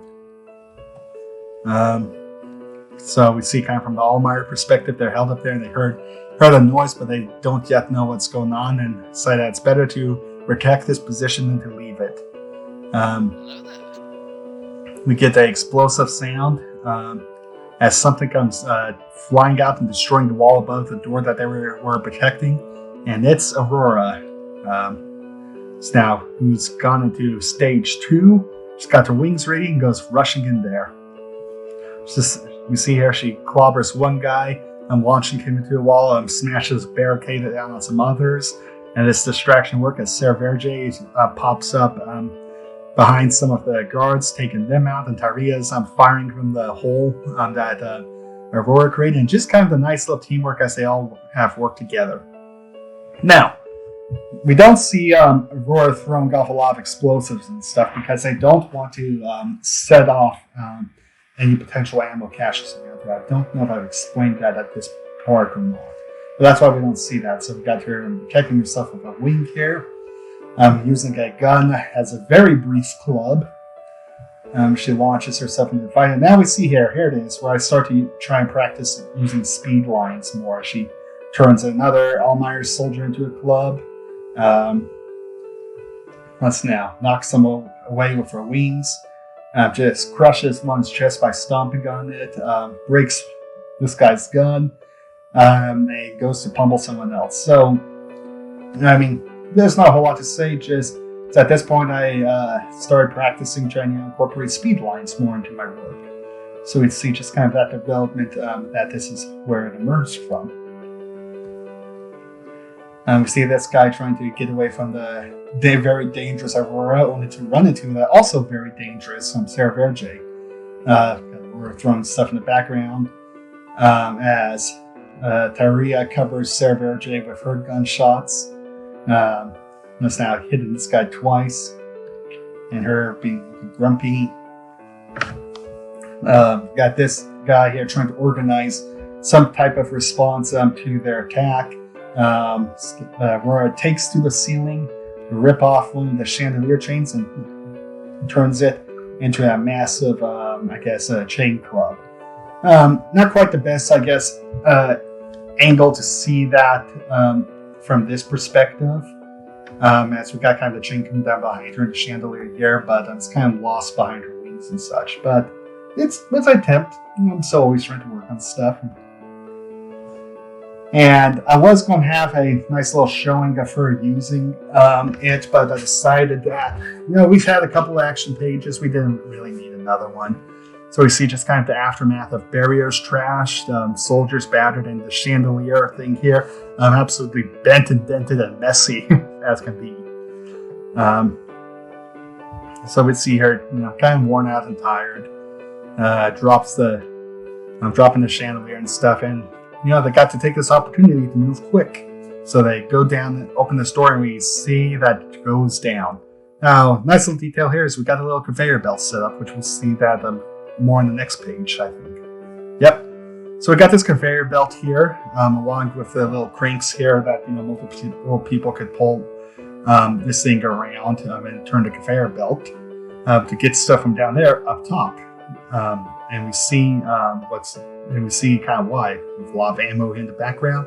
They found what they're looking for.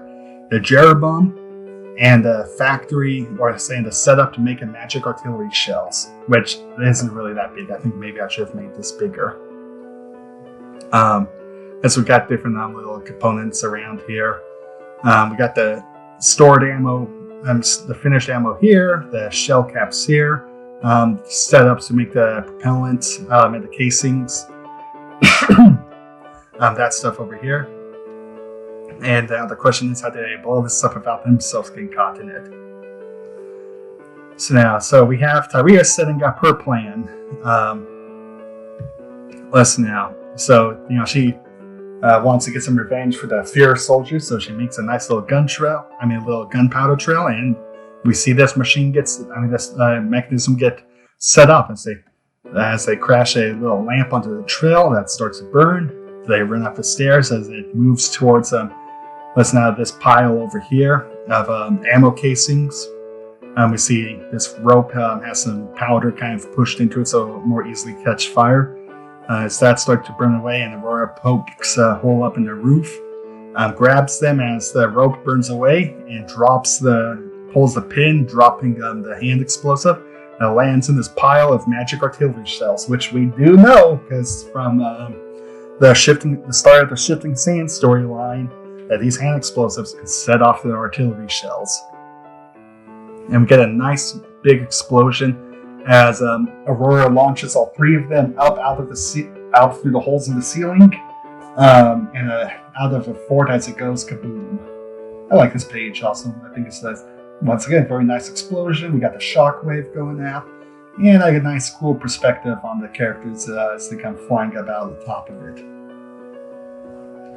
Now it's morning, and we get a nice view of the crater that they made, and so we can see here from the firing line in the crater here that it's absolutely massive, this explosion. We can even see out here some trees that the leaves were blown off from the trunks and branches and stuff from the shockwave of the blast.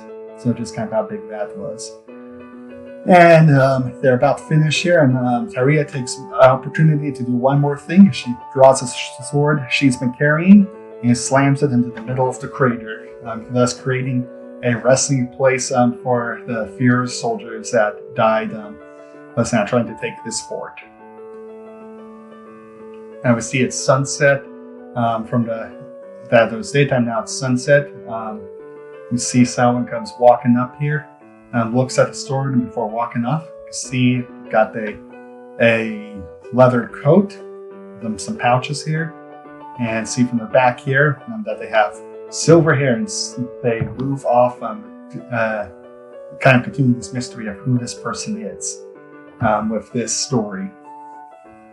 And so we'll find out who this is later, but it looks like they might be Almier intelligence.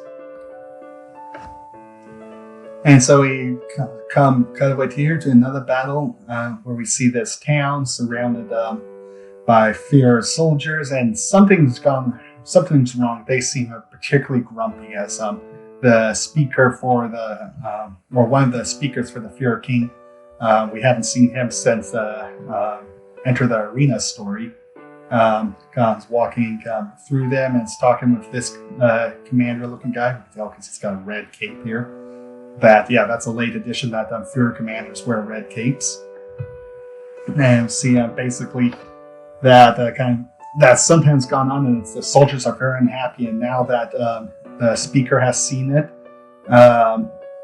listen now that he agrees that it's time for action, for something to be done, and that Fiera has decided to burn this town. So what could have happened? What could they have seen that would have driven them to want to burn this place? These typically honorable warriors. What's driven them over the edge?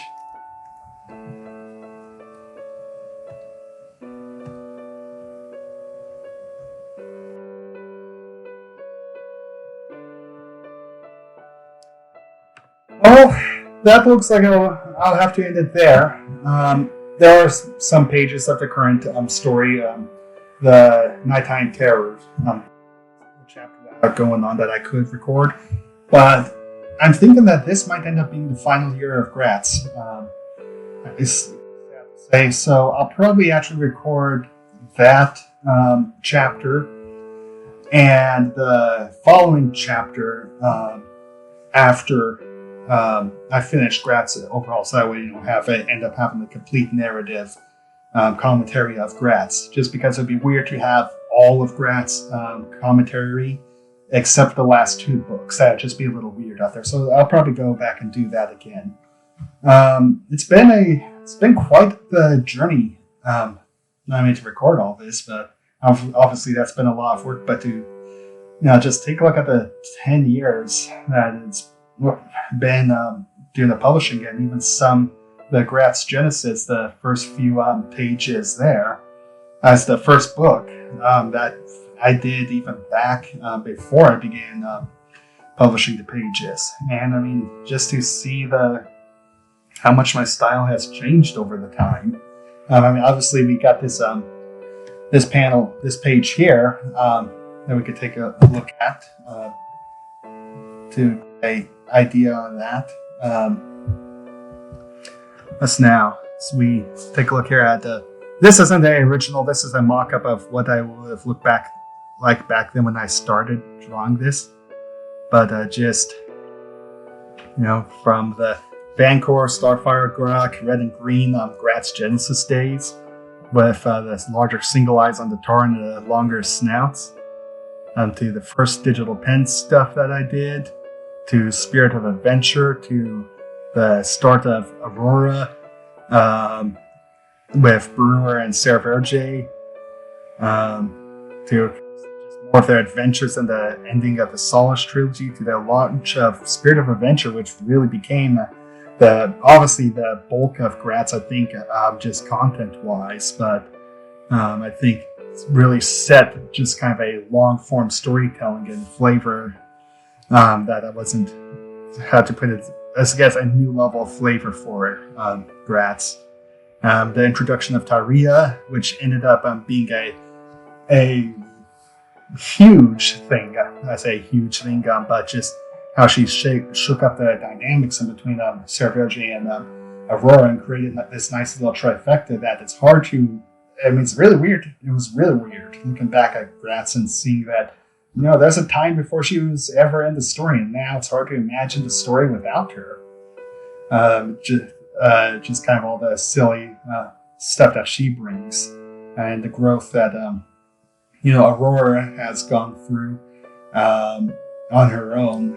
I guess because on her own adventure, being this shy, unsure of listen now person into this confident hero, and Sarah Verge, a selfish and cynical person, to someone who's confident and not say who's confident, but who's willing to help others and such, and finding and there's a relationship between him and Tyria growing, and how they've helped each other, how she's helped him realize that there can be other good people in the world that he can latch onto besides Aurora, but also how he's helped Tyria her rise up to becoming an adventurer and learning, help her grow in confidence and stuff over the course of her adventures, to being very sure of herself and kind of even amending her relationships with her family. And I mean, it's a really, I guess, it's a really quite an experience to go along this recording journey, revisit all these pages and moments and such, and how it seems like that they've always been there in Gratz, but go back and take a look and see that some of these things, thank you. See that some of these things are just very new additions, and what a shocker that was. So it looks like the battery's about to run out, and I don't want to deal with that quite yet, so I'm going to show off one final thing. Even though Gratz may be ending, my storytelling isn't. I still got other stuff I want to do. So, since you waited this long, the next story. Thank you for taking the time to listen to this, or if you just skipped to the end, I don't blame you. But yeah, here's the teaser. New adventures await, and I'm really excited to share them with you guys, and I hope you'll enjoy reading these too. So thank you, and hope there's more adventures ahead of us. Goodbye.